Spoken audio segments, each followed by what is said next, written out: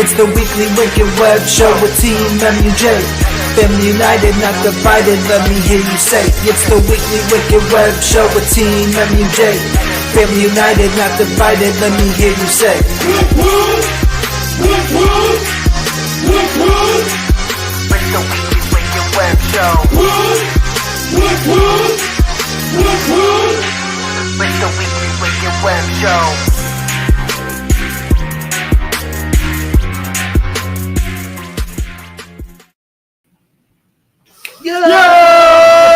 Yo! Welcome back to another fresh-ass episode of the Weekly Wicked Web Show. But this is just a normal episode of the Weekly Wicked Web Show. That's right, Jiggy, it is a program. But this is the road to the gathering.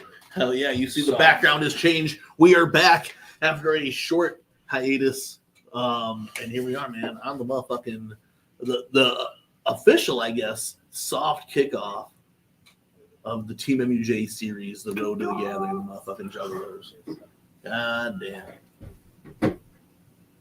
I can see it. Yeah, you can hear it. Oh yeah. Yeah, I can hear it. I thought it was just coming through the headphones. No, Yo, I hey, yo, first and foremost, We fucking missed y'all. can you hear us in the motherfucking chat? You know what I'm saying? We need to hear that for sure. We are trying new audio things tonight to help us hear a little bit better on Can our you own hear ends. me? As long That's as you, the question. yeah, can you hear Prez? Can you hear me? Can you Hello. hear Jiggy?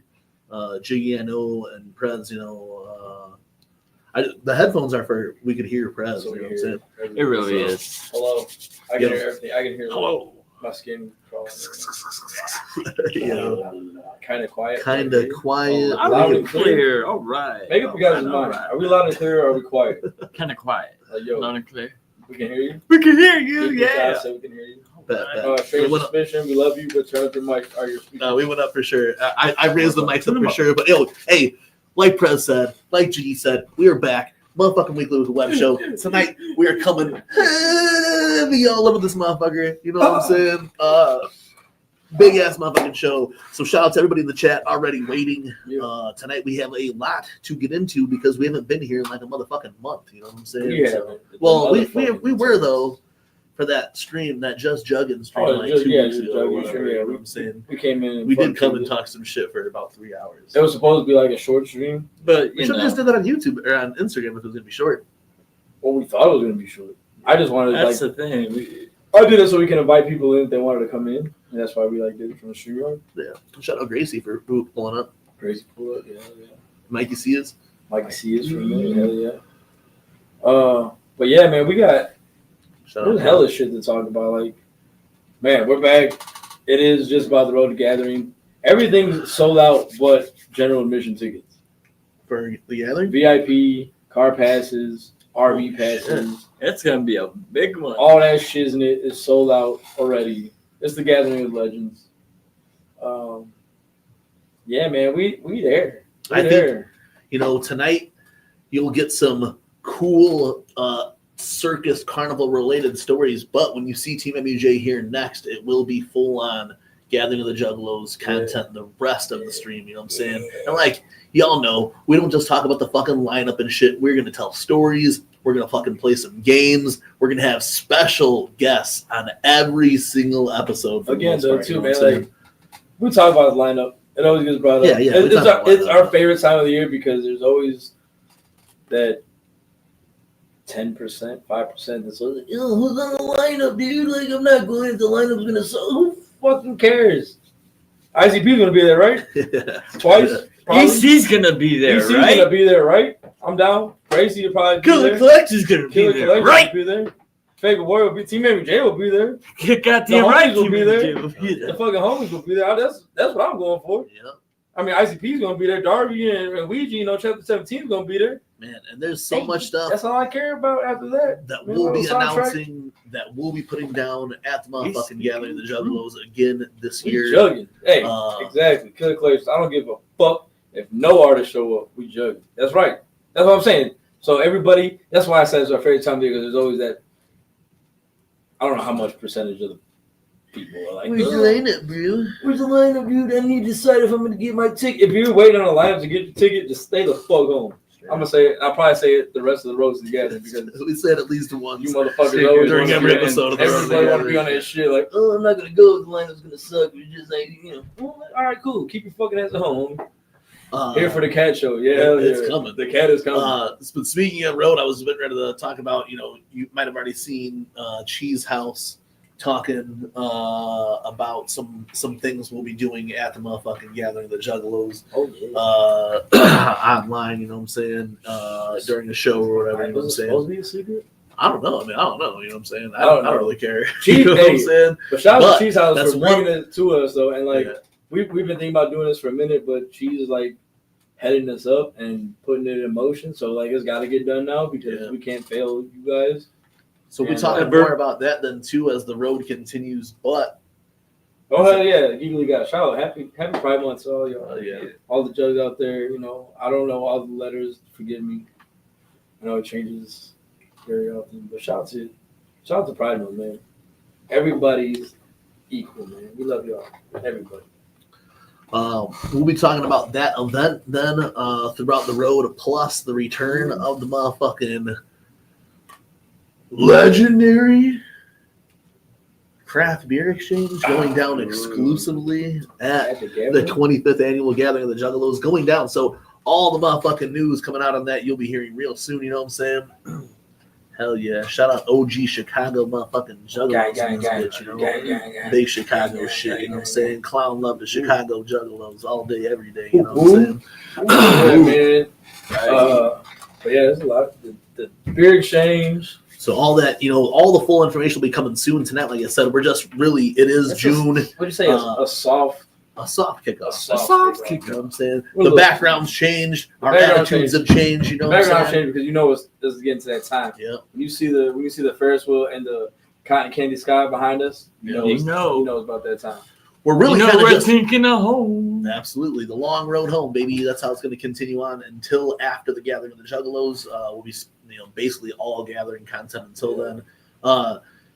Really we're kind of behind on schedule. Usually the first episode after the weekly or after Trash Fire completes, we do this episode here, the Strange, Dark, and Mysterious that we're doing here later tonight. So we are kind of just a little bit behind, but it's all good. You know what I'm saying? Going back onto that shit's trash, that shit's fire. Much motherfucking love to those who competed, who brought the fucking heat during that show. That was easily one of the best seasons we fucking done. It was easily one of the hardest ones to judge, Man, for sure. because so much fucking heat. I couldn't. Hey, Shout out Weird Bob. I second that, Prez. To judge, hella hard. I mean, granted, we don't have to fucking judge like that. You know what I'm saying? We can just kind of them other guys throw their opinions in there. You know what I'm saying? And we can break it up. But the heat this year was crazy. I mean, Cheese House, of course, represented every fucking Trash Fire. Will Gates, Do the Death came crazy this year. Odious and fucking Cascade, man. For real, bro. It's just so crazy. Fro, Cascade hasn't, went to the full finals yet. You know what I'm saying? Yeah. Fro, Unhappy, who won it all. Sizz, bro. Big Sizz. Sizz, bro. I mean, hey, this when we do Trash Fire, it's for all of us, man, because there's so much dope ass shit that gets slept on. It gets overlooked because there's either haters or there's just the fucking it's not the main vein of the underground. You know what I'm saying? It's that fucking it's not that side shit, but that's where the best shit's at. Y'all sleeping on it, man. Like this is what Trash Fire is about. We're bringing that shit to the forefront. We're bringing so much heat. Apollon this year, you know what I'm saying? Yeah, Apollon came out of nowhere, bro. Beats, flows, everything, dropping, and all in-house shit done by himself. You know what I'm saying? He might be my fucking brother. All people I didn't really hadn't heard before or listened too much before. I think Zach regularly. he's popping off on one of the shows too. On Happy's opening ICP here shortly. You know what I'm saying, on the second leg. Bro, I've been listening to Carnival Biscuits nonstop. So I've heard a lot of songs came out of this season of Trash Fire that are in steady rotation. You know what I'm saying? So that Forehead Kiss, you know what I'm saying, from Cheese, but the one with Whoop and motherfucking Will Gates and Cheese, the fucking Carnival Biscuits and Stardust or whatever. Like that's probably going to be in my top for when the year ends because I've listened to it on repeat multiple fucking times. Absolutely. Whoop just fucking goes hard as fuck. Will Gates, hearing Will Gates, man, listening to Will Gates. Not only have we known Will Gates, and a lot of it has to do with Trash Fire, but I met this motherfucker like almost over 4 years ago now in person, almost 5 years ago in person or whatever, and seeing what his ability then, and to see what he does now, like it's just super fresh. You know what I'm saying? So coming off of Trash Fire and what we got off of that, to hear to see what Cheese House is doing right now, just dropped the dope ass jewelry set you get. You know what I'm saying? Yo. If I was a chola, I'd definitely be in kill shit. Yeah. Big Sizz is over there fucking killing it. You know what I'm saying? Unhappy is killing, rocking multiple shows. Is about to open up for Slice EP on the 15th of this month. You know what I'm saying? So those who are out there and that shit's trash. That shit's fire. Things happening, killing it. You know what I'm saying? So I want to give big shout out to everyone who participated in the season. We're gonna play a new Apollon video. Here, before we kick off the show, you know what I'm saying? So everyone's out there fucking killing it. I do want to kind of piggyback off the motherfucker. Shout out Whoop, shout out Taffy. Hell yeah. I do want to piggyback off the motherfucking the Will Gates shout out though. You know what I'm saying? Because yeah, you know what I'm saying? He did pop in like the Trash Fire shit, like the first round, and whether he got shit on the first couple seasons and he probably did. I know he did for sure. Fucking true. But that's if you want to look at anybody and see what the constructive criticism and all that shit can do, you look at Will Gates. All right, that's the homie. That's our brother for life, no doubt about it. But like, he went through a lot of shit. People were hating on him. People talking shit about him, and this dude is doing it. I don't give a fuck. Where's he at in Vegas right now? I don't know. Yeah, he's somewhere. He's fucking in Vegas right now. Vegas. Shit like that. But I mean, that's the thing though. This kid's 20-something years old, and he's living out dreams that motherfuckers motherfuckers that wish they could do. But I mean, he's everywhere. You know what I'm saying? He there's no show too small, no show too big for that kid. He'll go out and rock that shit. If it's a fucking parking lot of 2 people at a Burger King, he'll do that shit. Wholeheartedly, too. Wholeheartedly, yes, and put his all into it. Absolutely, put his all into that shit. Yes, King head ass for sure, but he's our King head ass. All right, he's fucking the Juggalos King head ass. We love Will Gates around here. But yeah, man, just fucking that kid. I just wanted to talk about the progression because he's took it. Hearing that Carnival Biscuits with him and Whoop and Cheese, like, it is, man. Like I don't know, and all the other shit that they do or whatever. That was just one song that I picked out for tonight, though. Will does it. Will is a definition of never giving up and just doing what the fuck you want to do. I mean, the kid's been through some shit. Lost some family, his brother and all that, but like he does his motherfucking shit. You know what I'm saying? Will does his thing. Ow. Yo, right there, you know what I'm saying? That's a long time. Yeah. Speaking of almost, we're kicking off the show, you know what I'm saying? We're kicking off that show, you know what I'm saying? With the motherfucking That's Just Trash, That's Just Fire in real life, going down at the motherfucking gathering of the Juggalos. I am personally flying in Fevor, my dear, and asking him to play the Lunatic Librarian live at the motherfucking gathering of the Juggalos. He has since ignored all of my phone calls and is that going to be the new to take down a copyright? There was no copyright strike or whatever, but he has refused the request and refused all of my emails to discuss potentially coming to the gathering of the Juggalos. But that's a whole other seminar, you know what I'm saying? So let's get motherfucking the Lunatic Librarian, Fevor, my dear. She's working on that. I know 2 songs at the gathering of the Juggalos. She's requested that. Cheese House requested that. We tried pulling some strings, seeing what we could cook up, throwing little money people's way and shit. But he's a hard feller to get, so we'll see what happens. Man. But like Cheese House said on motherfucking homeboy, was it Dreadlock Juggalos motherfucking show or whatever? You know what I'm saying? This shit's going down. For the first time. This is what people fucking requested. This is what people want. We're gonna make it happen regardless, you know what I'm saying? So 3 a.m., 3 p.m., 3 p.m., 3 a.m., whatever way we gotta be on the lookout for that shit. Stay. Hell yeah. Just similar to what happened with the motherfucking Gloom of the Gathering last year is what and the long ass fucking Cheese House set that went down last year. This is gonna be similar to those hours or whatever, so make sure you find it. All information will be foretold. You know what I'm saying? Over the coming months, you know what I'm saying? So we just don't know where. Frosty cold, bro. Can you believe that? Frosty cold's gonna be there. At the motherfucking gathering. You know what I'm saying? That's why I said Cheese House is headed up this whole thing. We're just kind of like trying to do the Corrupted Corner live at the motherfucking Gathering of the Juggalos 2. Hopefully, inflatable chairs would be hella dope. I remember those. Make sure y'all pull up to that shit. And like I said, throughout the coming months leading up to the gathering, you'll get all information. You only got like 2 months, really. Like the coming months. Coming months. Because we're gonna be streaming all the way up until the motherfucking Gathering of the Juggalos. Now, you know what I'm saying? Even if it's gonna have to be on a Friday or a Sunday, because we're gonna go see Slicey P sometime. Yo, Killer Collections, keep that in, because if we do need. I mean, we're going to have 12 hours, so I'm sure you can do a little set.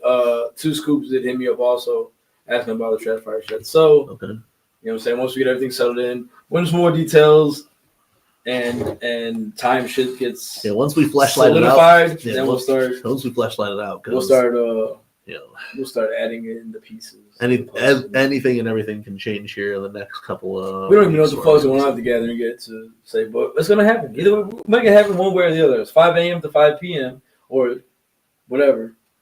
One of those 3, whatever.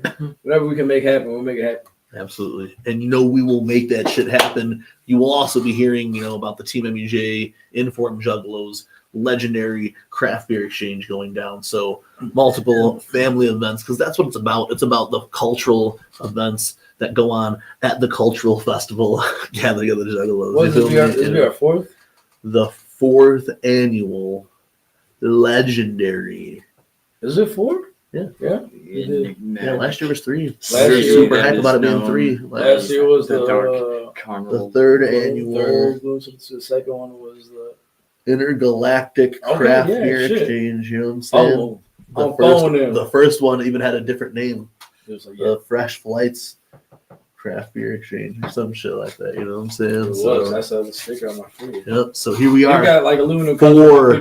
Boom. We've done special shit every year. This year will also be different. You know what I'm saying? We can't wait to get more into that shit during the Road to the Gathering of the Juggalos. Hey, sour note too to just open up another their own another brew pub off of Kennedy or some shit. No shit. Yeah, it's not right there. But we really need to brew our own beer this time. Legendary. Damn, we need. Legend has it. Legend has it. You know what I'm saying? Jalapeno, motherfucking pineapple, hazy boy is what we do. You know what I'm saying? But pineapple jalapeno hazy boy, that fuckers could also be a segment that you will see, because Juggalos and Juggalettes. Trash fire radiox on the room. Sorry, I'm still in trash fire mode. But Juggalos and Juggalettes watching here.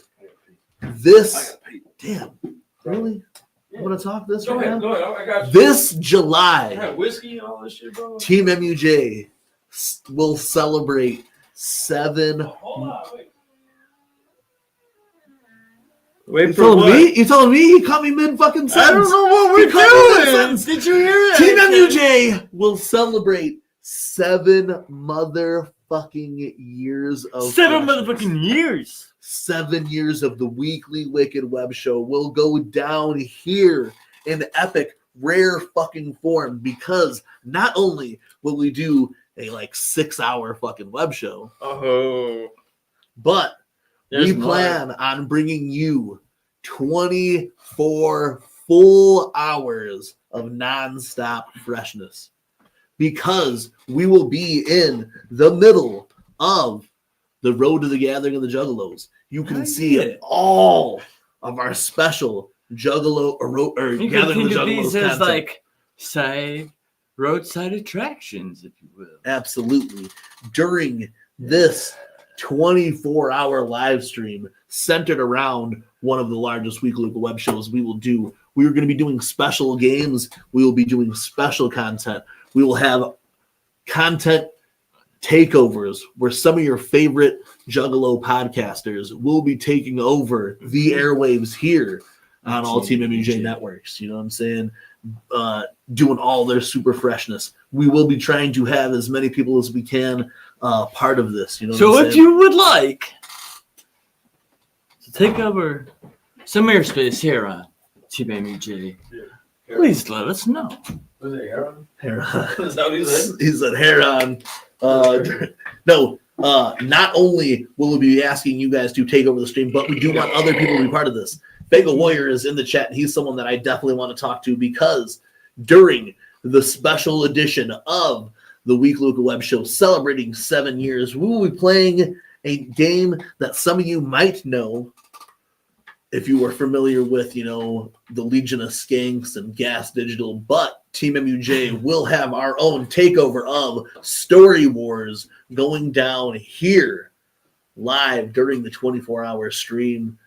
The 24-hour stream will take place July 12th and 13th. Yeah, so the 13th is the actual 7-year anniversary of the Weekly Wicked Web Show, and from sometime early, like noon on the 12th, it'll kick off with probably Jiggy and I playing some motherfucking Grand Theft Auto live. I'll take it out. You know what I'm saying? Doing some crazy shit for Good that. You know what I'm Jiggy, saying? yeah. We'll be doing.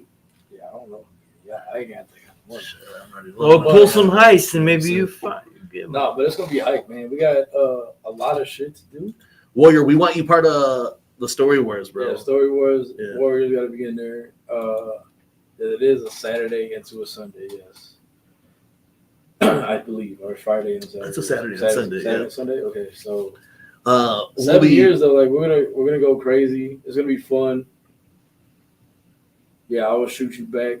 And hey, you fuck up my money again, spoken realness. I will shoot you. I will take you to the top of the vine good sign. Jiggy sent us that shit. We should have posted that shit for sure. But yeah, during that, we would like to have everyone be part of it. You know what I'm saying? There's a couple other people that we want to hit up about it. You know what I'm saying? To take over, at least, up to an hour while we can readjust and take some time, you know what I'm saying? Bounce between each other's houses because we'd like to do a lot of it here, but we're going to have to kick it off before then and probably end it not here. You know what I'm saying? I don't know. I might end up staying here because there's things I want to do, man. We want to do like a special game called Trash Takes. You know what I'm saying? Where you get us saying some real raw, trash ass takes on Juggalo shit. You know what I'm saying? I want to make some fucking. We're gonna do a sour off because we can't do a heat off again. But I want to do a sour off. Yeah, I'm never doing the heat. We want to do 7 layers of sour. So if you guys know sour stuff, or you guys yourself want to send us some super sour candy, we'll put up the information on how to do that or whatever. I want to try that weird, the one that like everybody like. Yeah, we want to do 7 layers of sour. You know what I'm saying? To celebrate 7 years of freshness or whatever. So we want to do 7 layers of sour. We might cook breakfast. We want to do. I want to do it like create a special drink or a special meal type shit. You know what I'm saying? We're gonna do Malort cocktails.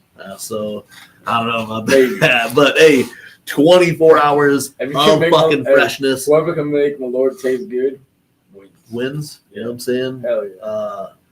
Definitely pull up. You know what I'm saying? Yeah, I understand that you guys won't be able to watch all of it. But you guys pull up and catch some of it. Tune in when you can. Tell people who don't normally watch even the content, like, yo, I know these guys that are doing 24 hours. I know you guys are assholes. You guys probably don't like them. And we're going to play a movie that we played in Halloween only on Twitch. That's going to take up some time for me to get to like Jiggy's house or whatever. We're going to do a repeat of the Dead at the Box Office, Dead at the Box Office with Professor Blazenstein. If you guys didn't see it on Twitch, you guys will see it here for the first time ever on YouTube. You know what I'm saying? We're gonna play that to fill some time. A lot of Road to the Gathering exclusive content. You know what I'm saying? So make sure you guys tune in for this.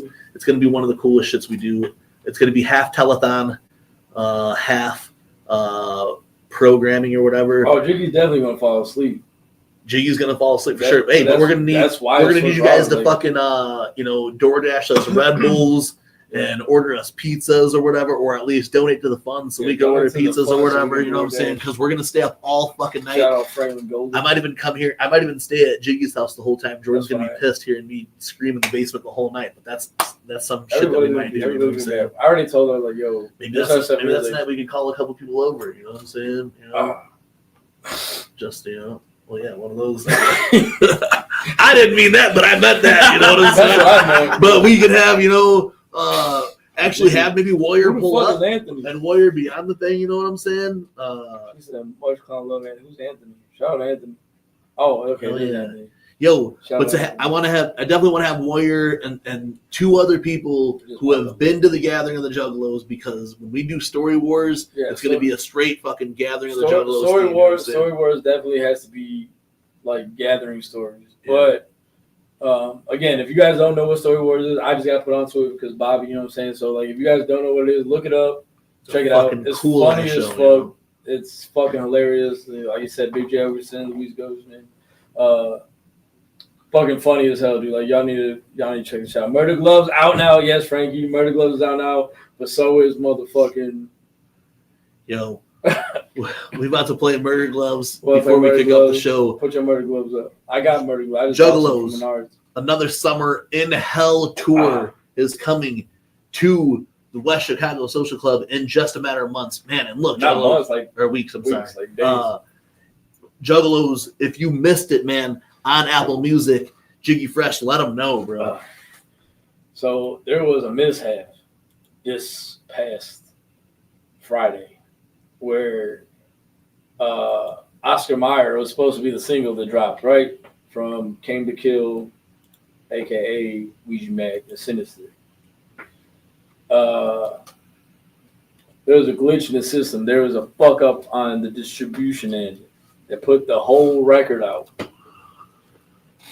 Fortunately and unfortunately, it got taken down.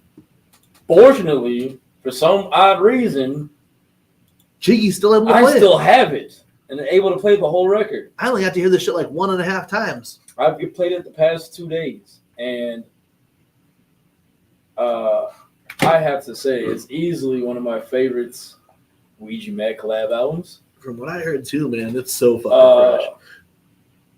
I don't want to close my Apple Music app because for some odd reason, like it's blacked out. It's blacked out on my shit, but it plays every single track. So, with that being said, you guys are in for a treat. If you haven't heard it, the 27th. 27th? Yes, Oh, June shit. 27th. That's June so 27th is the official release date. Every Friday there will be a track released until then. Yeah. But man, hey, like I said, I only got to hear one full playthrough, and then I got to hear a couple of like replays of the tracks before I went on my lunch break. It was done. You know what I'm saying? I don't know. This shit is so hot. I don't know if you really are ready. Everybody says they're ready, but I don't know. Every track come to is kill. hype as fuck. There's no like. Every track is hype as fuck. There's no like. There's no sad boy. There's no sad boy slow down track. There's my kid punch you in the face. Fucking music the whole time. It is straight up, yeah. It is straight up fucking pump iron and run. Sinister did take it down because I made a comment because when I tweeted it like, yo, it's out, and he's like, no, it was a distribution. It's getting taken care of. I woke up this morning, and yes, it was blacked out on my Apple Music, but I can still play. I don't know how it's still. I don't know how it works. Yeah, I don't know. It completely disappeared off my Apple Music. I can legit show you guys. Shit. Yeah, it's crazy. It is all blacked out on my shit. Like you can't see none of that shit. It's all the songs are blacked out. But if I hit play on that motherfucker, it's gonna play the track. Yeah, it's crazy. Will it? Huh? Yeah, it'll play the track. So I'm not gonna fucking. Hey, and it is so fresh. You know, we've been bumping it the whole time that I've been over here. Or I've left since I woke up this morning. I've had this shit on repeat since like 7 a.m. Damn, Akira still has it done. And it's never shut. Who is it? Okay, yeah. So don't close your Apple Music app if you have it. I mean, yo, respectfully, I don't want to like taint the shit, but like I don't want to stop listening to it. Like, you know what I mean? Like it is seriously, it's so it really is fresh. like it's pretty fucking. If you're putting like collab albums that we just done, but I played it though too, Anthony, and it's not in saved in my. It It doesn't even show up in my recently played. It took it all up. It's completely gone. I was trying to show Jiggy, and it won't let him send the link to me. Then it won't let me send the link. It won't let me download the track. And nothing like it says unable to download. Not available in your region. Whatever. But I can play this shit. It's crazy.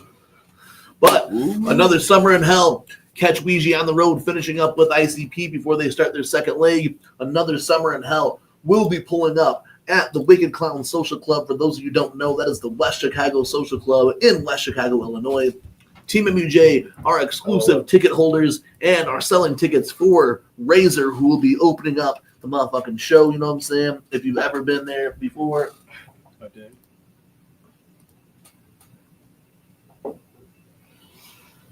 Oh my god. If any of you have ever been to this venue, It's a dope ass venue to pull up on, you know what I'm saying? Get your tickets through us, $20 even. Save on the motherfucking convenience fee that they charge you when you order from motherfucking online or whatever. DM Team MUJ today to support the local underground and buy tickets through Razor, you know what I'm saying? $20. Hit us up, you know what I'm saying? That's some fresh. what's the date? What's that date? You might 6/19, June 19th. So you might see some of this shit performed. I don't know. Yeah, this new I shit. don't know You know how what much I'm they're saying? gonna do because it's still before the album officially drops. Yeah. Bro, If you're one of the lucky ones to be able to hear it since Friday, since like yesterday, I am not gonna I'm not even gonna hold back on this shit, all right? You know what I'm saying? At the Wicked Clown Social Club, 2 times at least. I could say 2 times, but I'm saying like at least every time. But 2 times I'm gonna reference here where the tour stop that came through, the show that came through the Wicked Clown Social Club was different than several other or any other stop throughout the whole tour. Last time when Ouija came through on the Kick the Wicked tour, Anamoya, they played 2 Anamoya tracks or 1 Anamoya track that had never been played together, I think, up until at that point. Another time, and another track that that then off 2 of Guardian. Yeah, that track also. So yeah, how about that shit? You know what I'm saying? So 2 tracks there. And then there was another time when with Death Plus and Modest, yeah, they did double both did bag, those, and then they did fucking either 3. Either wasted time or It was wasted time or one of the shits from RE. Did those, and then Ouija also did Spider-Man Cook at one of the stops done too when Will Gates was there, all at the fucking Wicked Clown Social Club. So I'm not saying that Ouija is going to do something special at the Wicked Clown Social Club. I'm just saying in the past, dope ass shit has happened at the Wicked Clown Social Club. You're guaranteed to hear Majesty. If you've never heard Majesty live, you're guaranteed to hear it. Almost guaranteed to see Majesty. Almost guaranteed to hear Majesty live. So make sure you guys pull up to the Wicked Clown Social Club on the motherfucking 19th. Again, if you need tickets, $20. It's only like $23 to pay online, but that $3 is a fucking pizza slice next door. You know what I'm saying? Or motherfucking half of your a shot of my Lord. Yeah. So make sure you hit up Team MUJ if you're who's looking in for Chi-Town? tickets for Who's that. pulling up in Chi-Town? Pollen's pulling up in Chi-Town. Motherfucking who? Go back, man. You fucking messed it up. I'm trying to see who's coming. Anthony Purcell is coming to Chi-Town. Unhappy. Are you going to be there in Chi-Town for that one? Are you going to be in West Chicago? I know you were talking about maybe being there. I know you've been, ever since the Trash Fire Championship, you've been. I'm not going to eat a burrito, but I'm down for Los Comales. You feel me? We need to go to Los Comales this time because. Shut the fuck up. Hey, you know what I'm saying? I'm just saying. I'll eat the fuck out of a fucking burrito. No, burritos do not. Los Comales are tacos, tortas, and West Chicago doesn't have that one in it. It's the Joliet one that has it. What's that sandwich? They don't have the fucking the shit on the table. No, they do at It's like us. At the one? At the West Chicago one? Yeah. They have the pickled veggies. Right. They don't. It was Joliet that's got the pickled veggies. Yeah, but I was just there the other day or whatever. Or not there the other day. But... pregnant. Don't say that because if she ends up pregnant when we come home, I'm naming the baby Frankie, whether it's a guy or a gal. Just because he said it. I'd name it Goldie, maybe. Goldie. Not Frankie. Fuck. Franklin. You know what I'm saying? Franklin Goldie. Hell yeah, let us know. And happy for sure. You know what I'm saying? Hey, immediately after that, Slice EP, and Milwaukee, you know what I'm saying? On the second 2 days leg. later. Yeah. 2 days later. On the second leg of this motherfucking Slice EP out and about We'll tour. be there too. You know what I'm saying? The day after that, Slice EP are at motherfucking Lyrical Lemonade. You know what I'm saying? Summerfest. With Young you know what I'm saying? Thug. Yeah, with Thug. Hey, you know what I'm saying? If I'm not mistaken, this is Thugger's first show out the gate. That's the shit, you know what I'm saying? I don't think he's performed anywhere else that I know of yet. Yeah. So I think Lyrical Lemonade With my fucking Slice EP, you know what I'm saying? How, brother? Yeah, Slice EP gonna be spraying Fago, you know what I'm saying? Hell yeah, like Unhappy saying, we said earlier in the show, Unhappy will be playing on that motherfucking June 15th Slice EP show, you know what I'm saying? So make sure you guys catch that shit out, you know? First. I thought it was the 15th. No, the June 19th is the Ouija show. No, Unhappy will be playing Unhappy, show yes, on yes. June 15th. June 15th. Unhappy. Yeah. Yes. But June 21st, Slicey P in Milwaukee. You can see us there. You know what I'm saying? That's all got one for what? The way. The way. Yeah, you know what I'm saying? Straight up. Yeah, Milwaukee. You know, the old Algonquin term for the way. You know what I'm saying? Yeah. So, yeah, man, pull up. It's either one of those. You'll find us there. You know what I'm saying? Hell yeah. We're gonna be in Milwaukee. We'll be in West Chicago for Ouija. Back to back type shit. You know we were trying to ask Weezy, like, yo, are you gonna be, you gonna sneak in there? But like his Milwaukee show, and then he takes a break for the ICP show and the Lyrical Lemonade show, and then he's back on. So like those 2 days in between are off. So you might see Weezy you might see him. He might perform. I don't know. It'll be tight to see him either way. But either way, it'd be dope. We just kick it in the crowd and we see Weezy. So but we will see him on June 19th. So make sure you guys hit us up if you need tickets. West Chicago Wicked Clown Social Club. We will be there. Make sure you holler at us. And if you haven't, hit up West Chicago's WC Social Club. Hit them up. We got Razor in the building. Hit them up. Tell them you want Fro and that motherfucker. Hell yeah. I thought Fro was on it then too. If not, yeah, Fro's doing a bunch of shows though too. Fro is doing a bunch of shows. Fro's on a show tomorrow. You know what I'm saying? Yeah. King ISO. Yeah, at the Wicked Clown Social Club. Yeah. So maybe he can get his foot in the door then. As of now, he's not on the Ouija show. He usually is though. So I want to say, like, I look forward to seeing him there because he's doing it anyway. But if not, hit up their fucking socials, hit up their fucking Facebook, their motherfucking Instagram. Tell me you want to see Fro. I can't DJ for him tomorrow. He had just hit me up recently about it. I can't DJ for him tomorrow, but he will be out there tomorrow. But I would love to do DJing for the West Chicago. The Chicago show is June 19th. Shout out Molly Gruesome, except for why you sending all that smoke our way? What the fuck? Been fucking smoky as fuck out here in the motherfucking the 219 the last couple of days with this Warrior Canadian smoking. Warrior, the show in Chicago is the 19th. Yeah, so come out, motherfucker. He said, "Come out, motherfucker, come out."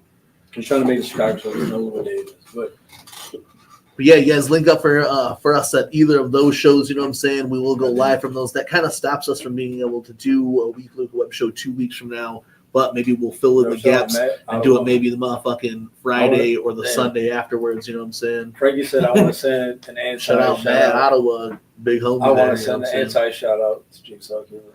Hey. That's all, man. Sausage. Whatever he does. Sausage. What does he do like this? On the sausage. Then baby Jeter's Be-Do hitting. You know what I'm saying? Yeah, sausage. Wasn't it Jeter 40% off yesterday or whatever? Ooh. Them Jeters, them Junters, them motherfuckers. Yo, but look, man, real hype on the motherfucking 24-hour stream. You know what I'm saying? Yeah. That will be all the news will be dropping. Plus, we're gonna put up a schedule so you guys can know how it goes and what we plan on doing throughout it or whatever. We're gonna put that out, but it's not probably ever gonna follow that. Yeah. A bunch of it's gonna I just want to put out what we plan on doing during it. You know what I'm saying? Like how I want to do it. You know what I'm saying? Also, I do want to put out there during the day, or maybe even the night if you want to spend the night that weekend. We're down for some special guests to come in house and hold it down with us. Okay. That's what I want. Party at Jiggy's. Don't party at Jiggy's. It's a fucking stream, brother. Damn, brother. Maybe a party. I don't know. Maybe Saturday. But anyway. Well, now you're sending me mixed goddamn messages. What the fuck? Not mixed signals. If you're within this area and I'm sending smoke. Hey, because we're not going to say a lot on here that too, but there might be double ways of accommodation. You know what I'm saying? So maybe we could do something like that. You know what I'm saying? I mean, there's a lot. But during the 24-hour stream, it would be fresh as fuck to have some live audience. I mean, I would really love to be able to have Fago Warrior and Andrea come down and Fago Warrior sit at the actual table when we did Story Wars. You know what I'm saying? That'd be hype. That would be super fucking dope. You know what I'm saying? So, Fago, don't fucking say that I got yelled at. Warrior just pass out my garage. I don't care. What do you say on special? Strange Suspicion. We want to talk to you guys about the fucking 24-hour stream. We want y'all. Hey, what do you say now? We want y'all to take over the block. Do a takeover. While we're there. Oh yeah. A takeover. Yes. I mean, maybe Saturday there could be a party. And it might keep us going until Sunday. You know? I That don't know would how be the party's fucking- gonna go. That would be crazy. But yeah, you guys are more than welcome. If you guys want to come and help out with the fucking 24-hour stream, and Warrior, if you want to sleep on the couch or whatever, or in the basement, in the garage, wherever you Yeah, want to sleep in. Apollon said, like, man, like Chris hit me up and was like, "Yo, I'll come do tattoos, Yeah. like small tattoos Chris, while the stream was That was going." shit, That'd be bro. like a whole little fucking thing. That'd be too, dope you know too. what I'm Small tatties on deck. saying? Yeah. Yo, Apollon, if you in Flash Kid, I talked to my dad. We could do the chili junta live on the motherfucking Chili air. cook-off. We sat in the kitchen and cook chili on fucking camera. You know, have Prez be on the fucking We could the chili mobile camera and type shit. I breakfast will outside. too. I did talk to my parent. I just talked to Bobby Blaze Food. and Phil Members about this. I did talk to my pops recently about if he had any fucking illegitimate children out there in this world, because Apollon and I look so similar to each other. He said not from him. I know not from my mom, because my mom actually, you know what I'm saying, mothers give birth to their children, so she would know if like she had extra kid. I did mention that you live in Hammond, and my dad was like, kind of gave me that look for a second, like, why are you asking me this? And I was like, bro, because we look alike, and it's kind of scary, bro. And like, you know, I want to know, like, is he my brother, or is he just some fucking dude who just looks like me? You know what I'm saying? So anyway, Apollon, I don't know if he's gonna give me a straight answer. Maybe we need to ask your parents and figure this shit out, or we need to go get like a 23andMe DNA test or whatever. Let's squash it all. You know what I'm Maybe it's saying? an We unstep might be shit. fucking cousins or some shit. I don't know. My dad's like, oh, it kind of like your uncle. I'm like, bro, you and Omar was fucking look alike. So like, what the fuck, bro? Like, is he my brother, or is he like, you know what I'm saying? Cuz Cousin, you know what I'm saying? My cousin. What up, Is he cuz? my bro? You know what I'm saying? Is he? I don't know. But I showed him the We picture. don't know, but we need fucking answers. I showed my mom the picture. Look, the problem is I don't know my dad. See, that's the fucking. there he goes. That's the issue we got. Yeah. I showed my mom the pictures, and she was That's like, not the problem. That ties it up for us right there. Yeah, bro. That's what makes the problem. I showed my harder, mom yeah. when I showed my mom the picture of Apollon, like, yo, this is the dude, and she was like, oh my god. Yo, I You already look said good, I I do. would pay for the fucking DNA test, and we could do the reveal during the live weekly. Oh my Some god! more shit, like, Yeah, hey. when it comes to Apollon, Jiggy, you are his brother. We could get line those chairs up. Straight up, bro. I do On the live, green you know what I'm screen. saying? Back God there. damn. Yo, I'm down with that shit. Like I said, I'll Yeah. buy the motherfucking DNA test. I'll run the motherfucking Yo, we're jet test. swapping ourselves, I'll bro. swap. I'll buy Yo. two. Swap both y'all. That's gonna be motherfuckers, part. you That's know gonna what be I'm part saying? of, hey, that's gonna be part of the 24-hour stream. It's gonna Oh be- shit! We need to do it beforehand. I'm gonna send you guys kits beforehand. And then we're gonna have to figure out, like, hey, read Apollon the results on knows the that. shit. You know. I think that's I'm pretty sure that's my dad. But Oh. hey, I'm like, who knows? Yeah. Yo, Oh, how what- fresh is that? You know what I'm saying? That's real. Fathead always gotta call us out. Hey, Be real. I'm down for another one. I'm empty right Oh, now. Yeah. But hey, on top of that shit, you know what I'm saying? A bunch of freshness is going on. Make sure you guys, tonight, we have special guests, Humble Among and Brigid joining us. Make sure you always check out their motherfucking streams.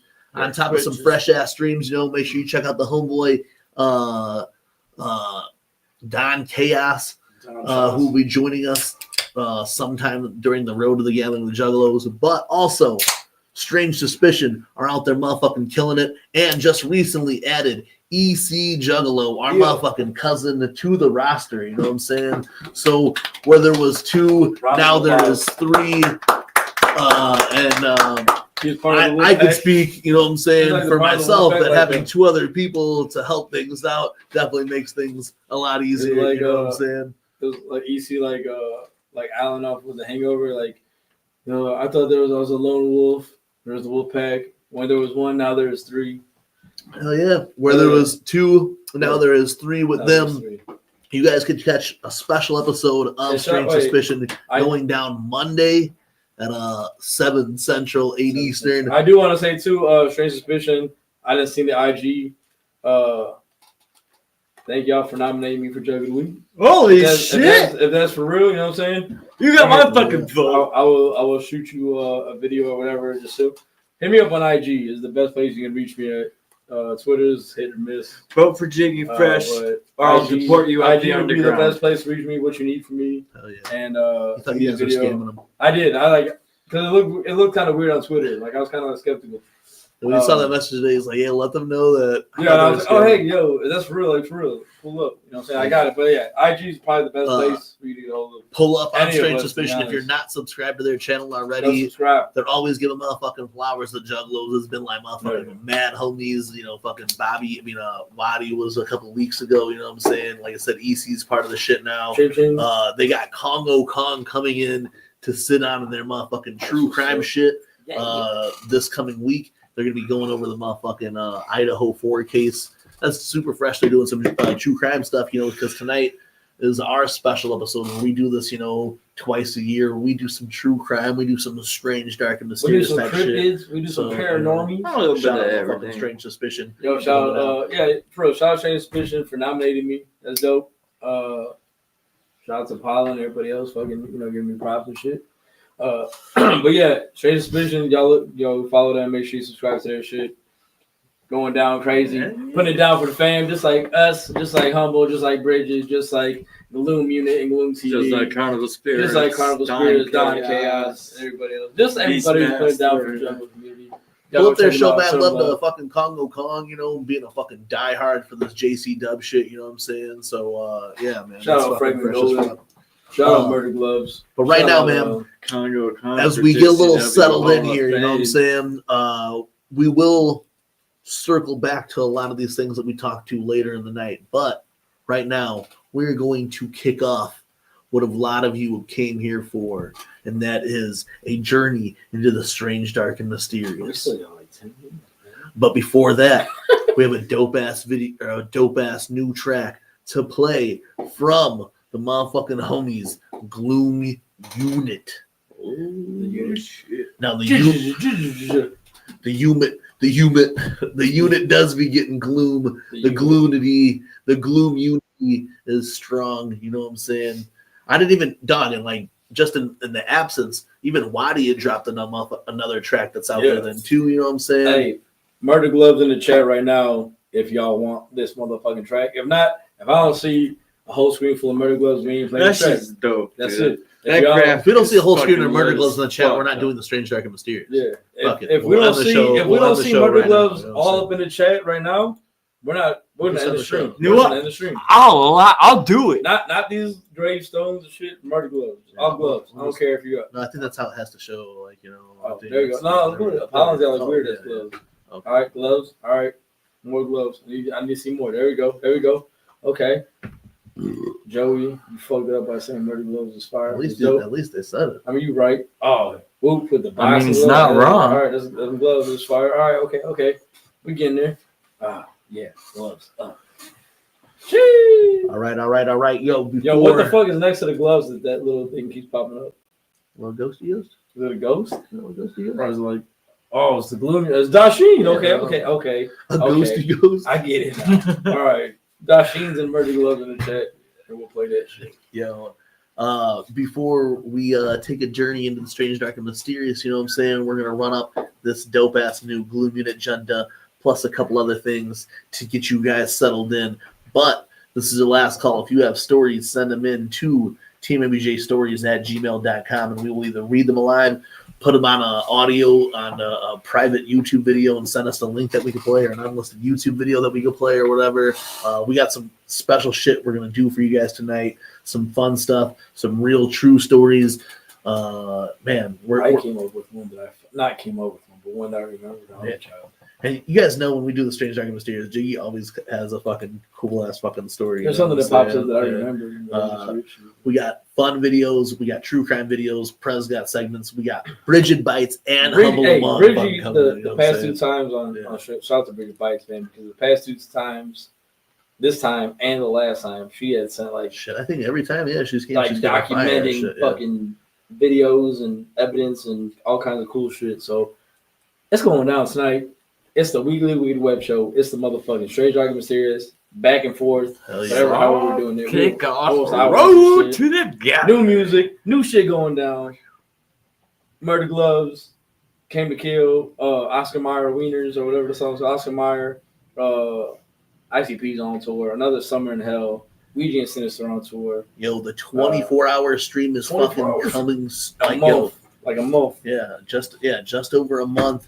On the 12th, we're gonna go. Like I said, it'll be Jiggy and I playing some motherfucking video games to start off. We're gonna have a afternoon matinee, some motherfucking. Hey, if you guys again too with the video game thing, if you guys are on PS5, GTA Online shit, hit us up if you want to be part of that. There was a stream where we had. Well, we didn't stream it, but we had a gang. It was me, Bobby Blaze, Pogler, Acetone Boogie, Mikey Sears. There's a time when Spoken Realness that he'll tell you about. I shot him in the back of the head because he fucked with my money on. But it would be dope, yo, to have some homies. We come and we'll play some games. We'll take over some squad shit. We'll show off some cars. We'll just fucking run the shit up. You know, go on Twitch with us. And we'll be live on Twitch and YouTube and stuff. Is that Shayna the Wicked? Hell yeah! Shout out Shayna because she just got accepted in the Full Sail. Yo, dude, hey, like on some real shit, Shayna, run with that shit, dog. Because our motherfucking our homie, our homie since way back in the day, Webmaster Baker. Yo, he was in movies and shit after going to Full Sail and shit. You know what I'm saying? It might have cost a pretty fucking penny or whatever, but it's fucking. He did some fresh ass shit going to Full Sail or whatever. That's what we always thought. Like we always thought it was cool. Right? Yeah, we always thought it was so fresh because that was the shit that we wanted to do. You know what I'm saying? When I got out of high school, it was either Columbia or Full Sail that I wanted to go to. But I was like, yo, I'm gonna take a year off, and that year turned into. Yeah, man. Now I'm fucking stuck doing nothing. I should have went back, and I could have went back for yo, shout out to Shayna, congrats. Real Shayna, shout out, yo, Full Sail's dope. That was like the fucking the dream shit for real. Yeah, that's fucking dope. So shout out to Shayna on that. Yo, stay with it. We hope to see you do big things, and big things come out of this for you. Don't forget about us. All the Carnival blessings to Shayna on that shit. So shout out to Shayna and congratulations on getting accepted to Full Sail, man. That is the shit for sure.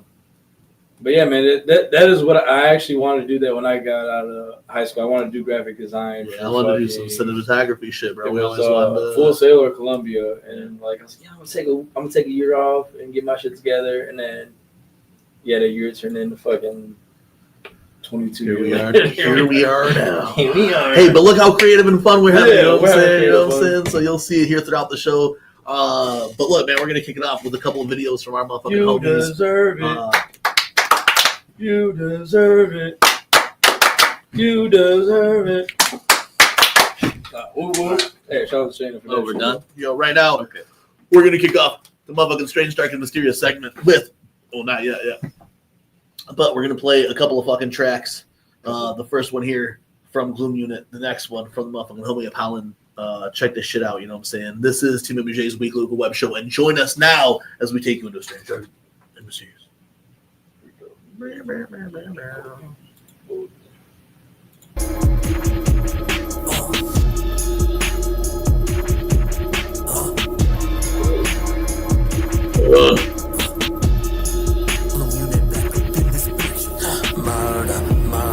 this right here, that murder. Put that head shit to your neck, they screaming bloody.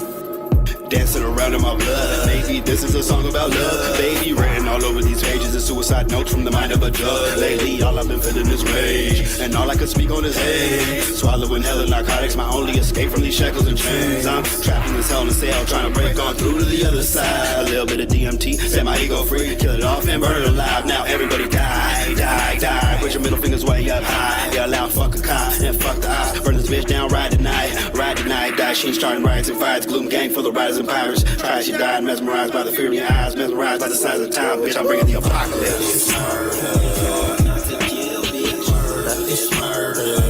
Not to kill, bitch. Murder, it's murder. Not to kill, bitch. Murder, it's murder. So hard not to kill, bitch. It's murder. So hard not to kill, bitch. It's murder. So hard not to kill, bitch. It's murder. So hard not to kill, bitch. It's hard not to kill, bitch.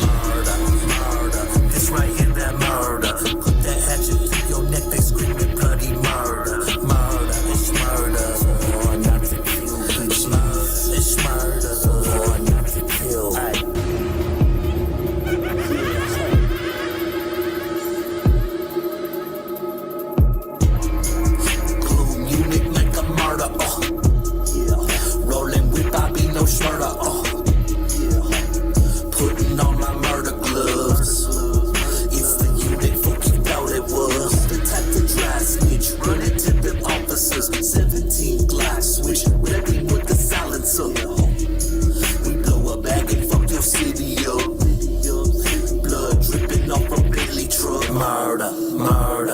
This right here, that murder. Put that hatchet to your neck, they screaming bloody murder. Murder, it's murder.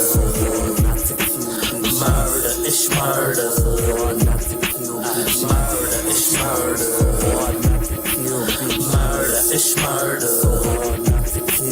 Murder, murder. This right here, that murder. Put that hatchet to your neck, they screaming bloody murder.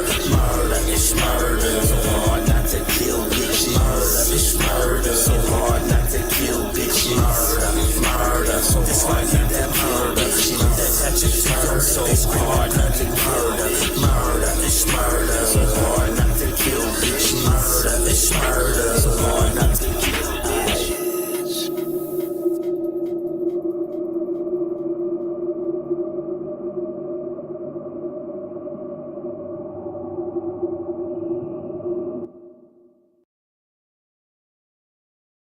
Gathered upon the crooked fence, whispering secrets in a tongue older than the bones buried beneath. The crows gathered upon the crooked fence, whispering secrets in a tongue older than the bones buried beneath. Appalling. Chasing shadows through the dark, chasing through the dark, chasing shadows through the dark, chasing shadows through the dark, chasing through the dark, chasing shadows through the dark. Voices keep on thinking, holding, but I keep on tripping. But the world is always flipping, making such rash decisions. But us vision, so I keep the vision. Life is missing from the kitchen, keys is missing. Can't start the ignition. Wicked spells and visions, circumcision. Fuck the ninjas, let's make a split decision. Don't you fuck that fucked up feeling when you can't get out the meaning? Pentacles of secret meaning, steady feeding all my demons. Smart trees, you can see them different with a different meaning. Crows gathered upon the crooked fence, whispering secrets in a tongue older than the bones buried beneath. The crows gathered upon the crooked fence, whispering secrets in a tongue older than the bones buried beneath. Chasing shadows through the dark, chasing through the dark, chasing shadows through the dark, chasing shadows through the dark, chasing through the dark, chasing shadows through the dark. When I get that feeling out here searching for that meaning, it's nothing but the feeling that the changes with the seasons. I'm up, then I'm down, then I'm lost, then I'm found, then I can't seem to keep my feet on the ground. Ring, ring, can't come to the phone right now. This is your brain and it's all checked out. Black magic is the chronicles, everything is possible. Hey, by the way, welcome to your funeral. The crows gathered upon the crooked fence, whispering secrets in a tongue older than the bones buried beneath. The crows gathered upon the crooked fence, whispering secrets in a tongue older than the bones buried beneath. Chasing shadows through the dark, chasing through the dark, chasing shadows through the dark, chasing shadows through the dark, chasing through the dark, chasing shadows through the dark.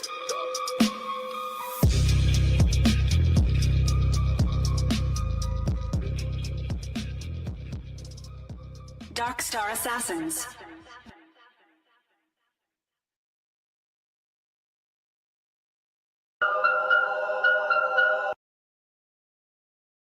Smoky Mountains. We put a GoPro on the hood of our car to show the dark road up to our private cabin just outside of Gatlinburg, Tennessee. A year later, while going over the footage, this is what we found.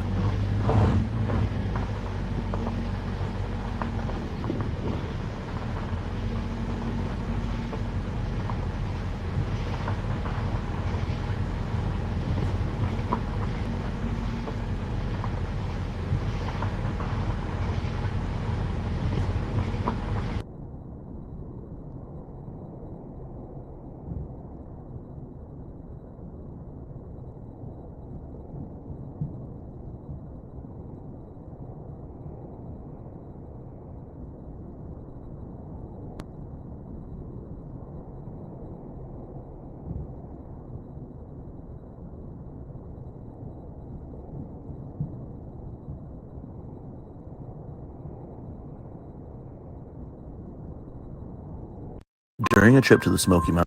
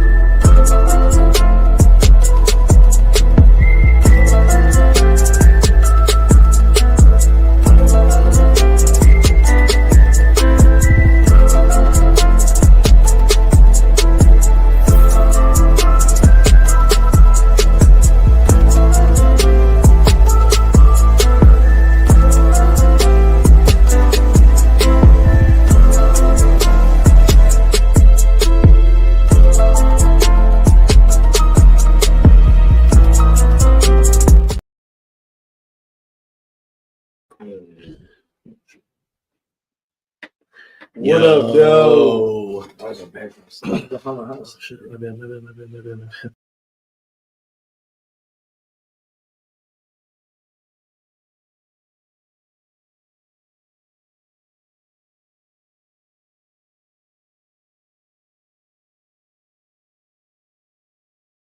All right, there we go. Shit. Sorry. Yo, We're not together anymore. Juggalos and Juggalettes. If you were into stories of the strange, dark, and mysterious, look no further, because you found it here on TeamMUJ's Weekly Wicked Web Show. I'm your boy, Bobby Blaze. I'm your boy, Jiggy Fresh. And I'm Prison Murders. Tonight we will be joined by our special investigators, Brigid Bites and Humble Among, as we take you on to a journey into the strange, dark, and mysterious. I do want to say, before we bring either one of them on, y'all to get your flannel game up. All right. Oh, Brigid doing it. I think Brigid got the flannel. I see her throw the hat on too. Oh, hell yeah. Humble your flag. Humble your flag.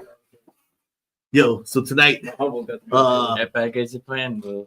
while we start off the road to the gathering of the Juggalos, you will hear some stories of circus and carnival shit. You'll hear some paranormal cemetery shit. You'll hear some outworldly motherfucking UFO type shit, you know what I'm saying, as it all goes down here on the journey of the strange, dark, and mysterious. And if you sent in a story, we'll go ahead and read that out. We kind of got a little snippet what Brigid's got, but we don't know what Humble got. Humble always got some fresh ass shit. Humble always brings some shit that makes you fucking think and shit. And yeah, fucking... Humble brings some shit that makes me rethink my whole life. And like, yo, we're fucking in the Matrix for real type shit. Shout out to Humble Among. Shout out to Brigid Bites. Shout out to everybody in this motherfucking chat who came in tonight for the Weekly Wicked Web Show and a journey into the strange, dark, and mysterious. If you are new, we want you to go ahead and tie the like button up and put 17 bullets in that motherfucker's head right now, or whatever Mr. Ballin said on the last episode. As you may be wondering or are unfamiliar, this is a tribute to all things strange, dark, and mysterious. So shout out Mr. Motherfucking Ballin. As we take a deep dive tonight. We got some cool shit. We got some true crime shit or some true spooky shit. We got some actual what would you call it? Personal shit. You know what I'm saying? Real life shit. Like there again, I know Bobby had said earlier. I think of shit like on the fly, like I remember shit, and then there was one I remember leading up to this. I was like, damn, I don't know if I ever told this story. I tried to get my brother, but he's got some things going on back home, so I didn't get too much information for him. But this story that I remember with in the country ass places of fucking yeah. Now that the plans make sense. Yeah, Mr. Ballin, we got trucker hats and everything. I think it's like our 4th or 5th episode of the Strange Dark Mysterious, but it has been flannels. Like we legit bought flannels. We bought flannels just for this. Yes, you know like, it's 90 degrees outside, motherfucker. Yeah, it's literally like 80 degrees outside, 75 degrees. We just cooked pork chops on the grill, you know what I'm saying? And now we're in flannels. I'm in short shorts over in this bitch. And this hall right here in this fucking corridor of this fucking. I could change to a haunted house. No, I think it's like This fucking maple more green right here. I see the garbage can. Yo, but tonight, like I said, we got some fun shit. We got some fucking crazy shit. You know what I'm saying? Before we bring in our special guest investigators, the lone gunman, I'm gonna play a quick little clip here right now. You know what I'm saying? Let's talk about the cat. Okay. Fuck that. Let's talk about the cat. All right. You just played the video, right? Like they seen that. They seen the cat. The cat. I don't know why we're saying cat. I didn't say cat. But no, I You seen just like said cat. no. Hold on. Strange suspicion said it looks like a firefly. Okay. I agree. If you look at if you first look at it, yes, coming out of the tree, it does look like a firefly. But follow that illuminated, that anomaly dot to the ground. And when it hits the ground, you will see the shadow figure. All right, let's run this video. All right now. I hate that Darby started the whole fucking. This video here was captured on a GoPro that was on the hood of my car. You know what I'm saying? If it would have been a fucking any type of animal, I would have hit it with my car. My windows were down. I would have heard it or whatever. You know what I'm saying? We're going to show the video. It's coming again. You just watch. Just watch Strange Suspicion. Follow that light that you said was a firefly. Follow it until it hits the ground, and then watch. Meanwhile, this light that I see on tape, I did not see, nor did the two other people in my car see any type of light come out of the street. Like I said, this video, I didn't find this footage until months later when I was combing through my GoPro stuff, ready to delete stuff. This wasn't like we set it up to find it. I set this up just to show up the drive up to my cabin at nighttime. That's really all this was. I have a video coming down showing my cabin on here. You know what I'm saying? Shout out Big Dev. Shout out Dev, man. Whoop whoop. Yeah. Over whooping some 95. Running this motherfucker right now. You know what I'm saying? So you guys let me know what y'all think. During a trip to the Smoky Mountains, we put a GoPro on the hood of our car to show the dark road up to our private cabin just outside of Gatlinburg, Tennessee. A year later, while going over the footage, this is what we found. Hold on. What's one?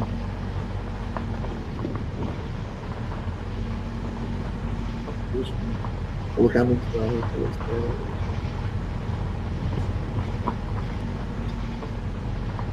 All right, this is just the raw footage. Look how quick that was. All right, so this is regular speed. I slow it all down now. You know what I'm saying? So before that, look how fucking fast that was. There was no way that was a fucking anything living. You know what I'm saying? Or you can even see it at the top. That's not it over there. That's a light on the top of the road. You'll see it off the road, off the tree. Yeah. Look at that. I mean, it dissipates here. You know what I'm saying? Bro. So watch it light as it comes off the tree. You see the orb. You see the orb. It hits the ground. Pause that shit right there. Like, back up if you can. Man, I wish we could. Oh, there you go. Right there. Yeah. Okay, so watch. No. There it is. You see? Okay, right there. You see it's an orb, right? That's all I see is an orb. There's no physical body. Now, follow that until it hits the ground. There's no body behind it. It disappears. Yeah, nothing there. There's nothing. And then it becomes... That came from the exact point where that orb dropped down. It maybe, I don't know. Look at this though. There's nothing there. You know what I'm saying? It disappeared. It's like, and that's zoomed in. You know what I'm saying? So during a trip to the Smoky Mountains, we put a GoPro on the hood of our car to show the dark road up to our private cabin. It's a demon, says Strange Suspicion. A year later, while going over the footage, this is what we found. So this is raw. This is it. Regular speed. So look how fast it moves. Regular speed. Boom, happened. Yeah, it's gone. You know what I'm saying? You don't even see it. Yeah, you don't even see it. Look at that. Bro, that's great. Yeah. So yeah, this is where I got to go back here. Is look. So this is not zoomed in at all. This is it right here. Look at this. Oh, there's no fucking way that's a fucking cat or a squirrel or anything.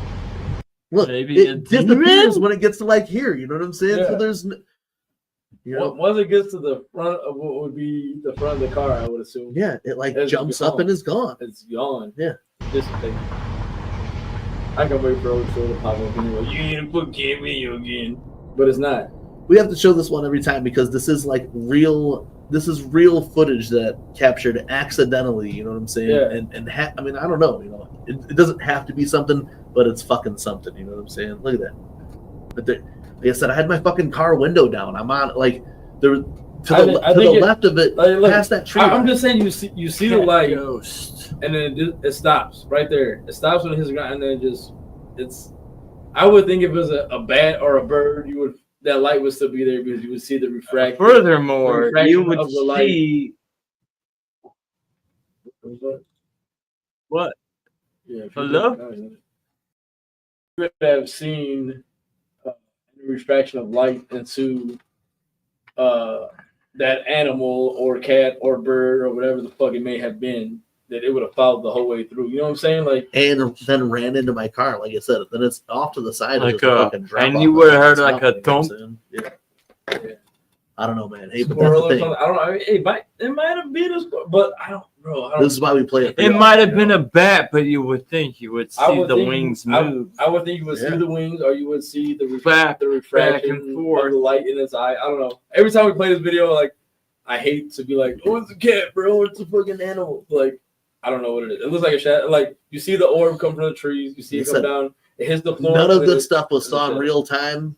I don't know. It's all was just when I watched it back over on the GoPro. So we didn't see the eyes light up like you would see of an animal in real time. We didn't hear it hit the car or hear it or make a fucking run past my car. We didn't even see grass blades being disturbed if it was running or walking towards your car. Exactly. And it disappears into a shadow. And look, if it's a shadow, it wouldn't move towards the car like that, right? It would be the shadow would be moving the other way. Your lights are moving that way, right? Or this thing would be at the motherfucking it car, would be of a dodgy type movement, not like a would run right at the line. fucking car, and it didn't jump or flap. Because I've also been into fucking Kentucky where the Mammoth Caves where there's bats flying everywhere, and I've seen what that happens when a bat flies at my car. You know what I'm saying? But hey, look, that's just one of the videos that we play every episode here on the Strange, Dark, and Mysterious. You know what I'm saying? It's Doggo Trill's favorite video. He always says, okay. Proto ain't running that fast, dog. I don't give a fuck. Shout out Proto, but Proto's not running that fast. Now, right before we bring our special guest in here tonight, we're going to play a little fun video. This is just some of the things that you can find here on the Strange, Dark, and Mysterious. On a summer day in the 90s, Lake Michigan beachgoers witnessed something in the water that still to this day remains a mystery. These are some of their stories.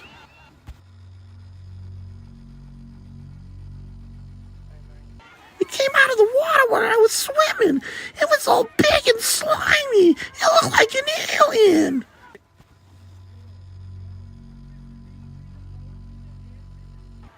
We were just back over here listening to some music, and then we seen everyone screaming, and this thing just come running.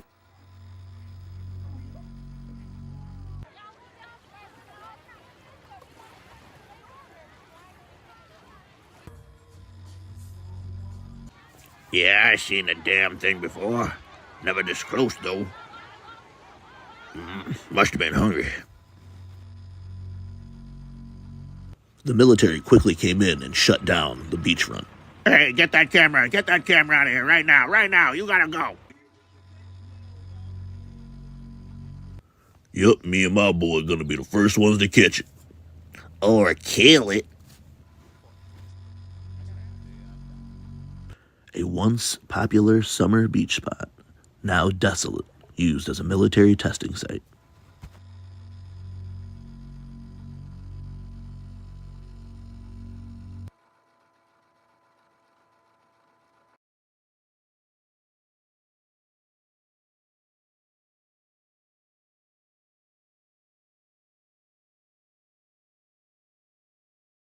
We'll never know. Oh shit! Oh man! Look at the fucking lake monster. I remember being at the beach that day. Holy shit, man! It had been a close relative to fucking Dairy Queen. Nessie, man.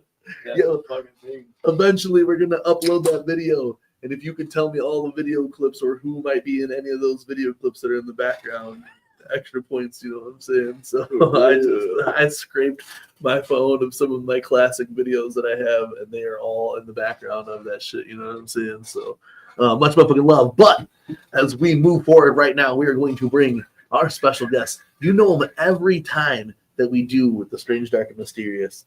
They're legendary amongst not only the show here, with TeamMUJ, but all around the Juggalodium, motherfucking Humble Among and Brigid Bites coming to the motherfucking stage right now. Oh, What the fuck? Bro, you can't do that and not add Hey. them. Whoop whoop. Whoop whoop. What's good, guys? What up? What up? What's up? How you guys Can everybody doing? hear me? Can you guys hear me? Yeah. Sweet. I can hear you too. Can they hear us? Can the chat hear Brigid and Humble Among Us? Can the chat hear us? Yeah, if we can hear you guys good. Okay, you guys can hear us. Okay. As long as the chat can hear you guys, then we're If the chat can't hear you, Prez will interpret sign language. Perfect. You know what I'm saying? Yeah, So okay. I can do that. So we can hear y'all. MVP. If everybody can hear Humble and everybody can hear Brigid, then we're good. hell yeah. You see, Whoop. cool. Yeah. I really like this new setup for the headphones. I feel it's kind of throwing me off just It is a slightly, little but you know, But it's all right. but hey, everybody right now who are watching, you know what I'm saying? It is a regular thing here to have Brigid and Humble Among when we take this journey into the strange, dark, and mysterious. Since the last time we've been on here, the whole world has gone to nothing but chaos, you know what I'm saying? And there's strange things that take over Elon and Trump. take over every fucking day that make it seem more and more like we're living in a broken down simulation. Maybe we'll get into that tonight. Maybe we won't. But Humble Among, how are you doing this horrible evening in the United States of America? I'm doing pretty good. It's been we just got back from shopping, went to Massachusetts to get some herb and some things. So literally just showed up in time for the old stream. So I'm doing pretty good. Recorded a little bit earlier today. Yeah, I didn't do any video stuff today, but I'm hella behind with vlogs. I need to edit vlogs like really bad. But how are you guys doing? How was your Saturday? You do anything creative today? We made pork chops. Hell yeah, that's creative. Hey, 100%, it's really fresh. Jiggy Fresh did make us. We tried Jiggy Fresh's meat today, and man, was it really delicious, you know? No, did he? Hey. Yeah, my meat satisfied Bobby and Brad. So that's good, I guess. We did listen to Came to Kill. I don't know if you guys caught that stream earlier, or part of that stream before we turned into the Strange, Dark, and Mysterious. If you were lucky enough to catch it at the right time, you got to stream the whole album and not just the single. That's gone now, right? Yeah. Well, not for Jiggy though. Jiggy's still able to listen to it right now. Jiggy's able to play the whole thing on Apple Music. Every track is blacked out on my list, but yeah, won't let me play it at all. Every track will play on my list. So it's weird. I don't know if that's only happening to scroll me. keeper magic, Jiggy. It might. That's what I'm saying. Humble's a scroll keeper too, though. He's like 3. I don't got Apple Music though. There you go. Either way, I've heard. Download the app; it'll work. I've played the fucking thing over and over and over. It's been on repeat. I haven't closed my Apple Music app because I don't want to lose it. I feel kind of bad in a way because it's like, damn, do I want to spoil it? But I don't want to spoil it. We already did. We already said how fucking fresh it was. It is fresh as fuck, though. So go pre-order it. Chapter 17. Yeah. Fucking. Go get your .com. You know what I'm saying? Go get your shit. pre-orders. Go get your iTunes or whatever. Brigid Bites in the motherfucker. But it's really Cool. probably one of my top 3 collab albums for me. But okay, either way, let's go. Strange Dark Mysterious. Brigid Bites in the motherfucker tonight. How are you doing? How have you been? I'm chilling, man. I'm happy to be here. Thanks for having me on. I'm digging the eye makeup and the shirt collabo, like the combo. I like it. The red and red. Thank you. That's our MJ shit. What? Yeah. And it is also 90 degrees here, but I do have my.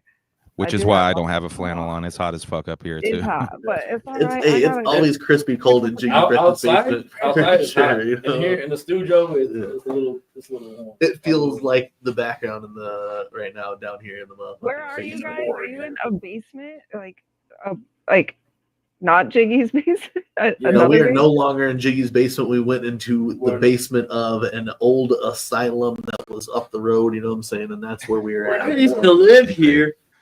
Behind the more, there's this magical garbage can that happens to look like the same one that we keep in the studio to put our beers in. But I assure you, those watching at home, it may. Don't or may worry not about be that white spot in the glitch right here. So we did throw a couple more green squares up there, and we'll be all right. Brigid Bites and Humble Among, while we are here tonight for a journey into the strange, dark, and mysterious, it also happens to coincide with our kickoff for the Road to the Gathering of the Juggalos. You know what I'm saying? Yeah. So for tonight's show, we do have a couple of circusy type stories. And I'm just going to go ahead and kick it off with that one. Prez, you want to go ahead and do it that way or whatever? You know what I'm saying? You want to do that one? Or no? Yeah, this one. I'm going to run this one, all right? All right, so this one here I put together is one of our true stories kicking it off tonight on the Strange, Dark, and Mysterious. What about us, Cheese? No offense, I'm sorry. I just seen Cheese. Thank you, Cheese House. Looks so beautiful. It's like, oh, you too, Brigid Bites. I knew I should have took my shirt off and should have had just bare chest open like real. You know what I'm saying? I should have let the little taco hair Mr. come out. Mountain. Yeah, fucked up, man. I was damn. But hey, it's a whole other seminar, But yes, Franklin, what is up? Your hand is up respectfully. What do you have? Jacob just turned on solo. Nice. Damn, knew that was. We played Murder Gloves, bro. Where were you at? Shout out Murder Gloves. Murder Gloves. Frankie always shows up late, acting like you didn't talk about his show. He was in there while we played it for him. We might play again, Frankie. If you keep acting up, we're not going to play it. Hell yeah! But everyone can throw their murder glove because this is a strange, dark, and mysterious. So go ahead and throw their murder glove in the motherfucking chat as we get it off. We're gonna kick it off here a little on the dark side with a true story. For a lot of these stories, we've been trying to keep it local. 219, you know what I'm saying, Indiana, or if we could, you know what I'm saying. And I had two stories that I wanted to do for this episode, and that Lake Monster story wasn't one of them. That was just for some fun or whatever. But I had two stories that I wanted to do. AI? Yeah, that was almost. That was the real. I seen it. Jiggy was there. You seen Jiggy playing in the sand. If you go down the street from my house, there's this little fucking man-made lake. That monster lives in there. I seen him. Yeah, you know what I'm saying. I seen him. I seen him too. I was a few Delos deep and a couple of caps in, but I saw it too. His name's not Nessie. His name is Messy. Yeah. His name is Messy. He's a mud monster. His name is Messy. This story here, when I was deciding which I was going to do, it's really crazy that these stories, the one that I tell tonight takes place in June, and the one that I'm going to tell in the next episode actually takes place in October, which will be the next time that we do the episode or whatever.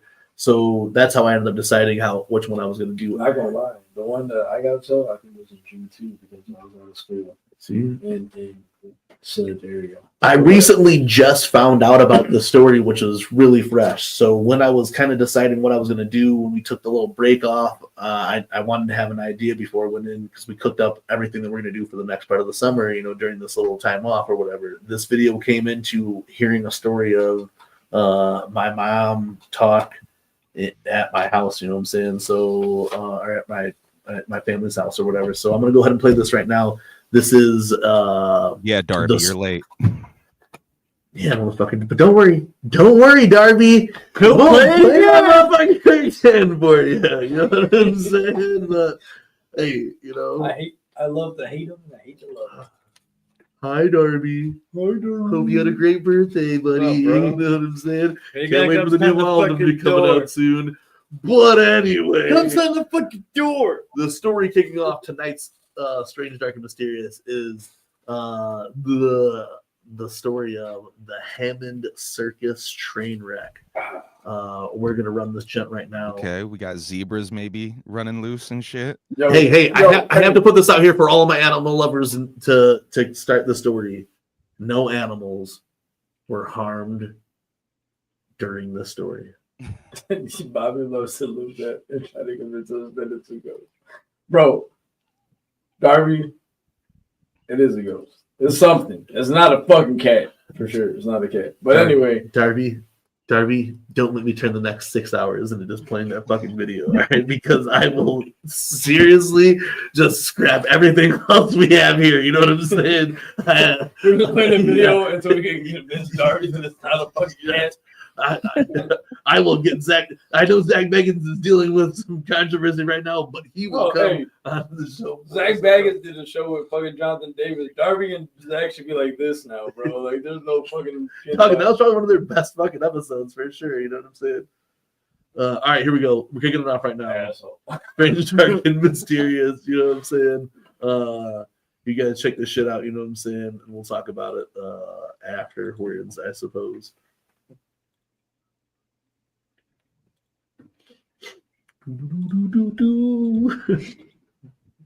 I'm hyped for this one. I've heard about this.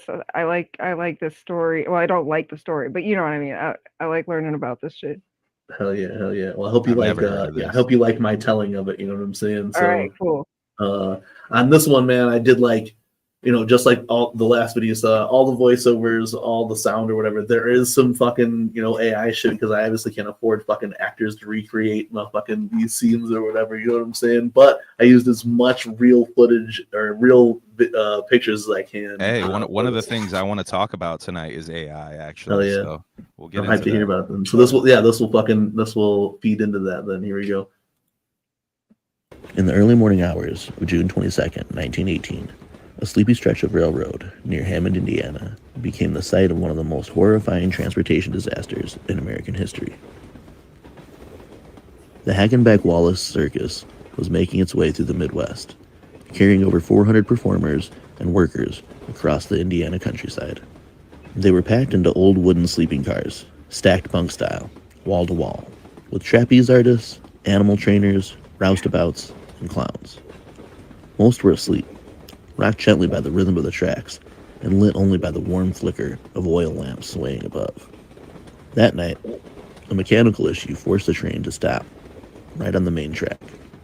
A flatbed car toward the rear had developed what railroad men called a hotbox, an overheated axle that, left unchecked, could catch fire or collapse. The conductor and his crew did the responsible thing. They stopped the train to investigate. I remember the conductor walking past our car with his lantern, one survivor later said. Didn't say much, just tipped his hat and kept walking, like he already knew something bad was coming. He walked the length of the cars, checking brakes, inspecting the wheels. It was just before 4 a.m. The fog was thick, the rails were slick, and they were being followed. Not by another circus train, but by a troop transport. 20 empty Pullman cars pulled by a steam locomotive, barreling west at high speed. At the controls was Alonzo Sargent, a seasoned engineer working for Michigan Central. He hadn't slept in 24 hours. Witnesses later described him as pale and sluggish, held together by coffee and kidney pills. He was trying to push through to Chicago, but the combination of fatigue, medication, and the hypnotic sway of the tracks proved deadly. He fell asleep at the throttle. Sargent missed the warning signals, all of them. His locomotive, engine number 8485, tore through the dense fog without ever slowing down. And then, it hit. The impact was catastrophic. The locomotive slammed into the rear of the circus train at full speed, splintering 4 wooden sleeping cars into kindling and crushing the people inside. The noise. It wasn't just a crash, recalled Elmer Grady, a nearby signalman. It was like a scream. Metal tearing through metal. Like the train itself was howling. The conductor was thrown from his feet. When he looked back, the last cars were gone, smashed flat or pushed off the rails entirely. Then came the fire. The oil lamps ignited almost instantly, and within moments the wreckage became a wall of flame. Performers in bunks screamed for help, some pounding against jammed doors, others suffocating as smoke filled the remains of their cars. You could smell the grease paint, hay, gasoline, and then the skin. That's the kind of smell you just don't forget. a volunteer firefighter from Gary later told reporters. 2 signalmen stationed at Ivanhoe Interlocking, just yards from the crash, immediately telegraphed for help. But by the time the mayor of Gary and the fire department had arrived, the fire had done its work. 86 people died that morning. Most were burned beyond recognition. Only 5 victims were ever formally identified. We did what we could, Gary fire chief said. but the train wasn't a train anymore. It was a funeral pyre. Many of the dead were buried under the names they traveled with. Stage names like Baldy, 4-horse driver, and Smiley. Their real names lost to fire and panic. Their final resting place became Showman's Rest, a quiet corner of Woodlawn Cemetery in Forest Park, Illinois. There, 5 marble elephants, carved with their heads bowed, stand watch over rows of white stone. The conductor visited weeks later, still in uniform, still smelling of soot. He just stood there, hat in hand, remembered a local gravedigger. Didn't say a word, just stared at the names like he could still see their faces. As for Alonzo Sargent, the man who fell asleep, he never stood trial. Lawyers advised him to remain silent, and he did. The incident was ruled an accident, the result of extreme fatigue. He never operated another train. Survivors of the wreck, those few who escaped, rejoined the remains of the circus within a few days. Borrowed performers, borrowed animals, because the show must go on. I got back on stage 3 days later, said aerialist Martha the Marvel. Burned hands, blackened lungs. The crowd didn't clap much that night, but we were there. The circus resumed its tour across America. But for those who lived through Hammond, nothing was ever quite the same. Every station stop, every flickering oil lamp, every groan of the tracks. We rode with ghosts after that, a veteran ringmaster said years later. Some nights, I swear, I'd hear a laugh from a car that wasn't there. Today, if you visit Showman's Rest, you might hear the wind whistle through the cemetery trees, like applause under a tent long gone. And if you listen closely, you might hear a chuckle, a rustle, a voice calling out a forgotten name. Because not everyone made it out of Hammond, even though the circus left. That's crazy. That's the story of Hammond Circus train wreck of 1918. First I of almost all, cried, but I have to ask, what it are was kidney great. pills? So I honestly, I wanted to look it up or whatever. I assumed just they gave him just some placebo, but I wonder if like even kidney pills was like slang for something back then. You know what I'm saying? So he was like fucked up off these. You know, he was on like some speed or something. Fucking coke or opium or yeah, you know, shit. something that he was already up for 24 hours, all fucked up off these fucking sleep. You know, these fucking kidney pills or whatever. You know what I'm saying? Yeah, some no-dos or whatever. You know, man, that shit's crazy. You know, like to happen. Everyone talks about animals. I'm sure there probably was some on there, but the urban legends of it are, they talk about, and all the stories that I've read and all the firsthand accounts, I couldn't find anything about animals, because what I was told was that there was like elephants or something running through downtown Hammond or whatever. Yeah, and that's the story that people tell, for, like the urban legend from the story or whatever. You know, like I mean, I would say back then in 1918 is not.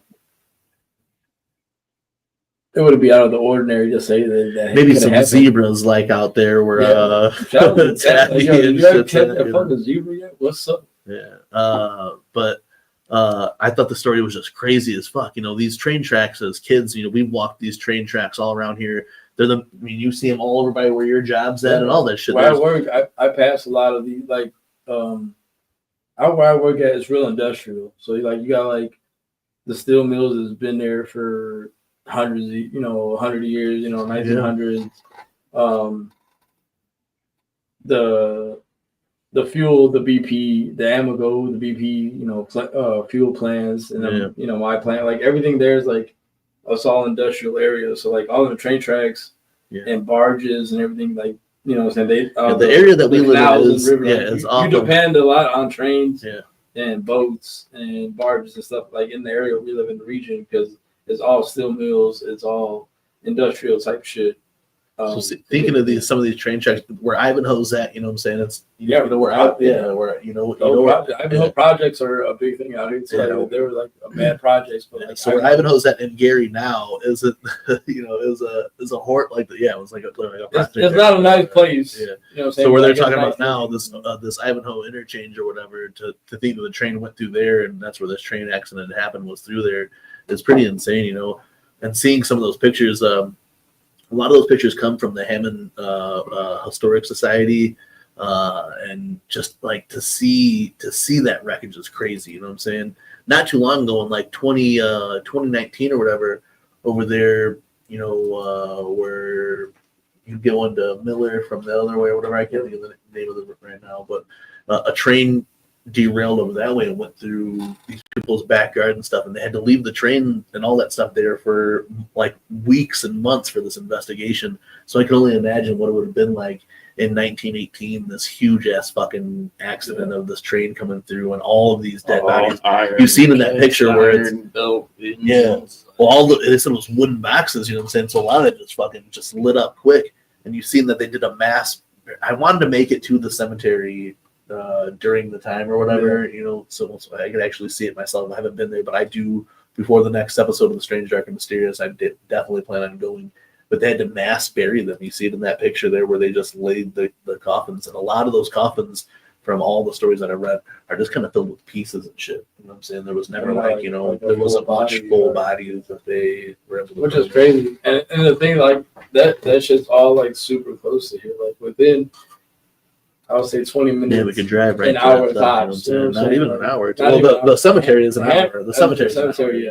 Like the Hammond, the Ivanhoe Interlock would have been 20 minutes from Jiggy's house. Not even, bro. Yeah, the detour that I had to take today because I ended up coming up Broadway would have been right in that area. Right where the tracks are. Yeah, right where those tracks are. You know what I'm saying? So super close to here. So it's crazy how much like different stuff we get around here, and like there's times where like when I'm driving to work, I even have to take like different routes because like traffic and shit. So like you'll see like the old Methodist church. There's like you'll see like a lot of like Gary rappers or like Chicago rappers will film videos in this church because it's abandoned. There's still like a few stained glass windows. You know what I'm saying? Like Brigid's taking the train into downtown a bunch and got to see what it's like.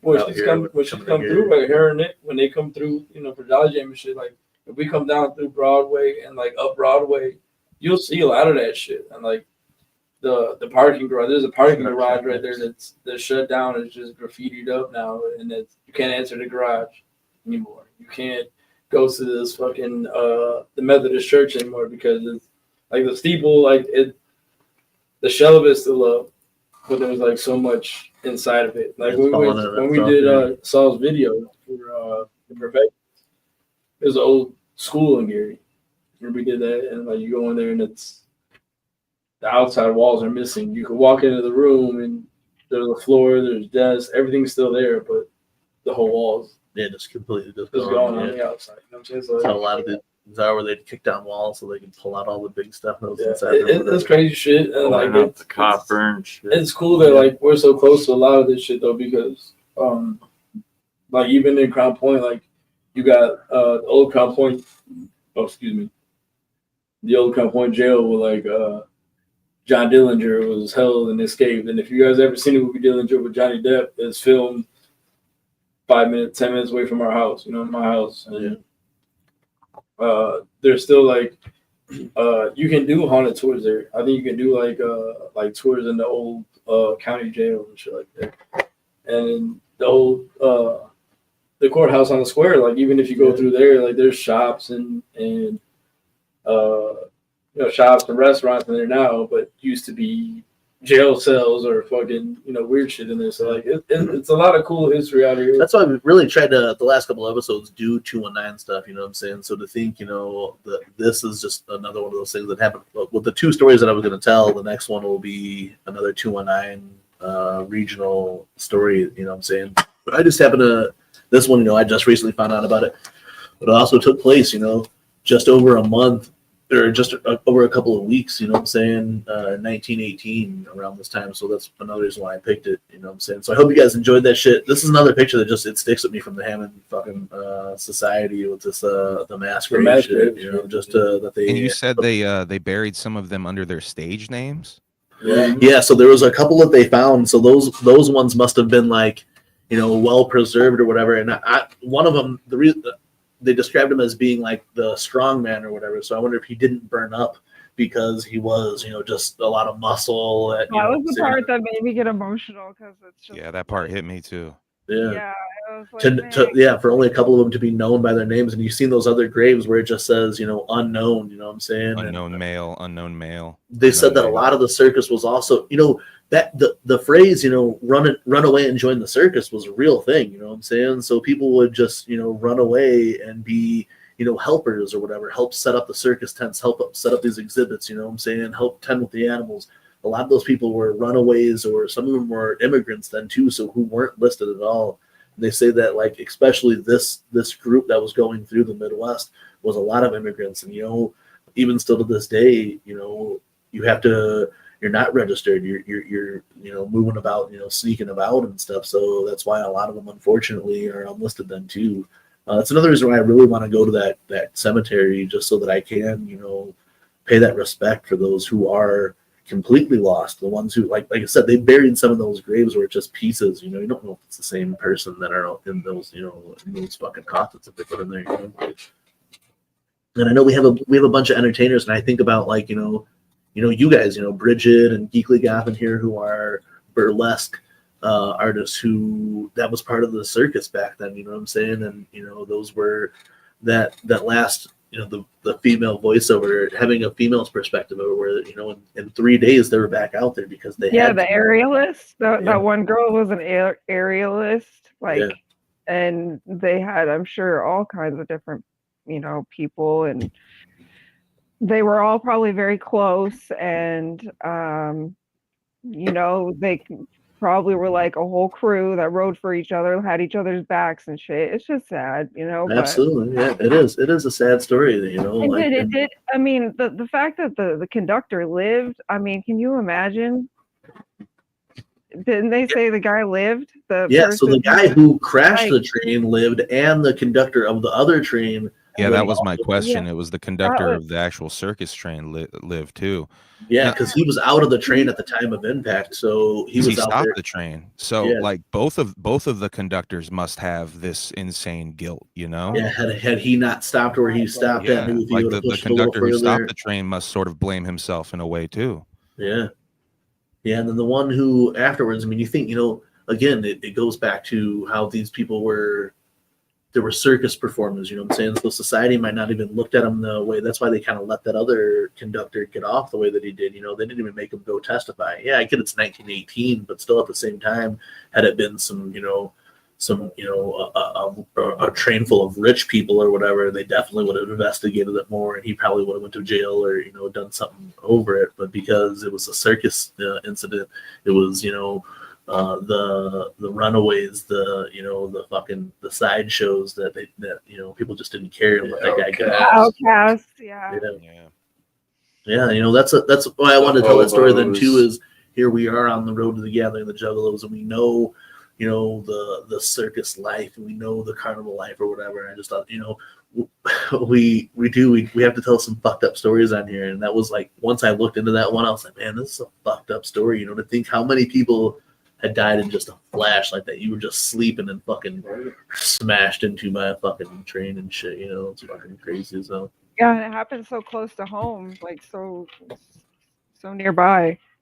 Yeah, I do want to go into that area now and kind of look around or at least drive through there and just think see how different it is from what it is now. That's crazy too, because I wonder how like Apollon and Flashcat are in Hammond. You know what I'm saying? So I wonder how close that actually is to them. Like you said, like I drive through that area every day going to work on the highways, expressways, whatever. Like you'll see all the different like I get held up, and you know what I'm saying, I gotta plan my shit out for where I know the ways around the tracks and the bridges. Because these trains will stop and then just fuck up everything. You know what I'm saying? The trains will stop, the bridges for the barges to come through for like a lot of the steel where I work for the bringing in the gypsum and stuff for like, you know, wallboard and like I said, you got the gas company, you got BP right there. So like you get hella trains delivering, like not just like, you know, passenger trains, but you get like the industrial,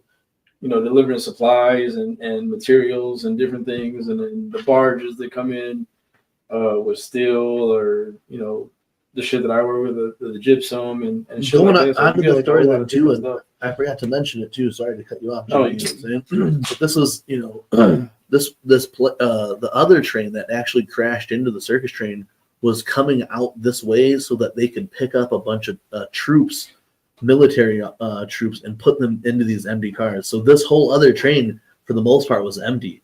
So that was luck on that other train's end, though. That, you know, because then you would think hundreds more people would have died if that train was full, and if it would have been full of military soldiers, how like that would have been, you know, huge uproar or whatever. You know, Flash Canada Pilot said right now, like there's a lot, like we're surrounded by a lot of crazy stuff, and like it is like out here, especially where we're at, like in the 219, like in the region, Chicagoland, like there's a lot of shit like we've heard about growing up, and you hear about like even like back in the days, like with the mob, like for mafia and stuff, the mafia shit, like they would come from Chicago and come over here and dump bodies.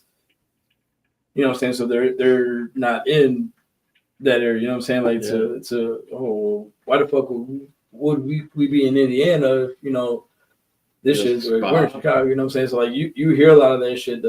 Like I said, the Dillinger shit was 10 minutes away from my house, the courthouse the jail where he escaped from, to be on a run again. You know what I'm saying? To get caught and shit like that. I don't know that Spa Hotel off of Highway 20. I used to stop there as a safe house. There's a lot of shit. Like so there's a lot to talk about. There's like never ending stories. You know, they just brought up the Demon House or whatever. We're fucking 5 minutes away from the Demon House. Yeah, we went there. We went there when Pink Malenko first moved out here. When me and her first moved in together, and she came out here. We went to White Sox game. Me, Bobby Blaze, Pogler, and Pink. We came back and we're like, oh, let's go stop at the Demon House. We went there and went to the Michael Jackson, the Jackson 5 family house. You know what I'm saying? Right by that too. So like we go there, like now there's no Demon House. There's no house there. It's an empty lot. And just like a tree in the middle of nowhere. Like that tree shouldn't be there though, right? But the tree shouldn't be there. That tree shouldn't be there. The tree shouldn't be there, but the tree is there. So that's something we're gonna have to talk about on the next one. That's another. I guess, I feel like there should be no tree there. Try to get like some EVP, because that house was supposed to be there, right? Yeah, the house would have been where that tree is. The tree is at, but the tree is there. It's like a full-grown tree. It's like a full-grown tree, unless someone planted it like on some weird shit. But that's a whole nother seminar. Hell yeah. But yeah, hey, I wanted to kick it off with another true tale from the 219. I hope you guys fucked with that one. You know what I'm saying? You guys are definitely look it up like I do. Before I do, I fucking watched, I listened to whatever else I could about it. You know what I'm saying? And I tried to tell the best story using, you know, all those quotes in there are fucking real quotes that I got from the Hammond Historical Society also then too. So you know, you guys like, you know, all voices and quotes done by Bobby Blaze. Yeah, that one I did all the sound effect on that. That one's a listenable one too, where you don't have to just necessarily watch it. You could listen to that one because I did all the sound on it. You know what I'm saying? All the sound effects and then the voiceovers or whatever. I just thought it sounded super fresh. So I hope you definitely know the female and the child living on the beach. And you know, the other one with the child on the beach was my favorite. The kids in the circus, you know, the old man, the old circus guy, you know, you run them all. Thank you, man. I like that he does all the character voices. Yeah. That's my favorite part. Yeah, that's the best part. Bobby Blaze got the radio, you know, the radio voice. You know, so he got a face for radio and a voice for radio. So. Doug, I don't know. I forgot his name right now, obviously, and it's not in my notes or whatever. But I listened to The Walking Dead had like a whole other like sub series where they did like other stories and they did like a background one of like the governor or whatever. But the guy who reads it does like narrates it for like and does all the voices like that. So even when he does like the girl's voice or whatever, he does like that. I was like, yo, this is the shit. You know what I'm saying? So like that's kind of what I based off of. But Doug, like the War of the Worlds type shit. I've listened to a lot of the like made for radio type shit or whatever. I have a bunch of the records in my collection or whatever. So I love doing the voiceover like that. Originally, this story I was gonna do super Mr. Ballin style. I have it written completely different or whatever. But I just I thought honestly I just didn't like how I did it, and I had to. I'm a fucking stoner or whatever, so I couldn't memorize the story as it would. I want to do a bunch of cuts, you know what I'm saying? So I did it just this way or whatever, where I just voice over it, which is fucking much easier for me. You know what I'm saying? I'm like, man, I think if I did a voiceover, it'd just be like everybody would sound ghetto as fuck. So I would just have to change the yo.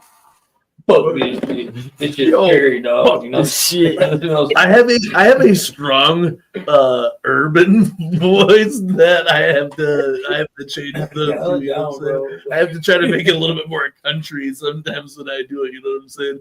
All my voices are just like a corn-fed guy or a fucking hillbilly. You know what I'm saying? Is what it comes down to. But yeah, those are all Indiana voices. But I hope you guys enjoyed that. And man, that's just the kickoff for it tonight. We got a bunch of other shit. You know what I'm saying? So thank you fucking for kicking with us tonight.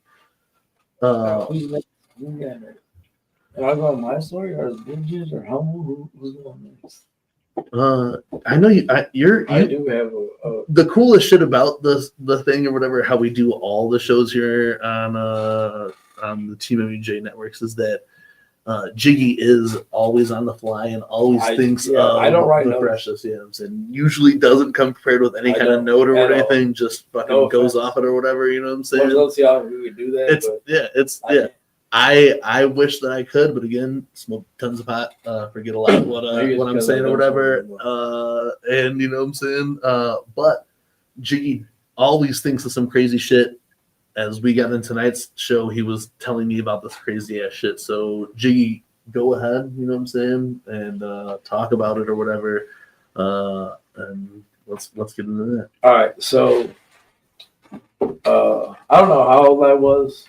Maybe I had to be 12, 13. So maybe 7th, 8th grade. I don't know how, you know what I'm saying? I don't know. My kid's 14. She's about to be a freshman. So I was say maybe 6th, 7th grade or whatever. Anyway, I was out and my dad has family in Peoria, Illinois. That's where my grandma grew up, his uncle, a lot of his family. So we went out there and one of my dad's cousins has the sons that are my age. My cousin Aaron, my cousin Wesley. They're a couple years older than me. Me and Aaron are the same age. Wesley's a little bit older.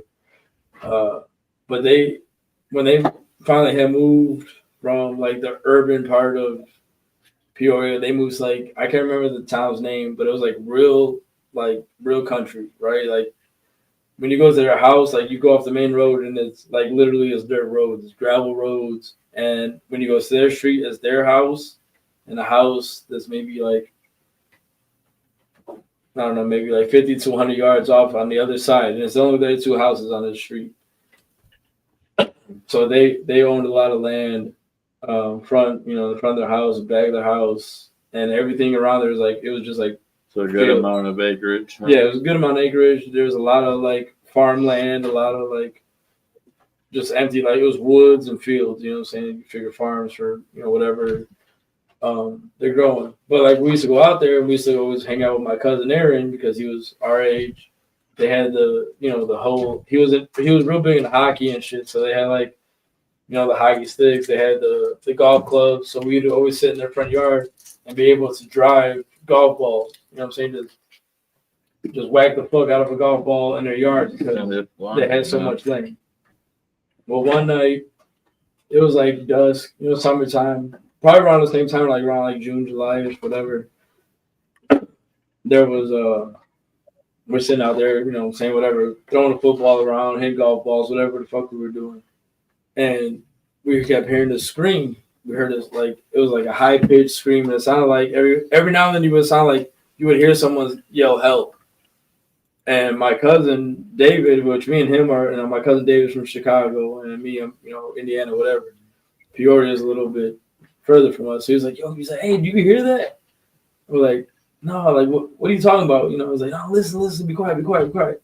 So everybody stopped talking, whatever, stopped moving, and you can hear like these screams, like high pitched, like ah, like and you would hear like this, like a help every now and then. You help, and we would say like, no, listen, do you hear it? And like, no, man, we don't hear it, whatever. And then like you say, everybody stopped in the front of the yard, just be quiet, don't say nothing, don't move, and you would hear this scream, like this blood curdling scream, and they're in the middle of nowhere. Like I said, their house is on the one end, and there's another house, maybe however many yards. How far away is the scream coming from, you would say? Let me get to that. So we're hearing this, right? And where they live is once you come off that main road, it's nothing but like dirt, gravel roads. I would say within about 5 minutes. Right? I don't know how many miles that is, but that's what I'm getting to. So we're hearing this scream. We kept hearing this help or this like this high pitch, like it sounded like a woman screaming, right? So my cousin's dad, who we're staying with, Bill, he's like, hop in the truck, let's go, let's go check it out, whatever. Well, so we're going down this dirt road, and we can hear like he's creeping, like he's not speeding. He just kind of creeping, whatever, down, just driving slow as fuck. And you can hear these screams. Like we're sitting in the back of this pickup truck, and you can hear these screams. Like the whole way we're going towards, and they're getting louder, they're getting louder. And but this is all like real country, like dirt roads. There's no other houses. There's like maybe a little farm here and there, like a house, maybe like way in the back over here, whatever. So we get there, we keep going. There's like the cemetery that's there. It's like a little fucking, like it's not a big cemetery. It's not like it's like in the middle of fucking nowhere. It's like a little ass, whatever, old ass cemetery. And we get there and there's a truck that's parked there. So like we were like, oh shit, like hey, there's this truck. But once we pull up, like the whole way we're creeping, they're like just driving slow, so we can still hear everything. We're driving slow. You can still hear these screams. You can still hear this help, whatever. We get there, and there's this pickup truck that's parked like in front of this cemetery entrance. There's nobody in there. So Bill gets out of the truck, his truck, and me and my cousins like in the back of this, pickup truck. We're sitting in the tailgate, whatever. And Bill gets out. He's got his gun, and he goes up to this truck. There's nobody in this truck at all. There's nobody in this truck whatsoever. But these screams, as soon as we pull up, the screams stop. This is the part of the story that got me. You can't hear like the whole time we're going up there. You can hear these screams. You can hear somebody yelling, "Help!" Like a woman, "Help! Help!" Like screaming. But once we get close to there and we get to this truck, there's nobody in this truck. Bill gets out with his gun and he's got his flashlight, and he's, there's nobody in this truck. Truck's off. There's nobody in the truck. Scream stop. Can't hear anything else. He grabs his flashlight. He's looking around, and the cemetery is not like a big cemetery. It's like a little country cemetery, like one of those old cemeteries you just see off the side of the road type shit. Like it's not really big at all. But like he's doing his flashlight. He's looking around, and like me and my cousins are like we're on the back of the truck, like we're 12, 13, 11, 10 years old, whatever. We're all looking in the back, like what the fuck's going on? But he's flashing his flashlight, and there's nothing. There's nothing in the cemetery. The screen stopped. Can't see it. The truck is off. There's no keys in this truck, this other truck, whatever, that's parked at this gate. But the screen, like everything stopped once we got there. Like the whole way there, you could hear screams and weird shit. But once you got there, scream stopped. There's nothing there. Nobody in this truck. No keys in this truck. No nothing. The truck was just there. So like I don't know if like I was talking about with Bobby earlier. He was like, "Bro, somebody dragged someone out and killed them, out in the woods or whatever." That's what I was thinking, And it very well could have been. But like when we got there, like it was weird because like, we pulled up, scream stopped. Like we heard him the whole way there. It was like this is a good 5-minute drive to. We were following, like we heard, oh, it's this way. So we kept going. and then turn on these dirt roads. Once we got to the cemetery, everything stopped. You didn't hear it anymore, and everything was just fucking silent. And like I said, Bill So got it's out. like when you guys pull up and get out of the car, it's like it stops. At what point do you notice it stops? Like right when we're pulling up, like so. Like I said, it's all dirt roads. So this cemetery may be like over here. So we're coming around this corner. We could see a truck parked like at this little entrance. It's not, like I said, it's not a big cemetery. It's not like, it's like a little country cemetery. It's probably full of old graves or whatever. But we pull up there. But like you can hear like leading up to there. And we'll like once we're getting up to like this turn, everything stops. But you can hear it like on the way there. You can hear these screams on the way up to this corner. Once we start hitting that corner, everything stops. Like And you don't hear anything. At this point, is it nighttime? Do you guys have your headlights on? It's like sundown. Like it's dusk when we start taking off. When we get there, it's like you need a flashlight to kind of see in front of you. But like it is country shit. Like there's nothing out there. So it's like sun's down. Sun's like dusk. Like it's about to change. Moon's about to pop up. Sun's going down. Like my thinking is you guys coming up there obviously spooked whatever was going on, or right, and that's what I think. Quiet, whatever was going on. Right. So like, but we don't ever know because we didn't stay. You know, same Bill's like, well, fuck this shit. There's nobody here. And like I said, it's not a big cemetery, so like we didn't have to go like walk. Like you could literally probably pull up and like do the flashlight thing like he did, and you would see like the whole cemetery. It's not like a big shit. It's like one of these off-road little like itty-bitty cemeteries, like for real, like a backyard. That makes it creepy because that means someone was up there and they were hiding. Right. So so that's what I think. I was like, yo, someone's hiding, or they're fucking with us. Someone drove up there. Or something. Like, do you think somebody could see your headlights, and so they? I mean, they might have. Well, I don't know. But the whole thing is too, like he creeped. Like we drove around. Like there's like when I tell you, there's literally no houses there. Like their house was on one side of this corner. It was like a dead end street. Their house was on this side, and there was a house like maybe 50 to 100 yards on the other side. That they knew neighbors, and then everything else was like fields and woods or like open shit, and then there was like this little weird ass cemetery in the middle of nowhere. It could have been some kids fucking around who got really scared that you were very well could have been, but it was a real eerie thing, like that it stopped once we got there. That's the thing too, is and that bridge going on and then stop when you get there then too, I guess. But then the thing was to follow that sound all the way there, and then once we get there, there's this like they're in this corner. There's this truck. There's nobody in this truck. Like I said, my cousin, my uncle, whatever you want to call him, got out the car with his gun and his flashlight, and he's like, looking in the truck because we heard it. Like it sounded like a woman screaming. Is what it sounded like. A lady screaming, whatever. And then it was concerning enough for you guys to go like, yeah. All right, he was like, well, yo, hop in the truck. Let's go check it out. Yeah. So. I don't know. It might have been somebody, whatever, pranking, trying to be funny or whatever in the middle of fucking nowhere, because you could do that, I guess, in the middle of nowhere, and everybody like, oh shit, what the fuck was that? That's how urban legends start. But it was a weird experience. Like I just seen my cousin's uncle, his dad just came last summer to our house, and he brought it back up and made me think about it. He's like, oh shit, he was like, hey, you remember that time? And it was Bill. It was my cousin's dad. He was like, did you guys like holler out like, hey yo, is there anyone did. like? Bill was out there, hey, you okay? I mean, we were 12, 13 years old, so we're just in the back. Like, oh shit, what's going on? Jiggy was scared. Stop. Yeah, I ain't gonna lie to you. I was scared because I ain't used to the country shit like that. You know what I'm saying? But like, he did yell out like, hey.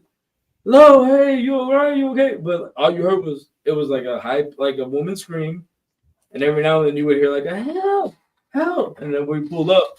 You guys were actually hearing help. Yeah, you were hearing the help, but like it was a lot of like just screaming. It was like a lot of high pitched scream, and then you would get a help like every now, like in between the screams. Okay.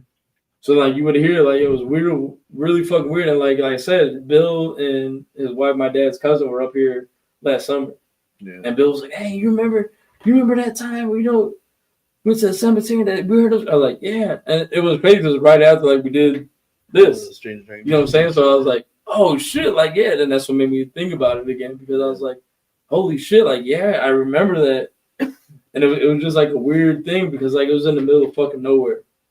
You know what I'm saying? So to hear some fucking, some like it wasn't just like it was like a burp, like a blood curdling scream, like you could Next hear time it. you talk to Bill, you need to ask him where that cemetery I do want to ask him again.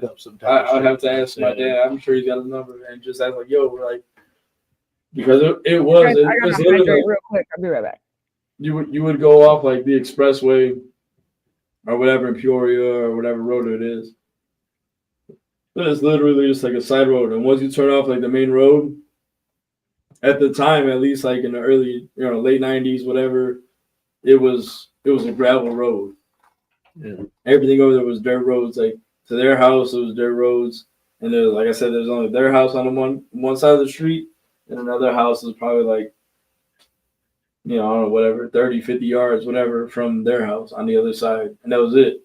And then like you would go down and like go down the street, like there'd be maybe like a farmhouse tucked in the back over here, or like a field over here or whatever, and like everything was kind of like tucked in the back though, like it was real country vibes and shit. Oh shit! But it was just weird that it happened that way, and that he brought it up, and that's what made me think about it when we brought this episode back. So I was like, yeah, like dude, that shit was crazy as fuck because like I said, we pulled up, there was nothing there except the truck. Truck was off. Nobody in the truck. Nobody in the bed of the truck or anything like that. That's what got me. I just think stop. maybe somebody was killing somebody out there in the truck or whatever. I mean, that's the place. Like that's the really dark place you want to go with it. Like something was happening out there and someone got quieted. Like yeah. Like yo, shut the fuck up, don't make a move. You know what I'm saying? And I mean, like now that I'm older, like I think about it like that. Like damn, like somebody could really be getting fucking murked out there, and we were just kind of like, okay, hey, there's no one in the truck, but all right, let's go back. You know what I mean? But like, you don't know, like somebody could have got fucking, yo, shut the fuck up, stop screaming, face over their, hand over their mouth type shit, and then got murked right there. We would have never known. You know what I mean? Oh yeah, man. That when Jiggy told me that shit earlier, bro, that's what I was saying. That shit's just crazy as fuck, Like I've been trying to go to a lot of cemeteries and shit lately, and see a bunch of different cemeteries. That's why I wanted to make it to that one that I talked about for the show. I do, but I don't, because I don't want anything that may be there to latch on. Well, that's what the one that I went to. I was looking into doing a story for it. I know Brigid did a really cool one for Strange Dark Mysterious last year about a cemetery out by her. So I went to this one out in LaPorte, South Bend area, not too long ago. It was supposedly has this really cool story to it. I went during the daytime. I was going to go back at night, but we didn't end up going back at night. But was fucked up, man. Like going into the cemetery. No real paranormal thing at all had happened. It was a really windy day. That's about it. And there was animals next door, so that kind of helped me kind of debunk maybe what other stories that I've heard over there. But there was a bunch of cool animals next door, like fucking like bison, and shit or whatever attached to this or whatever. But we were walking to the cemetery, and there was a hatchet man on the back of a tombstone. I have a picture of it. I could post it or whatever. Cool. And it's crazy because it was supposed to be like, it was like most of the graves and headstones and stuff are really old, like it was, and most of them were like families or whatever. There was only a couple of young, and when I say young, this was still 2008 when this Juggalo had passed away. Right. You know what I'm saying? I took a couple pictures. He had the ICP statues that look almost like anime or whatever, you know what I'm saying? Had in the area where he was buried at, and I sat there and I was like, yo, this is fucking crazy, like 2008, like look, think of all the things that had happened since 2008, you know what I'm saying?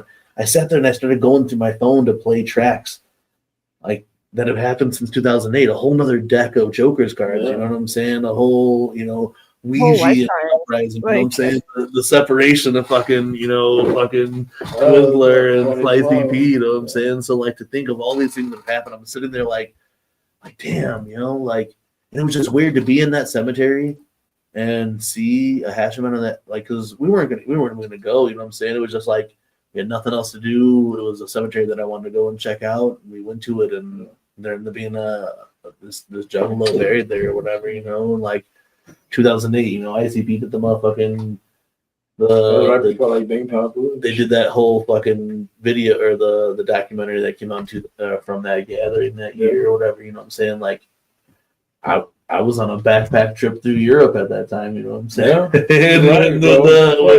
You know, so I was like thinking, like, dog, like this juggalo missed so fucking much. You know, just going through this random cemetery. You know what I'm saying? Like, here I went to tell a story of maybe find some spoopy shit. And saw this juggalo, you know what I'm saying? Well, yeah, like, they had a bunch of fucking butterflies. Like, they had a cool plot, man. I have the picture. I showed you guys the pictures or whatever. Remember, I should have sent it on to the Strange Dragon series, but I wasn't sure I was going to talk about it. Or whatever. Adam, her brother, the guy on the couch. Yeah. His gravestone. If you go to, it's right there on Central. If you go to the man, can you sure can. If you go to the plot, his is a big ass, like a big thing, and on the back of the thing, it's got him on a skateboard, but he's wearing the ICP shirt. No shit. And I haven't been to his thing in a minute then too. I've been. This is the. Oh damn, that's crazy. But yeah, if you can zoom in, you can see two up there off to the side there. You know what I'm saying? Yeah. Rest in peace to that juggalo, man. Rest in peace to the juggalo, you know what I'm saying? It was so just that, like, we were walking through and coming down this hill to see this juggalo's tombstone there. I'm like, damn, like, you know, and you know, Sam and I were out there, and she was like, "You knew this though, right?" And I was like, "No, I had no idea that there was a juggalo out here." You know what I'm saying? Like, this is supposed to be like an old like settler cemetery type shit or whatever, and it ended up being That's a trip. Yeah, it was like a trip to it, and like, and then the thing were like young, because every other tombstone that we saw were older, and like a bunch of them had like military flags on them. Right. There was a bunch of, and to see that and like be young, but still that was almost 20 years though now, 2008. You know what I'm saying? And like to think like, damn man, like this juggalo missed all this like crazy ass shit. Like we sat there, you know, and gave whoops, like damn, like, you know, like missed everything, like, you know, like. I'm only met you guys in the last so many years, so think how much shit has happened in those many years. You know what I'm saying? That's why you gotta be grateful, man. You gotta be grateful that we're all like alive and can actually experience this stuff. Yeah, even when it sucks, it can always be worse. You know what I'm saying? Yeah. So. Hey, humble, exactly, man. I know we've said it before. Like, man, it's crazy that. I mean, yeah, even when shit sucks. And shit's terrible. Like, you gotta think we're all on this dirt ball on the same time. Yeah. At the same, you know what I'm saying, in these same years, within the same era or whatever continuation of time this is. Like, we're all here together, that we've all met and all been in the same place to be flourishing together or whatever it is.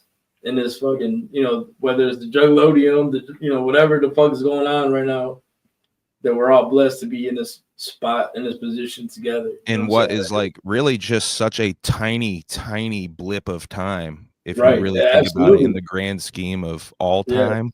And like, we are really lucky to be here at the same time. And to be in the same time as this Juggalo world, this Juggalo era world that kicks on from whatever the early, you know, late 80s, early 90s to now we're in 2025, bro. Like, it is amazing and a blessing to be here with each and every one of y'all in the chat, each and every one of y'all on the stream, everybody sitting next to me right now. Like Jiggy said, you know, the story that he told, and even seeing this shit at that cemetery, it wasn't things that we necessarily came on here that we knew we were going to tell or whatever. That's just kind of how it works or whatever. Yeah. And those one of those eye-opening things, you know. I think like the story of the Dark Carnival has been, you know, talking about that or whatever forever. Even, you know, as recently as like Fearless Fred Fury to, you know, we've all lost a lot of people over the last, you know, however many years, even just recently, a lot of our homies or whatever, and going into that cemetery and seeing that or whatever, like, you know, you go to a cemetery and you think about it all the time or whatever. Another one, I went to Potato Creek, I was telling you, and I saw there's another cemetery right there, and you see some crazy shit, and it makes you think like, damn, you know, whatever. But then seeing that ninja buried there, it was like, damn, dog, like on some Fred Fury shit or whatever. Like, yeah, man, that's why I'm thinking, like, You got to live life for the ones that can't, you know, like Yeah, for the ones that are gone. Yeah, you know, so think that and think like, oh, and that's what I went back to. Like I was saying, our homie back in the day, PJ. They're on a different plane now because they fucking passed away. And I agree 100%. We gotta live for them, if not, you know, for our own sake, but for all the homies that can't be here, man. Right. Yeah, that That's friendship for real. And that's why I brought up our homie PJ back in the day. He used to date this girl, and his brother was like, you know, when we were all jugging in the early 2000s, he was a little bit younger than us, but he was kind of like, oh man, he got into the shit. You know what I'm saying? Because our homie PJ, you know, we always hang around him and shit. We used to call him the guy on the couch, like from Half Baked. Because he'd always be sleeping on our homie and his sister's couch. Like you would go over there, and he's a younger kid. He was a couple years younger than us, and he'd always be sleeping on the couch. Years later, he ended up passing away in a car accident. They jumped these train tracks over there. They jumped the train tracks, and it was actually with another homie. Another story brother. that's a strange story that we'll have to tell after this. Yeah, super crazy. With Danny Harmon and shit. Yeah, and his brother, but his brother, you know, Danny Harmon's brother. Danny Harmon went through some crazy shit. His brother. Yeah, sub story out of this accident. Sub story. There was a bunch of people in this accident. Three of them died. One of them lived, or two of them died. 2 of them passed. 2 of them lived. 2 of them passed. 1 of them lived. Danny was a whole nother story. Yeah, but Willie live? Will lived, in that accident, and the other kid lived. Right. So this accident that killed this guy, Adam, or whatever. 2 kids lived. 2 kids lived. The brothers, though, this guy's name was Willie Harmon, who lived in that accident. His brother Danny, when we were in high school, was driving in a car and got hit by a fucking train, right? And lived. You know what I'm saying? So both these guys have been in serious fucking accidents where people involved died, right? And lived. Then Danny Harmon is at the beach at Lake Michigan, and these people are drowning in the motherfucking water, but Danny Harmon's there, runs into the water and saves these people so they don't fucking die in the fucking water. Like literally fucking brings them back to life on the fucking beach so they don't die. Before we get any further, you know what I'm saying? On some Danny Darko type shit. You know what I'm saying? On some Danny Darko shit. Let me explain to you Danny Harmon's shit. He has literally has a scar from ear to ear under his throat. His whole head almost came off. He almost got decapitated, like legit. Like almost, he's got a scar from ear to ear under his throat, but he almost got decapitated because of his accident with that train. Yeah, his brother and the dude I'm talking about, the Adam. They went and jumped this fucking train tracks. The car landed and flipped. Yeah, the car flipped. Adam didn't make it. The other kid didn't make it. But Willie made it. Yeah. But again, that's like you said, there are 2 brothers that had crazy fucking accidents, you know what I'm and saying? both survived. But the homie Adam passed away again. Unfortunately, Was our homie PJ, like one of our real close homies, PJ, was dating this girl, and that was her little brother. Her younger brother was like a couple years younger than us.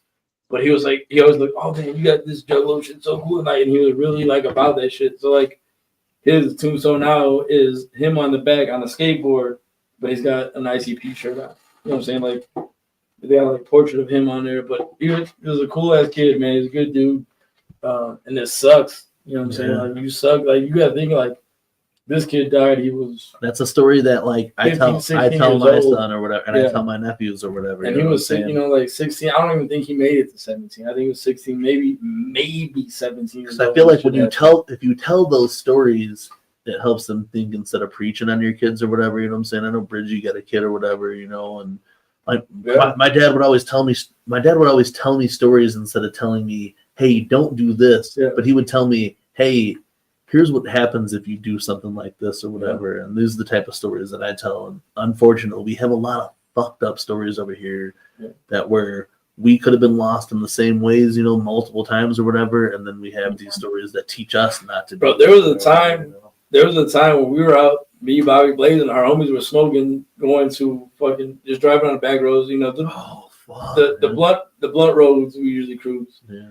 There was a time where there was this train tracks. There was a set that goes. It's a double. Yeah, it goes. You know what I'm saying? North and east, east and west, or east and west, west and east, whatever.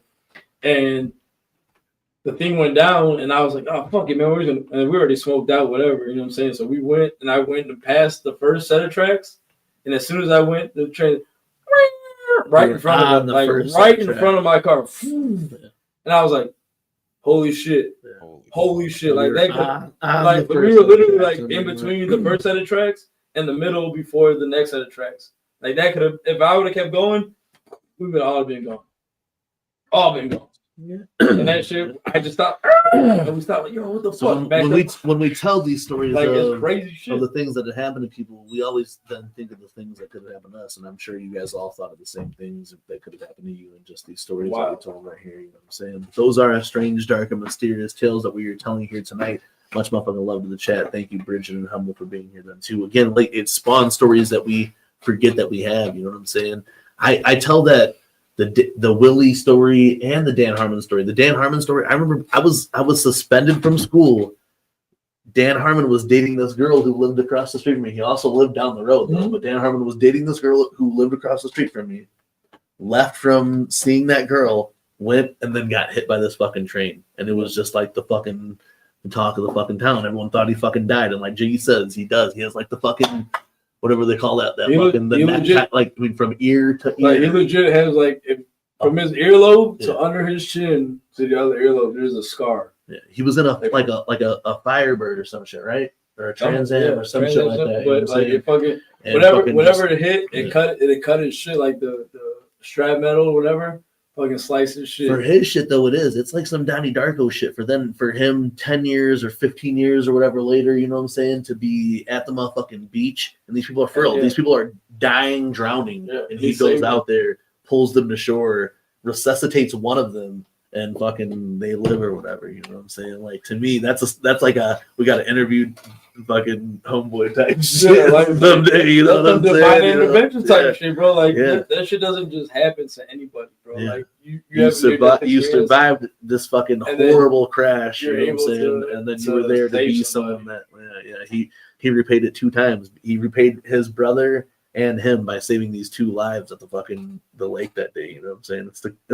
It's really almost a fake story, but it's true. I promise you guys, anybody who's watching, anybody on the stream right now, I promise to God, someone send that to Mr. Ballin. You know what I'm saying? Because it is a legit fact is stranger than fiction sometimes. That dude lived. He lived. Right there. Danny Harmon. Their family lived on where I grew up at. And in fact, they had to move out of the house that they lived in because black toxic mold had taken over the house. Yes. They literally had, it killed their dogs and stuff. Like their family had to move to this house. Yeah, I'm telling you, there is some weird shit behind the fucking heart. For that whole family, yes.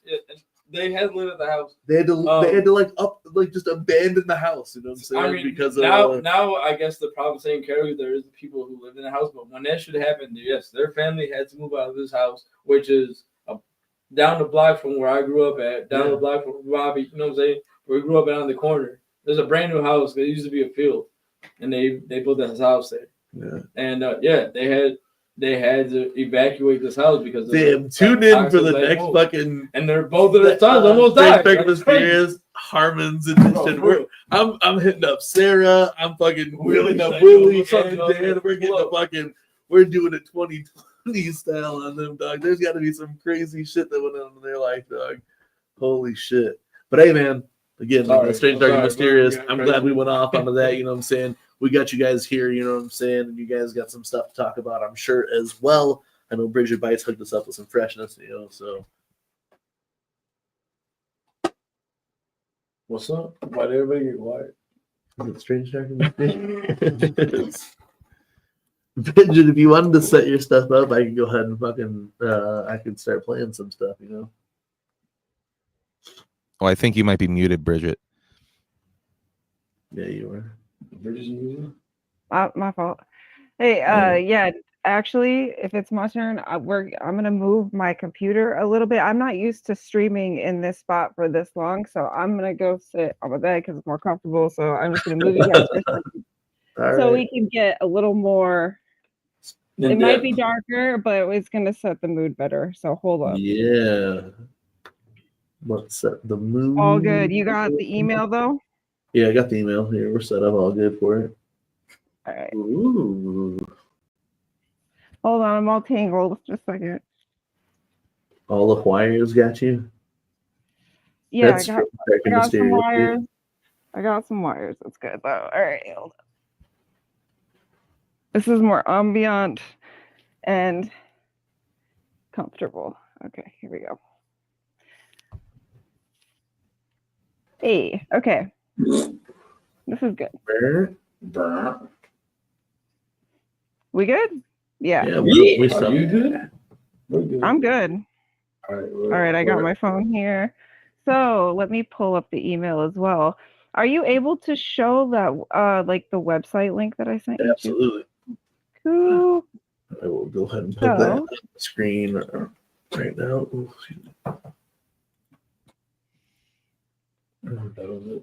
The cops are good? No shit. What happened? Here we go. So there was on May 19th, a new crop circle was reported in Dorset in the UK. And this is like May 19th, like this year? 2025. Oh no shit. Yeah, just May, just this past like a few weeks ago. So yeah, this popped up. And I just find it interesting. I really like crop circles. I find them fascinating, whether they're man-made or not, you know, because I just think the designs are so intricate and cool, and it's amazing. They're just so huge. It's like these big, giant pieces of art. And this one, it's got some sacred geometry kind of things going on with it that I like. But I just found it intriguing. And then as I was trying to find, there's not a whole lot of research on it. Like I found that it was. Oh, what is this one? Is this one of those 1s and 2, or should I stay just? So that is the website that you're on there. That is the site that I sent, and it's got all of them. So it's got all of the. It's an up to date list that you just sent. That was from the 19th. Yeah, so I sent what you. Are they saying? What are they saying about this one? Are they saying anything? You know, is an artist claiming this one, or is this one unknown then still? Yeah, so all I've found so far is on that website there that you're scrolling, which has an up-to-date list of reported crop circles, and it tells whether or not there is public access, and it provides donation links for some of the farmers. So this was on a barley farm, which is apparently an expensive or a high-value crop. So the farmer is taking donations, and they apparently are allowing public access, so they're letting people come and see it. But that's all the info that I found. I guess it's about 100 meters. I assume that's from one end to the other. Yeah. And yeah, it's just. I sent you photos too if you wanted to get a closer view of those. I don't know if you can pull those up too, but it's pretty much the same pictures, but just a closer view that I found. Yeah, this one here I thought was really cool. Yeah, that's super recent. That is super recent. Yeah, that's like what I love about crop circles is you know, like what Brigid said, either if they're man-made or, you know, more mysterious origins, it's still like impressive either way. Yeah, you know what I mean? Yeah. Like the geography crazy. to it. You know, I think, just like you insane. said, if it's more of a man-made thing, it's super impressive because, like, how the fuck do you get some shit that's symmetric? You know what I'm saying? And that The circles are so hard to get perfect. right. That's what trips me out is they often have like these perfect circles, and I'm like, okay, well, I guess they could super use accurate. Super I guess accurate they could too. use like a rope, you know, like a rope, and Yeah, one person and would stand in the center. Like you said, like and, old like, geometry shit, like you would put like a center and just fucking. What's you know interesting what I'm saying? about Yeah, some of them but though, still, that's some of still them that mad they've impressive.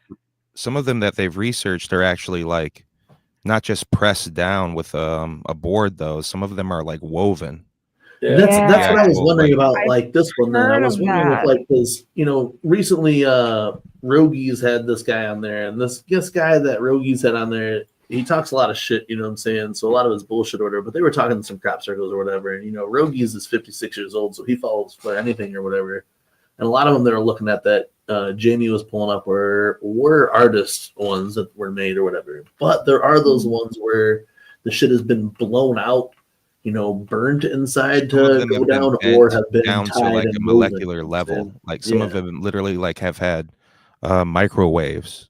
Yeah. Like, Yeah, then there's like EMF readings going crazy in them. Like those are just the ones, going for completely sure. off the charts. Yeah, I love some of these photos. They're just gorgeous. But the thing about this one is it's pretty close to the road. Yeah, so that's what I makes me would think put it's probably man-made. That very close or to access. intentionally supposed to be seen by humans, but it's like it's pretty close. I don't know. I feel like if I was the alien, I might flex and try to put it in the center. Bobby, one of put those it dead pictures has center. like a big view, and you could see that there was like many. That one too, yeah. But yeah, like that's the only thing on this one that I don't know about. where you can see almost like there's a trail leading up to What, it on I'm both saying, sides, yeah, off to the side that, here. The and then only off thing is over like here. you see that trail coming off the main road, but like regardless. But was that there because of the rose? There's also a rose right there. This big spot where it's stomped down or pushed down, that'd be the spot that you'd want to study to put an imprint that big and intricate for these ones here off to the side or whatever. And Well, I'm looking. Go ahead. Go back to that real quick. Yeah. I'm looking towards more the middle of this, where like you got the eyes, where it looks like almost like eyes, right? So you got the almond shape where it's pressed down, but then you got the almond shape next to it where it's not pressed down. Everything on the outside is pressed down over there. Right. Which it also kind of looks like the side of like your ocular, like if you actually look at an eyeball, like I see what you're saying. Yeah. So like where Bobby's got his hand, or go put that real back, like in the middle right there, you got that spot pressed down. Right to the right of that, you have the same shape, like it was pulled out of that area. Yeah. You know what I'm saying? And the same thing, and then you got on each side of that, you got that triangular shape within the circle, which is crazy. Like you said, it's either pressed down or really super intricate by a human that took his time to do that. And it's huge because you can see that car that's right next to it. Oh, too. it's big. I mean, regardless, any of these structures are fucking huge. Like 300 meters. That's. And you have to get that done overnight, right? Like, and without a and if this is done overnight, where are all the people? All the other people would see it. And that's the thing too. Is that's why like a lot of them, if they're not claimed by artists, you would think that someone's going to end up seeing you do this overnight. I wonder if any crop circles have been found. That one, Bobby. That look how huge that.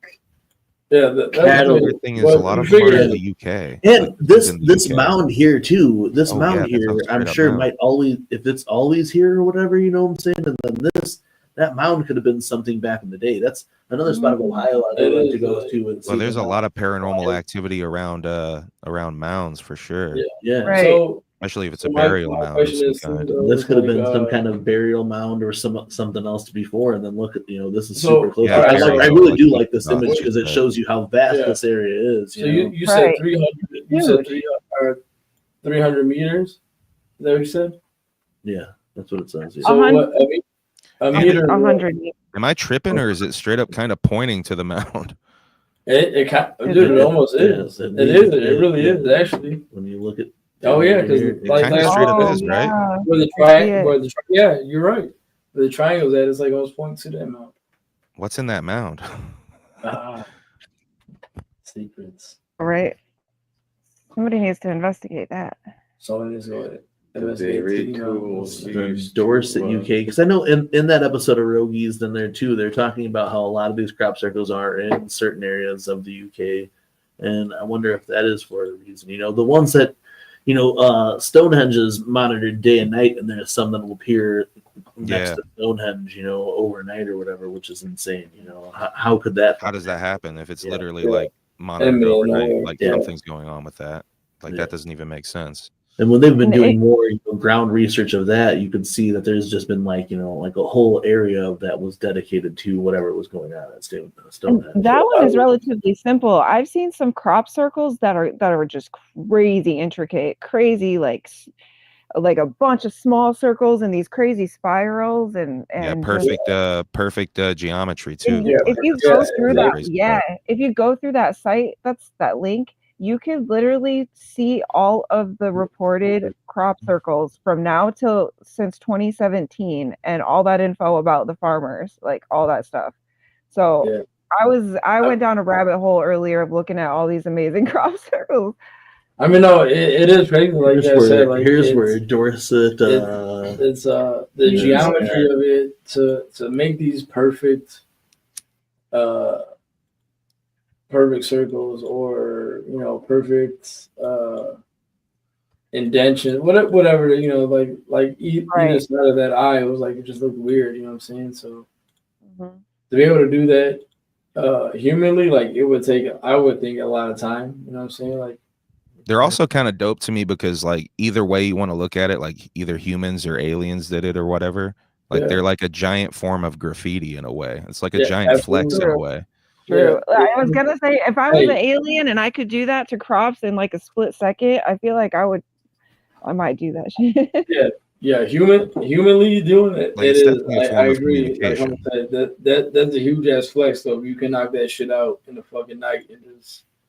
And I kind of touch on this on Sign of the Times a little bit. It's also like a flex because it's like you're like literally putting it in their, like, in our food. Yeah. You know what I mean? Like, right. You're putting messages in your food, quite literally. Yeah. And a lot of that, though, I mean, you see it, though, that there's been these, messages that have been written that you could only see from above, but long before it was us flying above. So are these messages even for us at all? The Nazca lines.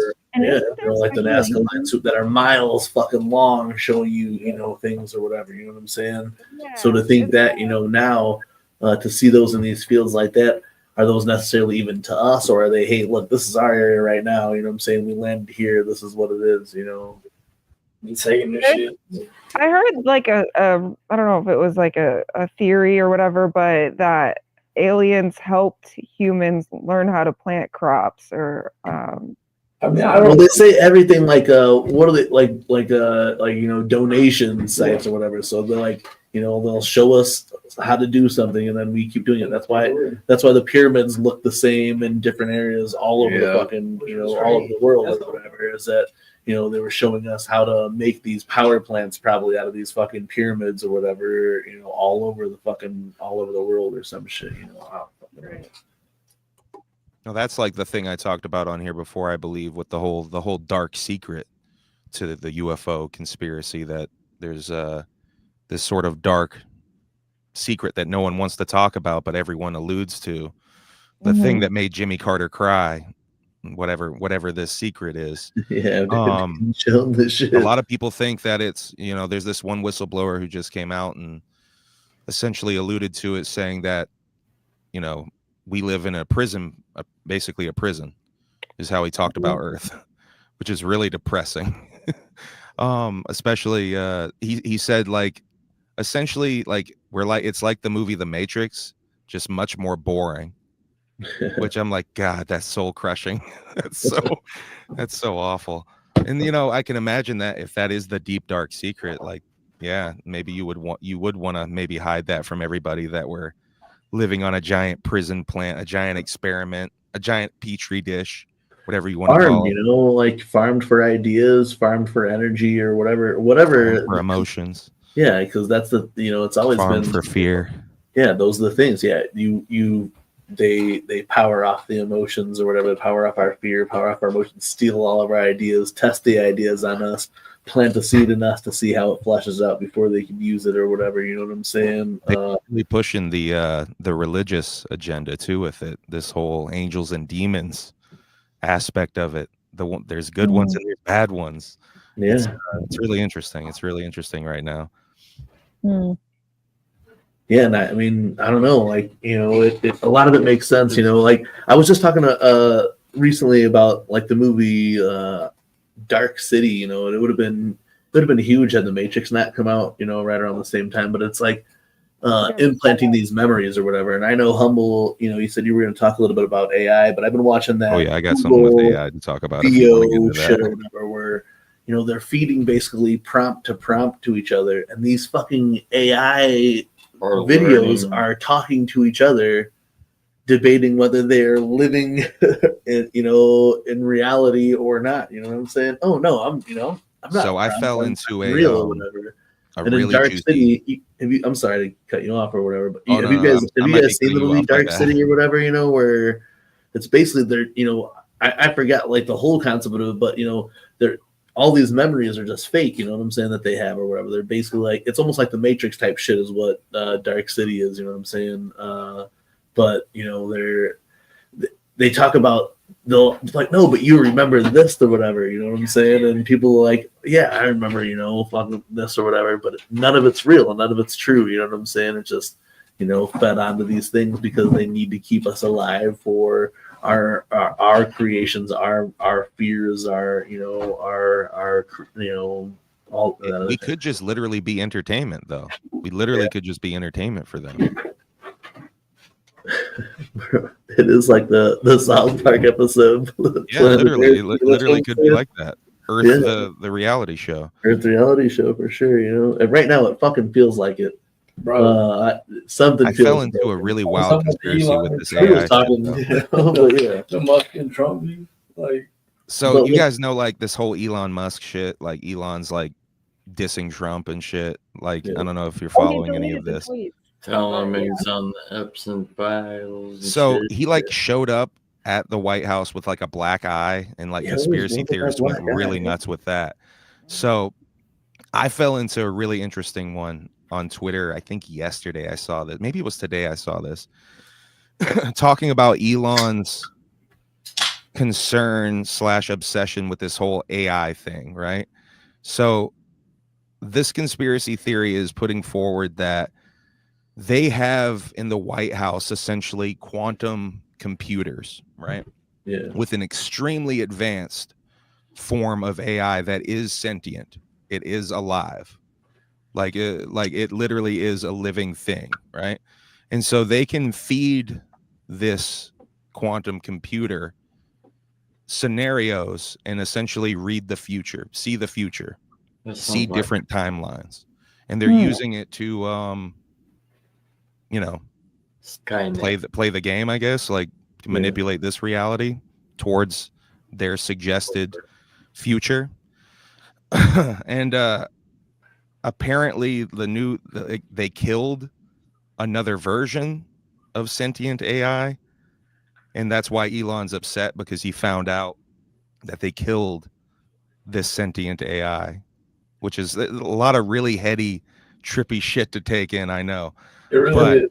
It's like, if you look at AI, though, you can imagine the quantum computing. Once quantum computing is like a real fucking thing, everything is a real thing. So Webmaster Baker's been talking about that shit for years. I just thought the greatest fucking episode ever of this is we get Humble Among and Webmaster Baker. Oh my god, we talked about doing that before. Yes, we need to do it because you two and your guys' fucking minds would be like, yes, no, yes. But I mean, bro, with the AI shit, that too. No, because legit, like Bobby's saying, like our homie Baker, Webmaster Baker, we call him, like legit has told us about a lot of the shit that, like, we see happening, and like even with Elon and just like in general and everything is like all this shit, like for years has been telling us, like, I'm telling you guys, just watch out, blah blah blah, and like when it happens, we're like, oh my god, bro. How do you fucking know? How the fuck did he know? Like, no, like but I think like the great minds like you and him would be like, bro, would get along so good, but now let me actually say that this is just some bullshit I read on Twitter. I don't know how real any of that is. No, it's so insane that I wanted to share it, because they almost I know they have quantum computers. One of the biggest names in UFO lore, or the study of UFOs, is this guy Jacques Vallée. He admittedly, his expertise is quantum computing. The guy they have studying all of this on the highest level possibly is an expert in quantum computing. I don't think that's a coincidence. No, I don't think that's any coincidence. Well, and that's what I'm saying. Like, but even like when they're saying this AI shit, I would almost believe it, because in this big beautiful fucking bill, which is the craziest fucking Trump name I've ever heard of in my entire life, fucking Big Beautiful Bill or whatever, but Wait, is that a they're real giving, thing? there's It's an called the Big Beautiful exemption Bill? in this shit where they're saying that Yeah, the it is. government Oh my can't God. control AI for like 5 fucking years or 5 to 10 years or whatever. Like we're giving AI free fucking roam to do whatever. And in 5 years, It think how won't make it 5 years. crazy it would be. You know what I'm saying? Think how like they're 2 basically, more it's years. basically saying that we're Skynet, giving the Terminator. government up to AI within the next 5 years. Think You know about what I'm it. saying? Hey, Like, Or think about- Enclave is think about too. all I the mean, shit- maybe he'll do a better job. hey, shit, I wouldn't doubt that. This one, hey, we've been rolling the dice for the last fucking 8 years. I'll roll it one more time. At this point, it's like, what could go? It might already be too late, though. I'm If- saying if that. That's what I think any it is too aspect late. of that is But true, think it about is all the almost shit- certainly too late. Think about all the shit we just popped off right now, right? We popped off this fucking video of this train wreck and this fucking yes. Carnival, this Carnival train wreck that Bobby just, granted, it's a true story, but we just put it visually in front of you, right? We put everything, the train wrecking, the fire. I mean, the grave, yes, was a legit photo, but like all everything before that, leading into the story that Bobby was telling, was all AI. That's not all legit footage. That was him putting in a prompt and putting the shit, like, yes, there, like I said, the mass grave and some of the shit was legit photos, but like everything else, like, you gotta think of all that shit that we could do with AI. I made a It just picture keeps the other getting day. I put in a shit for the scroll keeper shit. I put it, I was like, yo, 3 scrolls in the dirt in front of a temple of ash, a sunken church, and a dark planet, and it popped up this fucking wasteland of a fucking thing, 3 scrolls, a church sinking into the ground, a temple of ash, and a fucking big ass dark planet behind it. You know what I'm saying? Like, AI is crazy. Like, shit. And that's just what we have access to. I mean, absolutely. That's what the government has the crazier shit. Yeah, oh yeah, that's what I'm what we saying. have is That's probably what child's play. us normies, if you will, Right. outside of Juggalos, us normies have access to. Absolutely. And I agree with it 100%. Like, that's what we have.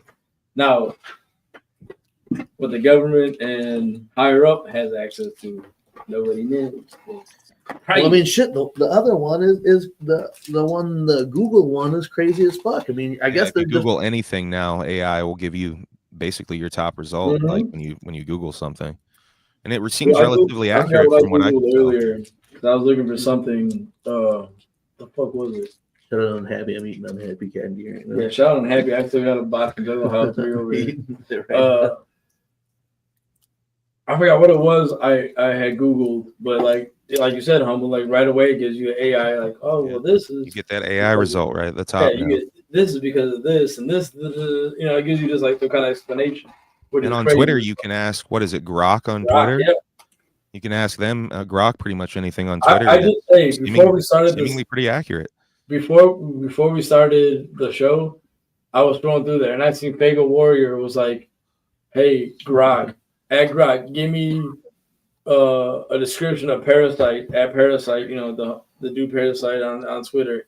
Give me he's from Boston. His baseball team or all his sports teams suck or whatever, yada yada yada. But give it to me in a Boston accent." And Grok fucking was like, "Yeah, these people got their own style and did it, but it was like, if you read it, it was in a Boston accent. Yeah. And it was like, yo, they suck because whatever. But it was like, holy shit, like what the fuck, bro? Like, and what was it that we did? Didn't we do something that was like real off the wall? It was like, yo, this AI shit's crazy as fuck. We had a bunch of shit when it first it dropped out like that. But I don't know. The thing about AI too is like it can only do like what already with it uses everything that already exists, right? So Right. like it'll take little pieces of things from the internet, say, and it'll search it and it'll kind of gather it and it'll compile it and make it into a thing. But as it gets smarter and it learns more and it feeds on more things, if you want to look at it like that, it gets better. You can see it getting better. Like as time goes on, you can look at AI from 3 years ago and it looks crazy compared to the same stuff that you get now. Now imagine like a computer that is able to take in everything. that has ever existed, and more. And then the AI that could spawn. Oh, you're just talking about That's where you get into some really crazy thinking, like, which almost certainly Development. exists. Like, I don't know. What does that mean? Can they really read the future with AI? I mean, lately, I don't want to completely hate on AI because, like, in a pinch, it's good. But the things that we're using it for are completely different than what our government warlords are using it for. I'm saying government warlords are going to use it for tracking our faces every time that we walk. But through a fucking building, you know what I'm saying? They're going to use it for dropping. They need to predict our behavior. Times out of 100, I would rather use somebody's art. Like, if somebody could right away just instantly give me what I want. Like this, you know what I'm saying? I would take it, but AI is able to make phone calls for me, then it would be the greatest thing in the world. If it could make phone calls for me, hey, I need to make an appointment for Bappo. He's got to go to the doctor. You know what I'm saying? Or any of my phone call shit. If I got AI that could do that for me, it's all good. It probably is. Anything else, I pretty much got it. But that's what I need it what for. I'm saying, like, if I can use it for that way, cool. I can't use it for the way that the warlords are using it. So no, I need to use it for things like that. You know what I'm saying?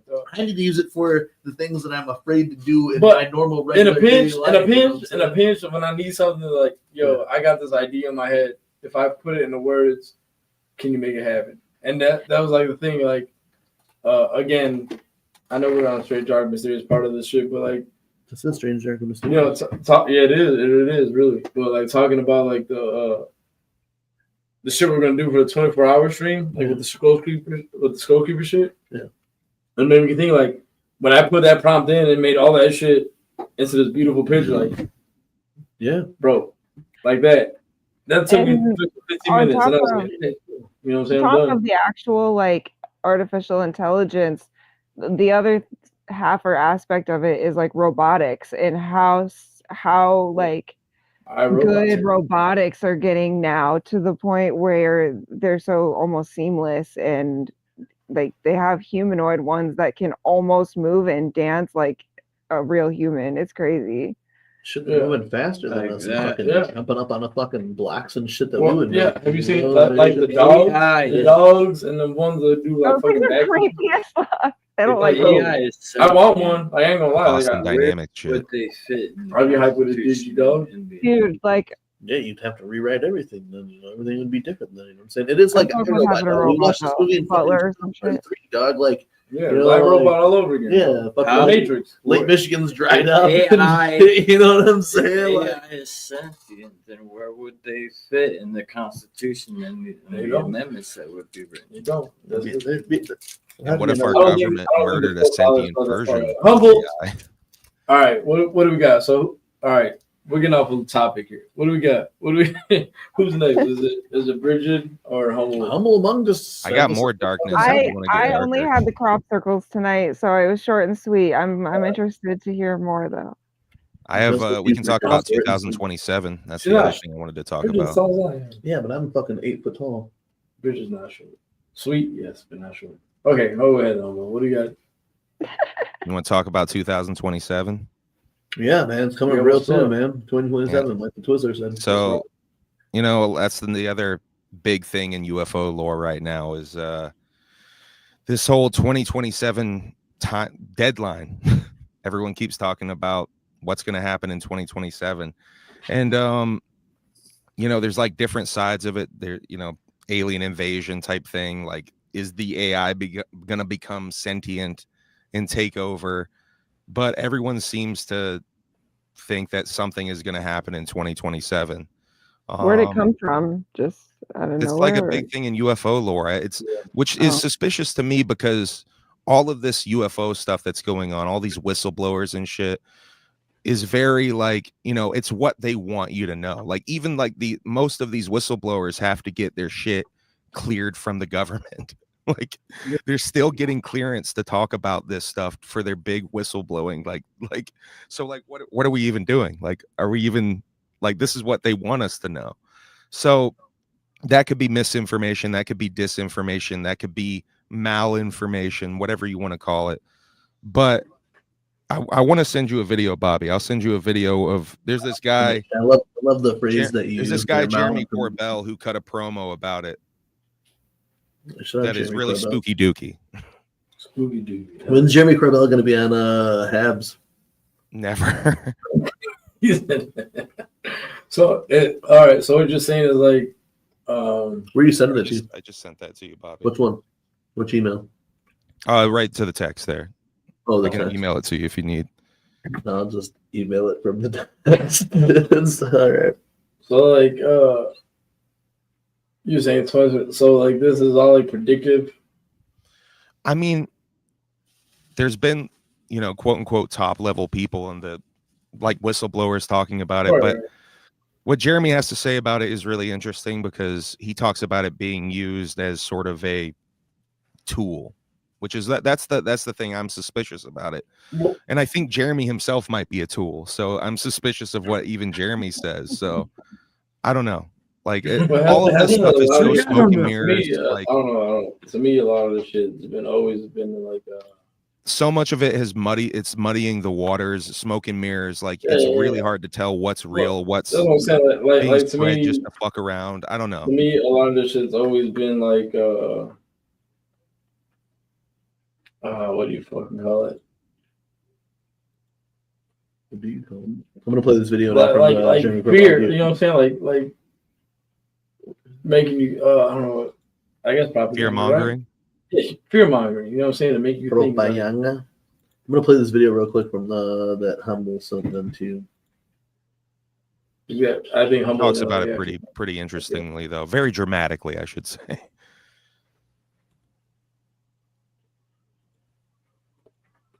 You'd be happy to know.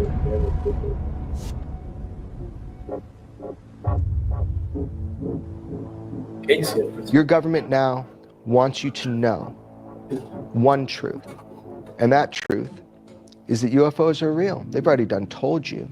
Sometimes when you want somebody to know a truth, it's so you can set them up to believe a lie, and that's coming. I have zero doubt that lie is coming. What is the lie? Specifically, you want me to say it right now, for real? Real? Yeah, man, tell me. He's so dramatic, right? To be put in the show? Yes. Okay. Problem with that. Show? What the fuck? If we tell the lie before it's told, they can adapt. That wouldn't be wise. Right on, I'll tell you privately, but I would really think about if you want to put this in your show. For real. That's a real thing I'm telling you. So will you think about it before putting it in your show? Absolutely. Okay. So UFOs are real, and they've been here a long time, and that's the truth. But the lie is coming. All indications, like all of them, is that that lie is going to be that there is a craft slowly making its way to us here on Earth. And that is the lie they're going to want you to believe. It's nuanced, how they explain that, the nature of that threat. But that 100% is the lie you are going to be told. You even got a date. People have been whispering a date for a long time now. I know where that lie comes from. I know specifically what document from the 70s initiated the idea of that lie. A classified document. That is the lie you will be told. You're going to be told that there is a craft on its way to Earth. That's the lie. Maybe I'm wrong. I hope I'm wrong. I sent you 2 texts today with a year. Not from me. Nope. I'm not going to propagate that lie. All right.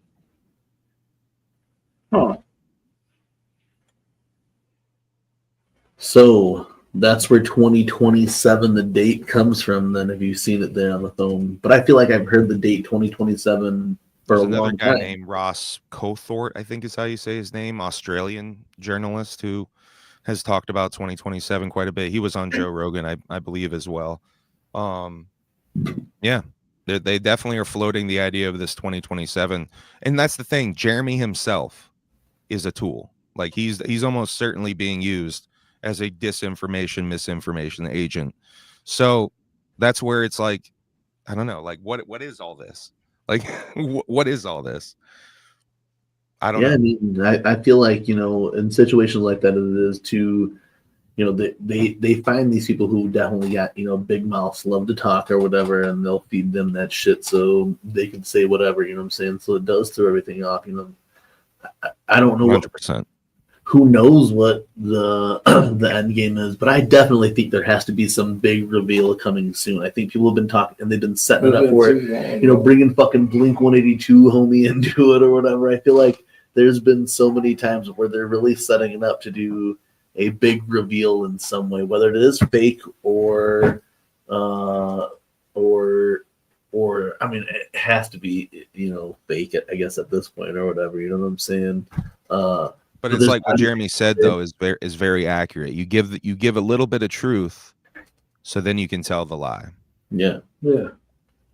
I mean, I think that's a lot. The whole drone incident that happened like last year or whatever. You know what I'm saying? I think that goes down with a lot of the conspiracy theories. A lot of the shit, like you give a little truth to cover, or you give a little lie to cover a lot of the truth. Yeah. You know what I'm saying? Like, I think a lot of this shit is... I saw Independence Day. They tell me a big-ass motherfucking ship's coming. I might believe it. You know what I'm saying? I mean, there's a lot of crazy shit. I mean, and the thing is, like, now, you're saying you got the government admitting that there's extraterrestrial or unknown craft. Unknown presence. You know what I'm saying? Yeah. Like, you see it in these videos. You see it in these, these military craft. You know what I'm saying? But, like, there's always that truth in every little bit of lie. You know what I'm saying? Like Scarface said, I tell the truth even when I lie. So like you might, the government or whoever might be like, oh, fuck you guys, but here's this. But at the same time, when they're throwing it at you, like in that lie or in that truth, there's that lie you gotta pull out, or in that lie there's that truth you gotta pull out. You know what I'm saying? Like, there's a lot of crazy shit that goes on. A lot of crazy shit. And it's not just like what if the whole quantum computing thing plays into downed aircraft? There's the whole idea that, I think we've talked about this on here before, that some of the crashes, the UFO recoveries, aren't really even crashes. Yeah. They just are seemingly landed there. Like, hey, here you go. This is yours now. They call them donations. They literally call them donations. That's what they call them now. They call them donations. Well, so crazy. We could. That's another thing too. Like, what about like within this past few months, like these boats crashing in bridges. Yeah, you know what I'm saying? Like these cargo ships, like the one the Mexicans said. What was the one before that they crashed into? In the harbor in fucking Baltimore or whatever. Baltimore. Yeah. The one that crossed into that harbor in Baltimore, and then right after that, you got this one in this Mexican naval ship, sail ship, whatever, that crashes into this other fucking shit, and people are hanging from it. Like, if this is like a military, whatever, naval fucking shit, like, why are there people hanging from these masts? Why are there people, you know what I'm saying, doing these certain things? And like,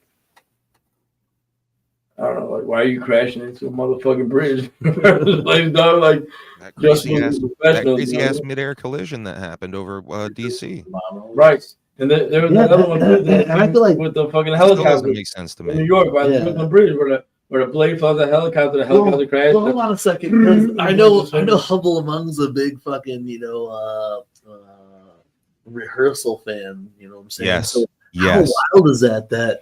That's what he covered, and that's really what happened in that accident. Well, at least that's what they're saying, and that happened in that accident. She was flying her co-pilot was telling her otherwise, and she still just flew into that fucking plane or whatever. You know what I'm saying? It could have been the whole some rehearsal season, rehearsal was even as weird as he had to get to explain any of this shit in this season or whatever.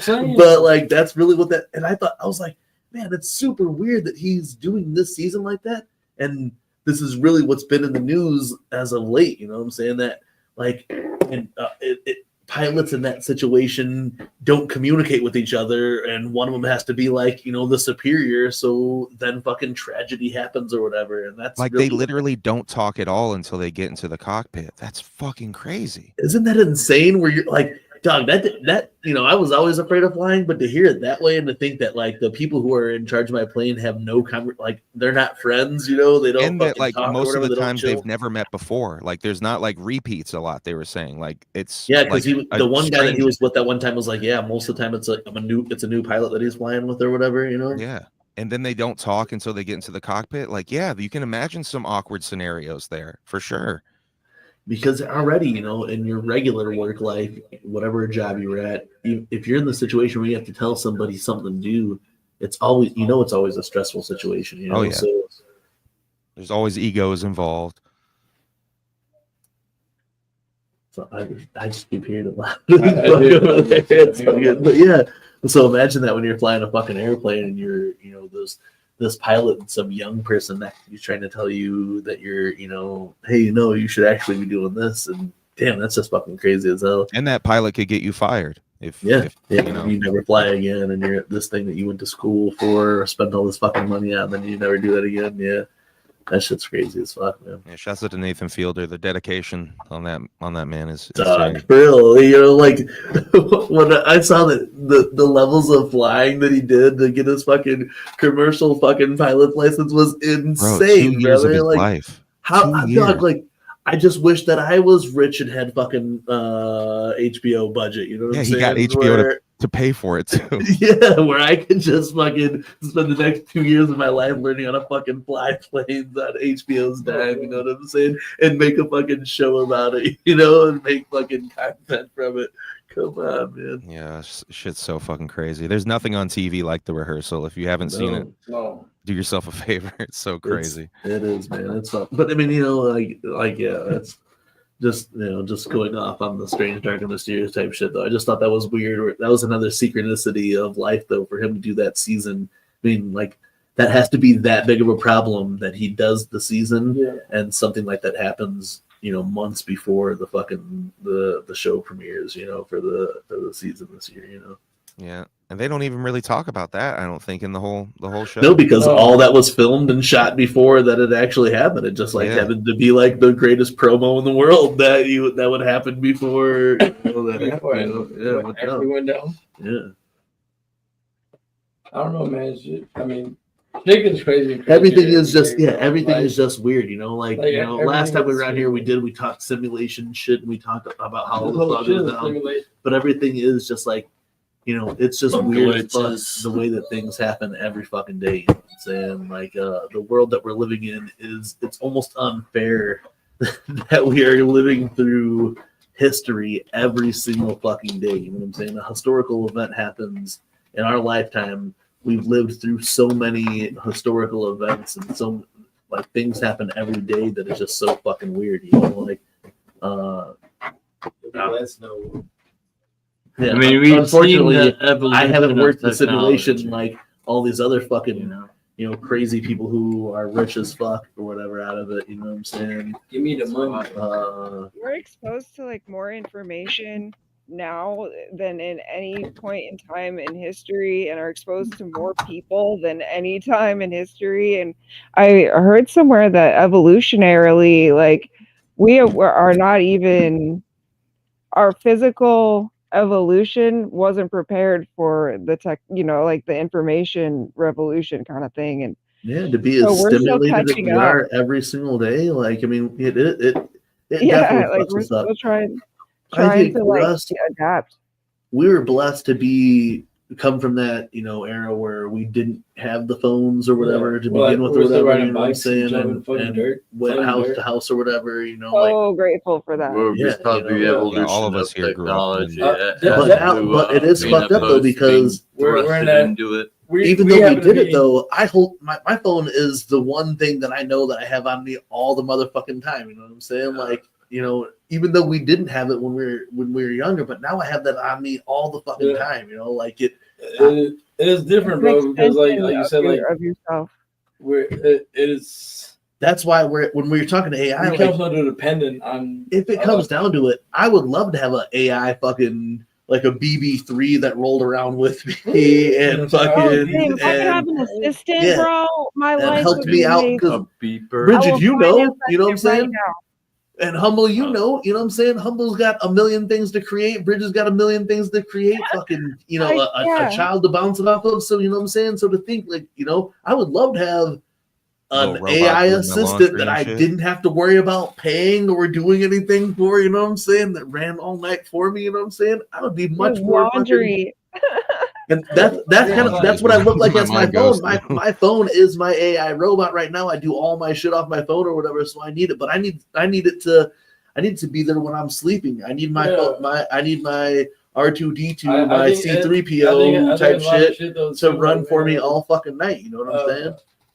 We as people in general. Shout out Dakota Rice. Like, you're tapping in from Michigan. If you're new here, motherfucking give us I've become dependent on a lot of shit. You know what I'm saying? Like, I think us as humans, as people, become dependent, real dependent on like a lot of technology and shit. Yeah. You know what I mean, like, but at the same time, this is like Bobby said, like the phone in your hand is instant.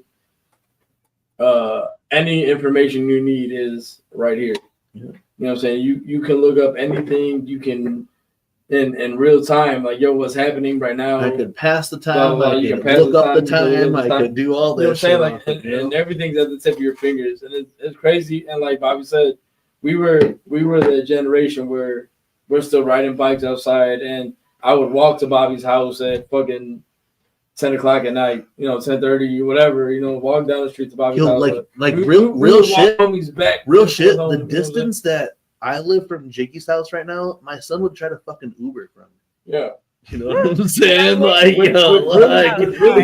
that's what's fucking crazy. What's super crazy about what he just said is it's literally 3 blocks. Yeah, it's not far at all. And not big blocks. It's not like Chicago City blocks. It's like, yo, I live on 25th. Here's 26th. Here's 27th. Here's Bobby's house on Warren Street. You know what I'm saying? On the main street. And I'd walk that shit in fucking like a 5-minute walk. I'd walk that shit. Not even. I'd walk that shit like 300 yards. Black, dark, cold winter nights. Fucking that shit. You know what I'm saying? And the thing is, like my son would be like, "Oh, you're not home. Oh, I'm gonna Uber real quick.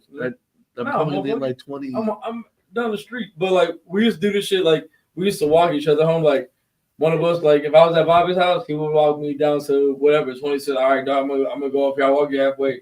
All right, cool, bro. You're at my crib. All right, bro. I'm gonna knock you up at 27. You can walk halfway. You know what I'm saying?" And it was always like that's how anybody. And the thing was like on the way back between my house and Bobby's house. I'll meet you down the tracks. Between my house and Bobby's house, there was always at least 2 homies. There was JL, and then there was Mo, and then my block. There's JL, and there's Bobby's block. Like everybody was right there. Yeah, we were lucky as fuck for that. If we walked back, and it was like, oh shit, what up, JL? Hey, oh yeah, I just dropped Bobby off. Or hey, what up, Mo? Yeah, I just walked Bobby back to the crib. All right, cool. Let's smoke a blunt real quick. All right, bet. Like really, and that was it. As far as the homies went, Jiggy lived at the end of the road. I lived at the other end of the road. Yeah. You know what I'm saying? I lived all at the top of the hill. I lived on 25th Place. I lived next to this park though. You know what I'm saying? So when I would walk next to the park after getting home, y'all ever see the movie fucking Silver Bullet? You know what I'm saying? When all the hillbillies are getting taken out in the fog or whatever. So my park would fill up with the fucking fog, dog. Like, and you could either take the shortcut and walk through the park or walk on the road or whatever. And anytime the park was full of fog, I'm like, nah, dog, that's some Silver Bullet shit. I'm gonna go through there and just get taken out in the fog. That shit was wild. It's not a joke when we say it, like we legit live. Yeah. Like I get it. I mean, probably not legit hit a rock, you know what I'm saying, the Bobby trip, but like No, it was just right. It was less than 5 minutes. If he walked out to the corner of his street and I walked out into my block, we could end up seeing each other all the way down. You know absolutely. That's how it was. And we were really lucky to live in that type of neighborhood. And that's the thing. Like everybody that we grew up with lived in that. Yeah. So our Jug clique was like legit all like, off that same off the main like road. It was You know what I'm saying? So like you might hit the side. Like I was on the side street. Mo was on the main street, but I'm on the side street of things. Yeah. Like everybody was there. So like we grew up lucky as fuck, and that's why we have. That's why we have all these stories. You know what I'm saying? It'd be cool to get some of those old school cats to tell some stories on here. Crazy, like, we've been through so much. Man, just because we grew up in that era. You know what I'm saying? Where it wasn't. You know, it was It was not like we grew up. We were blessed to grow up in an era where it was like before the hell of technology and. But we still know all about the technology though. Like bro, that's why we were going places with MapQuest. You know what I'm saying? Printed out. Paper out. Like, the first few ICP shows that I went to were printed out MapQuest shit to like the Riviera Theater. I went with my dog. I went with our boy Frankie one time. Oh my god, you guys fucked up. I went and picked him up, and I was like, "Yo, bro, do you have? I'm coming after work. Do you have the shit printed out?" I was like, "I'll pick you up. I'll drive. We're going to Indianapolis." I was like. You got everything? Said, yeah, I got everything printed out, blah, blah, blah. We're ready to go. I was like, all right, cool. I get off work. I go to his apartment. He's getting painted up, right? And I was like, bro, what's up? Like, we're supposed to be gone, but like, I told you when I got here, we were leaving. Like, fuck painting up today. Like, we got to go. He's like, dog, I can't, all right, whatever. So his girlfriend painted him up. And I was like, yo, you got the instructions? He was like, are the directions? He's like, no, I don't. I was like, bro, you say, like, MapQuest, bro, you're supposed to get this shit. I had to call my dude from home, like, yo, just text me step by step. And this is before, like, you could just send, like, pictures of shit. You know what I'm saying? I was like, yo, text me step by step where I got to fucking go. So we get to Indianapolis where we're supposed to go. We get there right before ICP comes on. It was like a Halloween, like, whatever. It was like a anniversary show. It was a Halloween show, Noblesville, Indiana. We get there right before like this is like Blazing ABK just ended. ICP's about to come on. So we get there, we see ICP, whatever. We leave. And we don't know how the fuck to get back because my homie that texted me the directions only gave me the directions there. By the time we get out, it's already after midnight, whatever, 1, 2, 3 o'clock in the morning. We're driving everywhere through fucking Indiana. It took us like what normally is like an hour and a half, 2 hour drive, 3 hour drive at tops, took us 7 to 8 hours to get home. Going on back roads. No. Going on back roads. Ended up in like Russiaville, Indiana, which I never heard of it before in my life. Russiaville. And like it was weird ass shit. Like we're in the middle of nowhere. Took us like we didn't get home until like the sun was coming up. It was like 5 o'clock, 6 o'clock in the morning. We were just lost. Driving through Indiana, like, bro, what the fuck? But that's the type of shit we're talking about. Like, just grew up in some weird ass. We didn't have all that dope shit that we got now, where we just punch it in and be there. And, Google Maps, like, shit. Yeah, Google Maps. Luxury. We actually had fucking maps. Like I remember having like 3 or 4 actual maps in my car that I kept in like the bag just in case. I remember like the actual maps though. Like my pops used to pull them shits out and be like, "Oh, okay, we gotta go here." No, real maps. Yeah, real ass maps, bro. Like remember, like you used to get them like at the truck stops. They would have. I still have an atlas, a pocket atlas that I. But like the truck stops would have like. Yeah, usually when I go. The truck stops would have like, okay, here's Indiana, here's Illinois, here's what you are here. Yeah, you are here. Here's what you need to know from here. You know what I mean? It's crazy. Hell yeah. Yo, much motherfucking love to the chat right now on some. I'm sorry, Brigid. What'd you say? Okay, I got a Tom. You remember the Tom? The first, like the very first. Yeah. I remember the Tom. That's cool. just, I actually used one on. I think it was my first. One of my Tom. I used Tom. I used it to go to the gathering. Yeah, going to one of the gatherings. Yeah, it was a gift that I bought. Like either my mom or my dad for Christmas one year was the Tom or whatever. You know what I'm saying? Oh yeah. So Tim, we used that. Yeah, I think you were able to get like download special voices for it. The voice for it. Shit, Darth Vader and shit. I'm pretty sure it got me lost. No, because they wouldn't update themselves like that. So it'd be like, if the road was fucking closed or whatever, it hadn't updated or whatever since the last time, it would just fuck you up or whatever. I actually think it'd be another dark story, but I'm pretty sure some people fucking died in an accident close to us out here because of the Tom not being updated or whatever. They like drove through an area where the bridge was out and just fucking crashed. Well, shit, man. I remember early days of Google Maps. Like, it tried to put me on a goddamn railroad track one time. Damn. Like, had you turned onto a railroad track? I'm like, this is a railroad track. like, what the fuck? Like, that's why I hate ever trusting any of that shit now, too. It still sucks to trust anything. Like, oh, so this is what this path used to be. This shit used to be a fucking... Yeah, or it just there used to be a road where this railroad track used to be. Yeah. It's like where would they even get the information?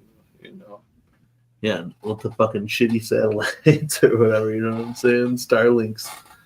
But like I was saying, shout out to the motherfucking chat tonight, holding us down on some strange, dark, and mysterious shit. And like I said, we are on the road now to the Gathering of the Juggalos. Just over 2 months away, we will be back at Legend Valley.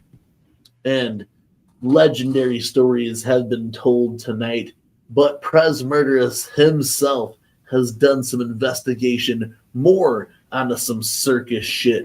And he's going to tell a tale tonight. Prez Murderous, here we are, strange, dark, and mysterious. You go ahead and let him know about your strange, dark, and mysterious findings here on the Weekly Wicked Web Show. Weekly Wicked Web Show. Well, what you got, bro? What do you guys know about a Chili Chattanooga?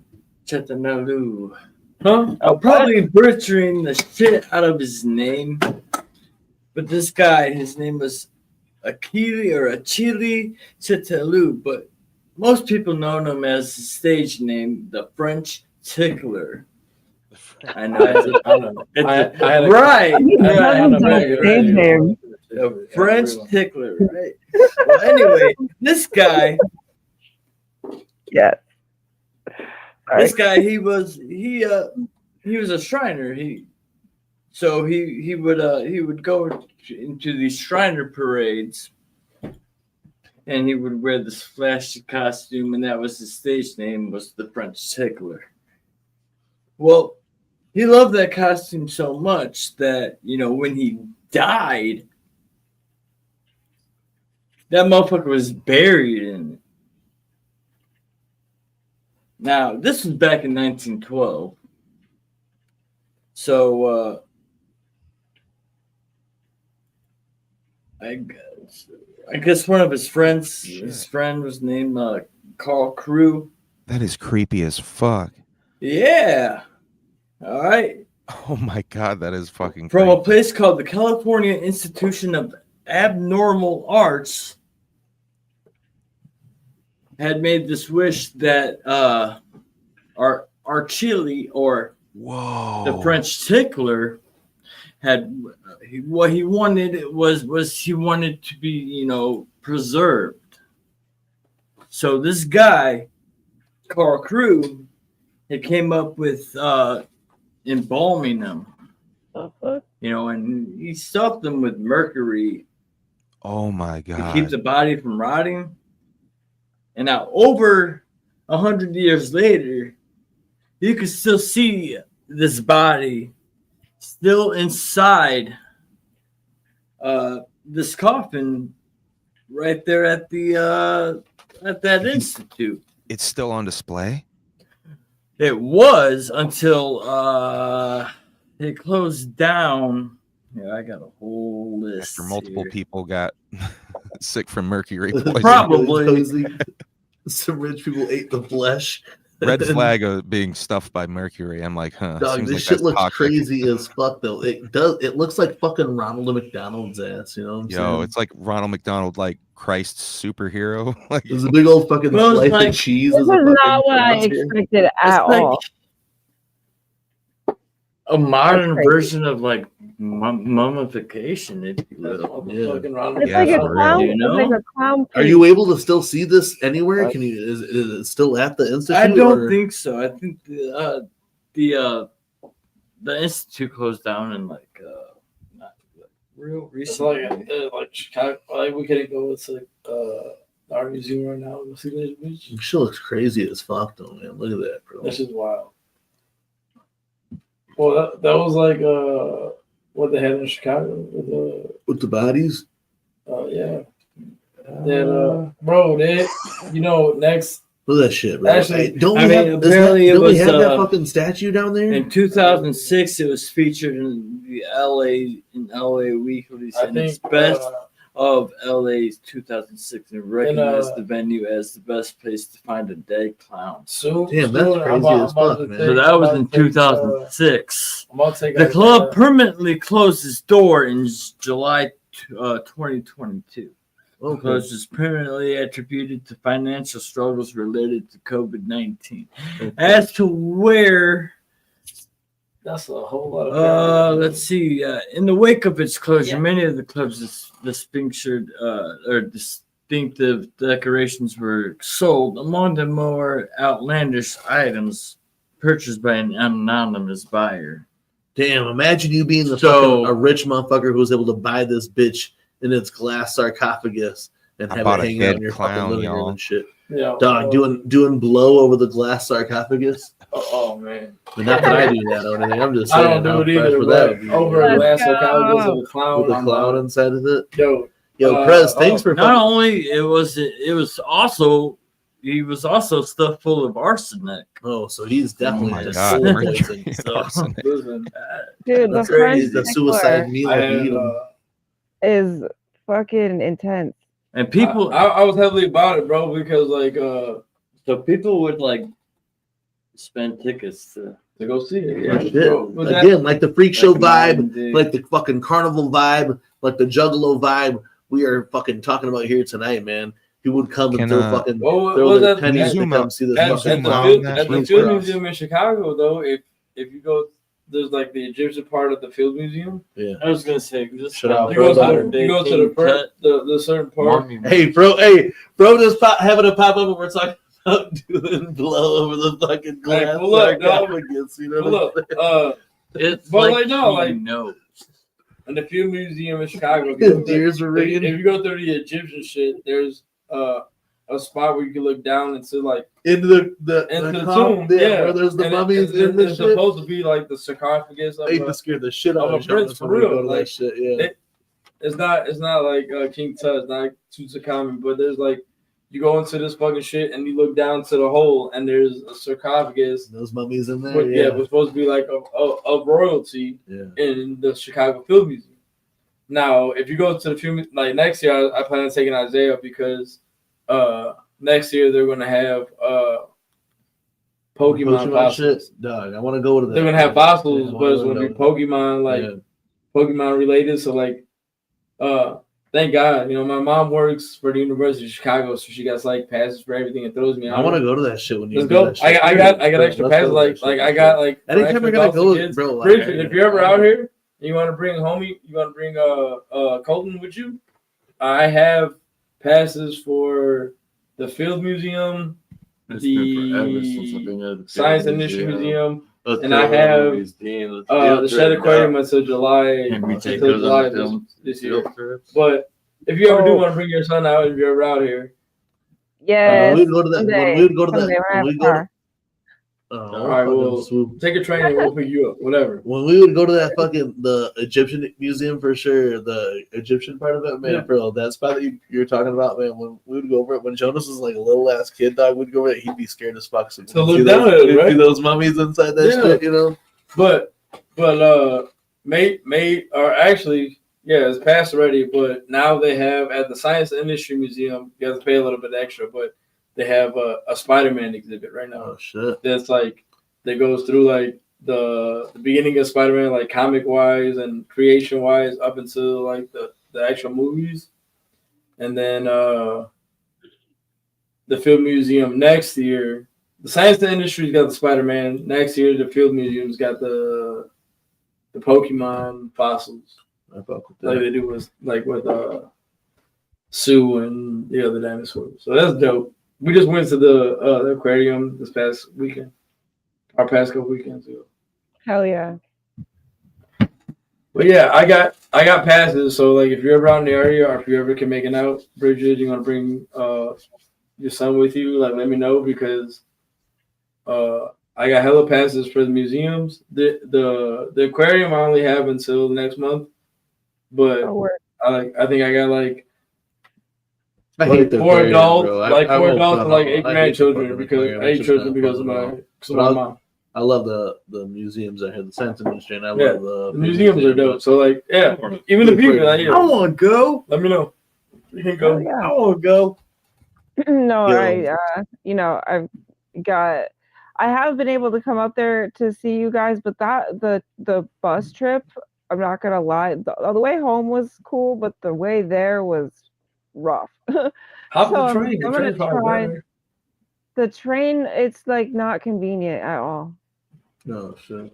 But I am trying to get out there soon though, and as soon as I have a whip, I just got to get my credit straight. You know what I'm saying? Like, it's kind of I'm saying, if you ever do come out and you bring your son, like I said, my son's Isaiah's around the same age. He's like Isaiah's 10, I think. What is he? I would love to bring. Isaiah's 10. Isaiah just turned 10, so do the family thing. You know what I'm saying? Like have like make it about the kids type shit is always cool. It'd be cool. That's why I said like I got my mom hooked me up with the pass because she works at the University of Chicago. So I got like up to like I think it's like 4 adults and then like 8 children because my mom's got all the grandchildren. But she put me on a thing, but it's like there's like 2 adults, 2 guests. Each adult. Jonas is older. He'd still love to come. If not, I'll still come. Get in too, bro. Just flash. They don't check shit. I just flash a little fucking thing like if Jonas don't come, I'll just eat mushrooms and come and be fun Uncle Bob. Yeah, but do the kids ever really grow up? You know what I mean? Like I feel I don't. I like every time I go to the museum, I'm still like. I love that shit. I love that. Like fucking nerd. I don't like the aquarium at all, but I love the museum. The aquarium's not bad, but when we went last time, like, I don't know if you ever been to the Shed Aquarium in Chicago, but they used to have in the middle used to be a big ass circle, right? It used to be the Great Reef. Oh, those big tanks. It used to be a big thing. It used to be called the Great Reef. Circles, everything, right? They used to have like the turtle. They used to have sharks, and this big thing was called the Great Reef. Now, if you go there, it's separated.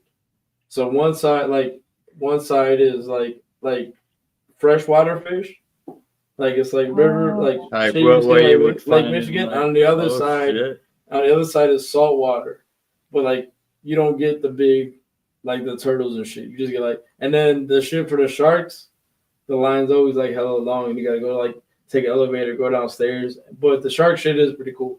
Not gonna lie to you. If you go down there. It's like a big dome, like a half a dome thing. You can see sharks like swimming around. It's pretty dope. And they got the stingray shit outside where you can pet a stingray if you want to. But the whole reef thing in the middle was my childhood, where you'd be able to see like the whole reef shit with the fucking. They kill that shit, and it sucks now. Not gonna lie to you, but everything else is pretty dope. Not gonna lie to you, it sucks. I'm pretty pissed off. They did that, but everything else is pretty good. Yeah, I just don't fucking all that. I just don't like the fucking living animal type shit. I get it. Never like everybody's like, I don't like zoos because Harambe. Yeah. When I was a kid in '86, bro, like when I was first born, I fell over the fucking edge. You know what I'm saying? And this motherfucking gorilla, it protected me. It helped me and shit. When I was a kid in '86, you know, he was that nigga. He was that motherfucker. It helped me. It held me and shit. It was cool. Everything was cool. No, it fucking helped me like a baby or whatever. You know what I'm saying? But helped me like a baby. But one gorilla's taking out 100 million. Hey, I don't know about that, dog. I ain't gonna be one of those 100. I'm telling you. But anyway, man. Hey, Strange, Dark, and Mysterious, Humble Among, Brigid Bites. You guys are the fucking best for fucking coming here and sitting with us when we talk about this crazy ass thanks shit. for having you know? us. Humble Among has no reason to sit with us at all, other than he's cool as fuck. You know what I'm saying? And Thank Bro, you. cool. Thank you. I'm trying to party all night, though. So. This is fun. I like talking alien shit. I can't talk. No, man. alien Hey, shit for real. all the time with This it is. I mean, it's the time that all you the can good talk shit. alien shit without overly exposing You think yourself some as of an it's real? alien. You know. It's fun to dive deep into these topics sometimes. I know we touch on it, you know, and when we get to kick it and hang out and everything, Some but of it's true. when we can actually make a night of it, I always love that. It's Yeah, this is one of my hey, favorite things. I think absolutely this is one of our favorite parts of the year when we get to do this with you and Humble. Just talking crazy shit because like it seems like every year we get something different. You know what I'm saying? Like, yes, the shadow cat or whatever is always gonna be a mainstay. It's gonna be a mainstay of Strange, Dark, and Mysterious. But like the Flash Cat, is it the Flash Cat? Flash Cat? Can we call it the Flash Cat? No disrespect to Flash Cat. We're gonna call it the Flash Cat video now.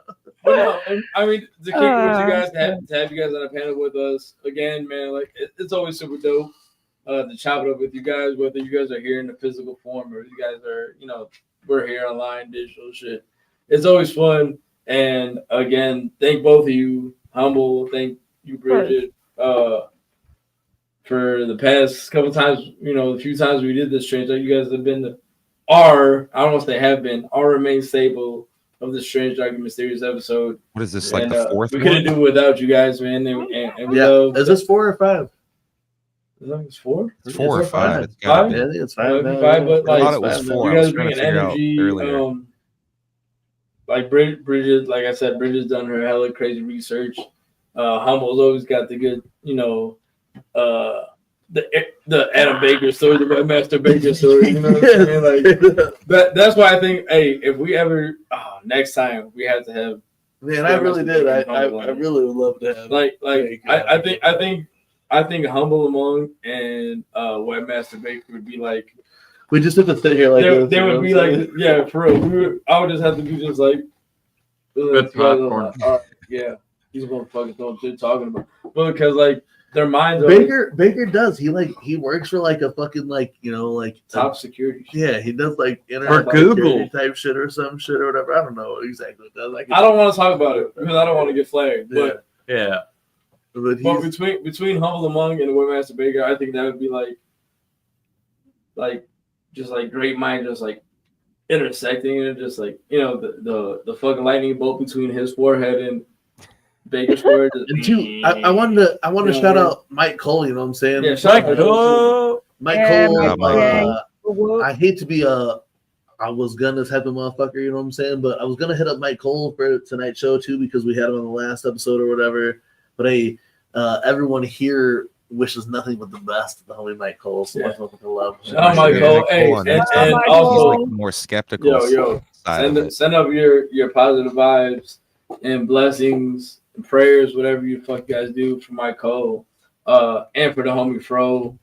And if you could throw a little extra in there, you know what I'm saying? Just throw.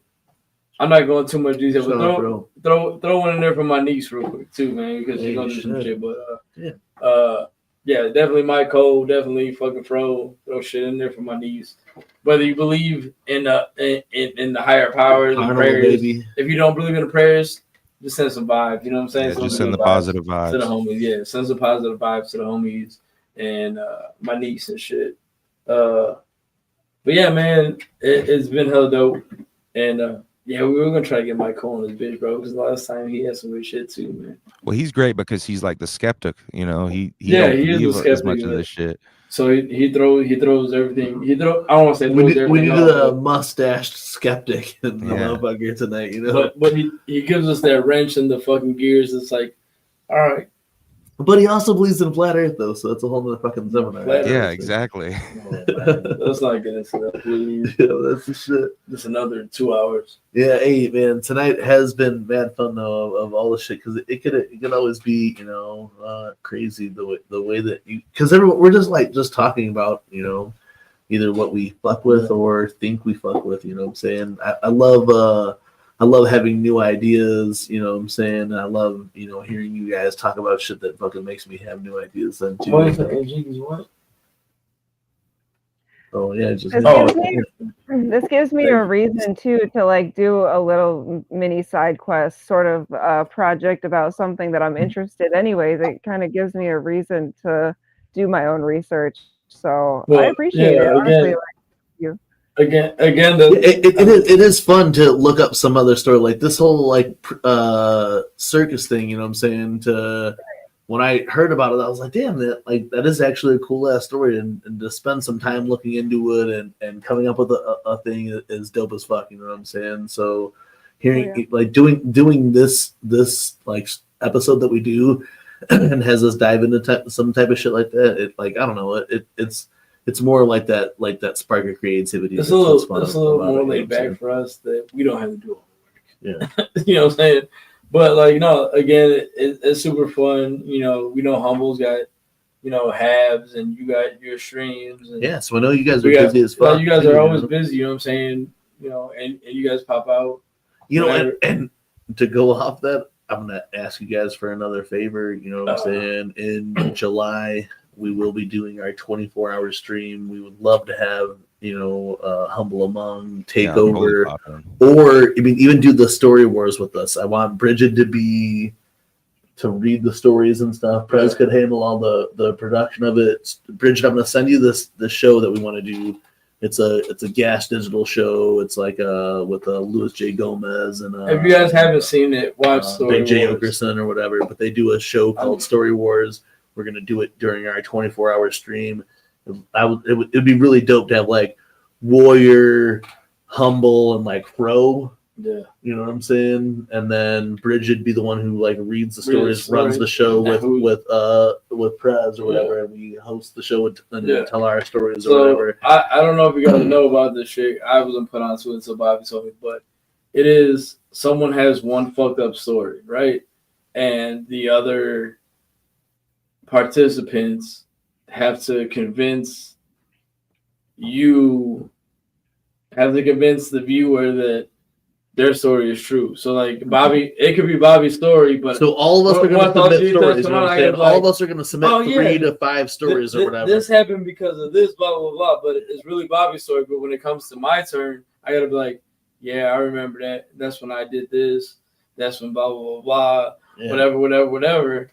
But really, it's Bobby's story or it's Prez's story or someone else's story that has some real fucked up shit happen. You know what I'm saying? Like, it's funny. It's fun. If you haven't seen it, peep it out on the interwebs, on YouTube. We're going to do it during the 24-hour stream. We're going to do a straight just gathering edition or whatever. We'll send in all the stories beforehand, Also, I have talked to Katie Macc, who is more involved with the Discord for the Scroll Keeper stuff. Yeah.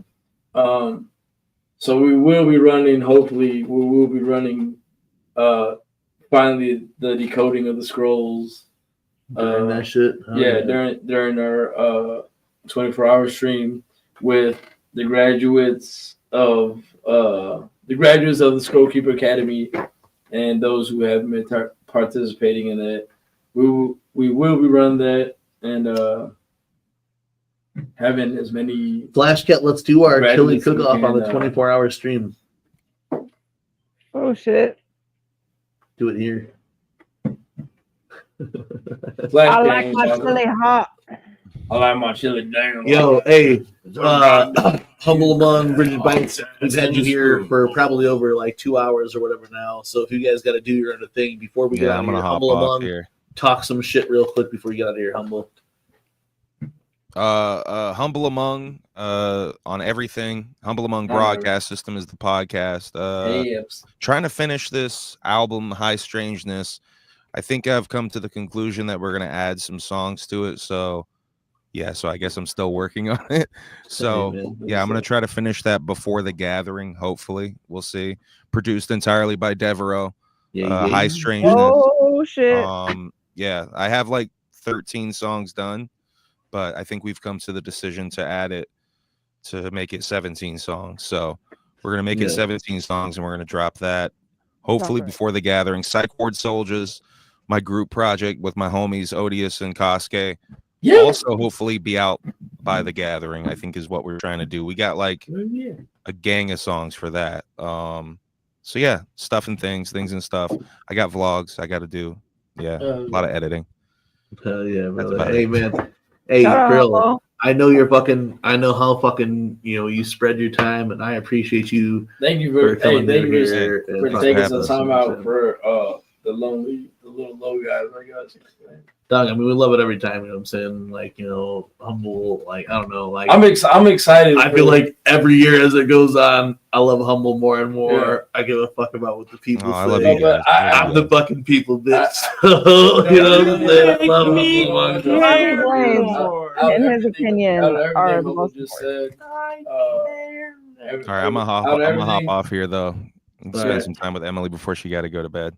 Hell yeah. Much All love right. and Humble. Love you guys. Humble said, I'm excited for the Psych Ward Soldiers. I'm excited for Kasuge and Odie. You know what I'm saying? And a little HA collab. You know what I'm saying? I'm excited for that shit. Yeah, that guy Humble. You know what I'm saying? What a guy.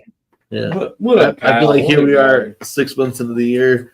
I feel like since February, I've seen Hambas on the East Coast, and ever since then, I've just liked the kid more and more and more as we went on. You know what I'm saying? And it's not to say I didn't before. You know what I'm saying? I'm just saying that there's just a lot of things that have happened in the 6 months that we're in 2025 where I like that kid Humble. I like that guy. He's probably quite a bit, you know what I'm saying? So, Brigid, though, you too, man. Look, I know we've talked over the last fucking week or so, you know what I'm saying?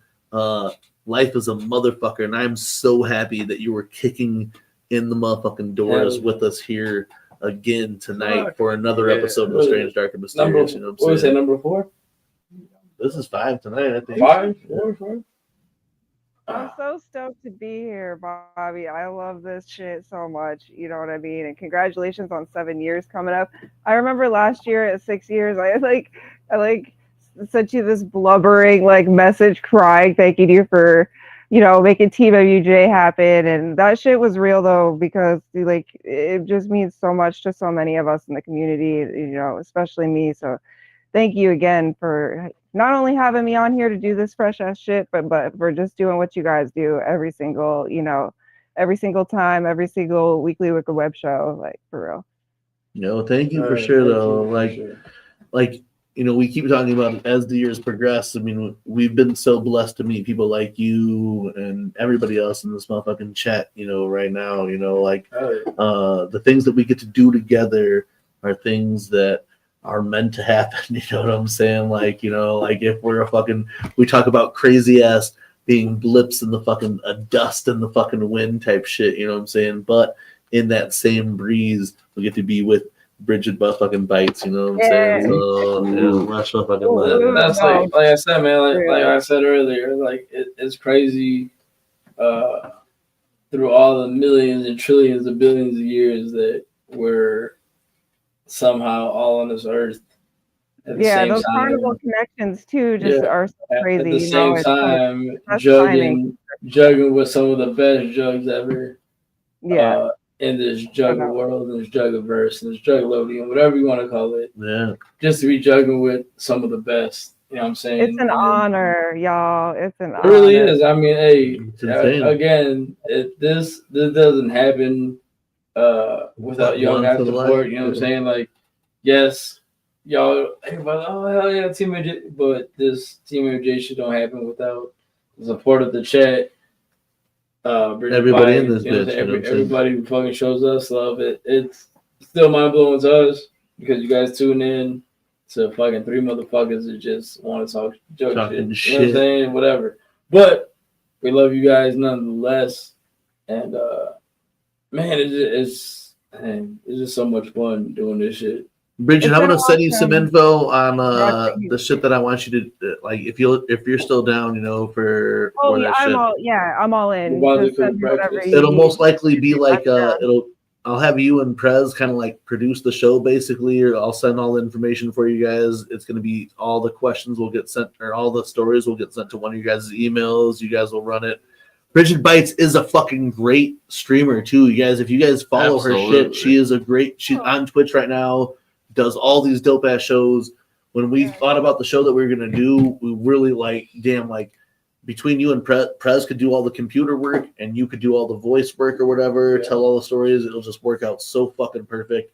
I'm going to send you guys videos of how the show runs. But Brigid, for everything that you've done for us, as we've gotten to this point again of the year, you know what I'm saying? Thank you so much, you know what I'm saying? And I hope you have a great rest of your weekend, great rest of the night. And again, if you need anything, we're always here, you know what I'm saying? We sympathize with the cause. We know how the fucking world works. You know what I'm saying? We know everything you're going through, and we're always here for you. And you already know shit. You know what I'm saying? Vibe we got. Yeah. We back, Brigid. 1700%. So whatever you.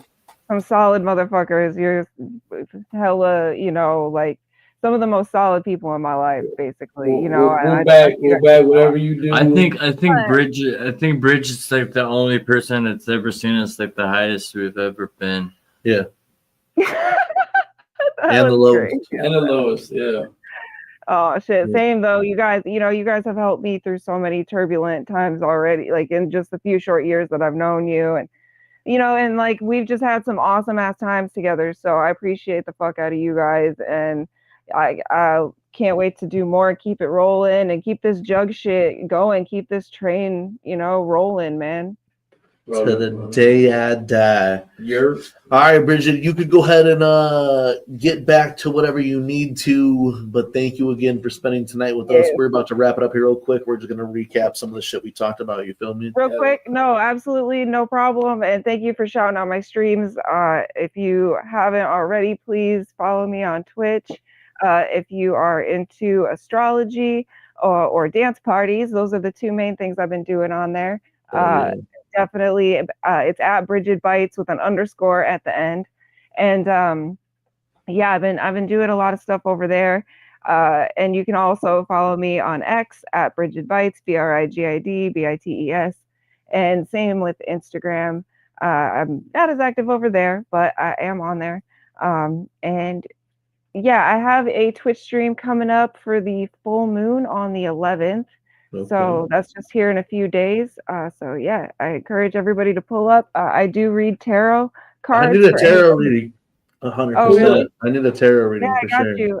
So I read tarot for the chat. I do my best to give you, as much information or stuff that I know about the cards that I pull for people. And yeah, I'll do as many as people need for me in the chat, and it's super fun. So I encourage people to pull up, and thank you guys for having me tonight. I am gonna be going to bed. It's past my bedtime, but I love you guys. Old lady.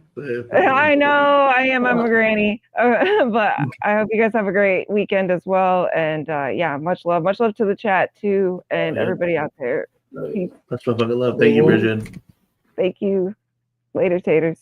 Whoa. Later, taters. Holy shit. Man, another episode of Strange, Dark, Mysterious coming down. It was how many hours? 4? Damn, almost 4. I can't see it. 4 tonight here on the Weekly Wicked Web Show. Much motherfucking love to everybody in the chat. How fresh it was, you know what I'm saying?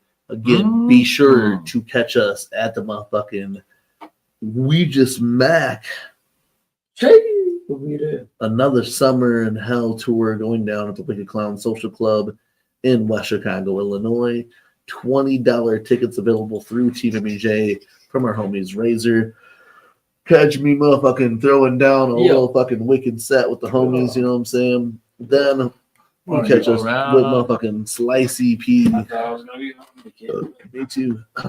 Slice EP and Milwaukee, you know what I'm saying? Homie Jiggy Fresh is gonna hook me up on that one because I'm not necessarily going through, but I got some things that we'll be dropping information on that real soon, you know what I'm saying? Tonight has been super fresh. The two segments that I dropped, I think you guys will end up seeing eventually on YouTube. Definitely the train wreck story you guys will see on YouTube. The fake story you guys will probably see on Instagram or whatever. Hope you guys had a good fucking time with that. Prez Murder has dropped a fucking cool ass fucking story then too, with the motherfucking the clown shit, having clowns and circuses tonight as we kick off the road to the gathering. Dead body clowns at that. Exactly, you know what I'm saying? Yeah. Apollon, man, I want to fucking, definitely want to work on some shit with Apollon, you know what I'm saying? That motherfucker's been killing it. Everybody in the chat, you guys are fucking killing it. Flash Cat, motherfucking Strange Suspicion, Keep up. Brigid Bites, you know what Creating and don't stop. Yeah, man, that's the coolest thing that we realized about, when we do all these events. We got some talented homies, yeah. It just goes hard as fuck. Juggalos go crazy as fuck, man. Hell yeah. Shout out. Hey, make sure you guys pull up Monday, man. Congo Kong, motherfucking gonna be on Strange Suspicion, and they're gonna be doing some true crime stuff, you know what I'm saying? After this, once we upload our other stories, we're gonna go ahead and put those onto YouTube under the Strange, Dark, and Mysterious playlist or whatever. Jiggy, take over. I have to pee so bad. I don't want to fucking film about What are we on? Where do we leave off at? We're just kind of talking shit. You know what I'm saying? But talk about, hey, hype up that 24-hour stream. 24-hour stream. Yeah, 24-hour streams coming up 24-hour next month, January 12th. Not January. What the fuck? I said January. July 12th through the 13th. Yeah. We will be kicking off the 24-hour stream to celebrate our 7-year anniversary. Lucky number 7. Don't mind the birds. But lucky number 7. And we are cordially inviting anybody who wants to help us out on the stream. Hit us up. Strange Suspicion. We want to reach out to you guys. Beastmaster, Carnival Spirits, definitely going to reach out to Beastmaster Don Chaos and take over a couple hours. Us ourselves are going to be doing segments, whether it's us all together or us separated or us here, there, everywhere. We will be all continuing to do such events. I know Bobby Blaze and myself are going to be playing some GTA on to kick it off. Apollon, if you ever want to come, hey, you go Flash Cat. If you guys want to come through and help us with this fucking show, you guys are more than welcome to come through and be special guest, in-house special guest. I know you got a billion kids. I got a few of them too. But if they can all come inside, you can bring a couple of them. Don't bring them all. You can bring a couple of them. We're gonna do some wild ass shit though, too, man. Some fucking, I think 24-hour stream would be hype. Like Apollon, like for real, if you legit though, if you do have any videos or beats or anything you want to send in, so we'll play it in between. We'll do the fucking chili cook off that day, like I said. If you want to do a chili cook off, I mean, we can do that too. We could fire with the grill. Y'all bring the chili, we get heated up on it, you know what I'm saying? Whatever we gotta do. I'll make it all here, you know what I'm saying? Prez film me with the fucking the cam, you know what I'm saying? Oh yeah, we can get it going, you know what I'm saying? I'll put all that shit right here. We can do some wings, we can do some pork chops, we can do some tacos, whatever, you know what I'm saying? We can go to some motherfucking what's the place across the street with La Chiquita? No, it's something else. Tatimoto, yeah, they got the Drago bobs and shit. They got the Drago bobs and fucking shish kebabs and all that meat. So we want to get crazy, we get crazy, but y'all got to pitch in and we can get crazy together. I'm all down for cooking it up, but y'all got to pitch in.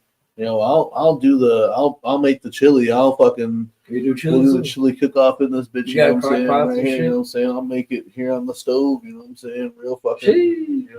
Ain't nothing. That'd be fun as fuck. Let's do it. Hey, y'all already know July 12th. July 12th and 13th. You know, it's gonna be heavy as fuck, man. Like the longest we've ever streamed in a single time. 20. We're going on. We're just crossing 4 right now. We just crossed 4.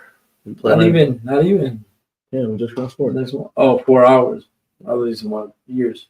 No, we just crossed 4 right now. You know what I'm saying? So we're gonna have to do 20 more than that. Yeah. You know what I'm saying? 4, so that's what we're gonna keep like for real. It's gonna be some GTA. We're gonna play a afternoon matinee where it's gonna be a movie.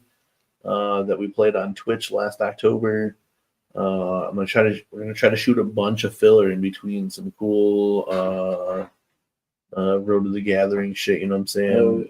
Hey, Apollon, if I know you said you're down for Flash, down for the cook up. If you guys, if you want to come through, you could cook up here and we could do a live, bro. Bring your laptop or whatever you need to fucking do your cook up, dog. And then we have Bobby and Flash Cat go head to head and some chili cook off. Whatever we gotta do, we'll go get some fucking make sure the propane's good. We'll get we'll get something to cook on the grill, burgers, whatever. If you want to bring the kids, that's cool too. Like I said, it's kid friendly to an extent. We cut them off by the stairs. You know what I'm saying? Kids can't come down the stairs, but they're here and the parents are still watchable. You know what I'm saying? Like we it's not like we leave our kids there. I go and peep on my sons, and you know what I'm saying. But to have fun, yeah. If they're not here, it's all the better. But whatever. We're about to fucking have some good ass times coming up. Yeah, before on the Road to the Gathering, we're gonna do some fucking ranking of some gathering moments. We're gonna do some fucking artist previews. You know what I'm saying? We're gonna do some fucking like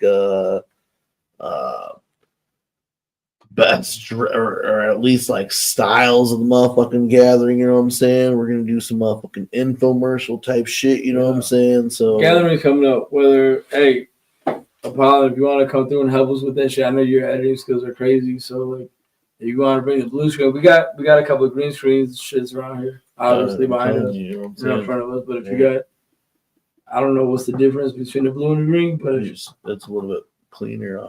If it's cleaner and let's shoot some shit, man. Doug, we got mad skit ideas. There's a bunch that I want to do for the gathering this year. You know what I'm saying? I don't know if you guys saw the Irresponsible Robbie skit from last year. I'm gonna run off that character a little bit more this year. A couple of ideas that I have, you know what I'm saying? So yeah, my commercials is what we really want to do. I have a whole skit on some fucking my commercials that I want to do. Like we're doing like jugged up ads for like essentials that you need to take to the gathering, and then I want to do like a book, a survival guide, but an infomercial for the fucking like gathering survival guide type shit or whatever, you know what I'm saying? Testimonials and shit, you know what I'm saying? I think it's super fresh, you know. Drink water. Yeah. That's my testimonial. That's what I did in the last one. Poured fucking water on my whole fucking face in the fucking thing, you know what I'm saying? So but man, tonight has been mad fresh, you know what I'm saying? It was a great return to the Weekly Wicked Web Show, and I think besides the Slicey P show in 2 weeks, we're gonna be non-stop until the gathering of the Juggalos. We got Ouija right before ICP. Yeah, but I'm just saying that the next Saturday the web show would be during the ICP show. Yeah, next Saturday. That's when Dev wanted to do that thing. Wasn't? Oh, well, we're gonna be out there, so pull up, Dev. He said that's when he wanted to do the thing, though. So maybe we should do it. We have to do it on a Friday. Pull up, do it the Sunday. Pull up to Wisconsin. Do it the Sunday after. I'm on a mansion down in Wisconsin. Do it the Sunday after, if anything. Yeah. But look, man, we're gonna wrap this up here tonight. We took you on a journey into the strange, dark, and mysterious, and on top of that, we told you where we will be for this motherfucking summer. On top of Ouija Macc, Slicey P, The Gathering of the Juggalos, and much more, you could find TeamMUJ all across the interwebs while we kick off our Road to the Gathering of the Juggalos series on the next motherfucking episode. Until then, I'm your motherfucking homie, Bobby Blaze. I'm your motherfucking boy, Jiggy Fresh. And I'm Present Murderous. We're TeamMUJ. Yay! We fucking love you. One word. 4 letters. 5 letters. 2 words. 10 letters. Woo woo. Bitch! Motherfucking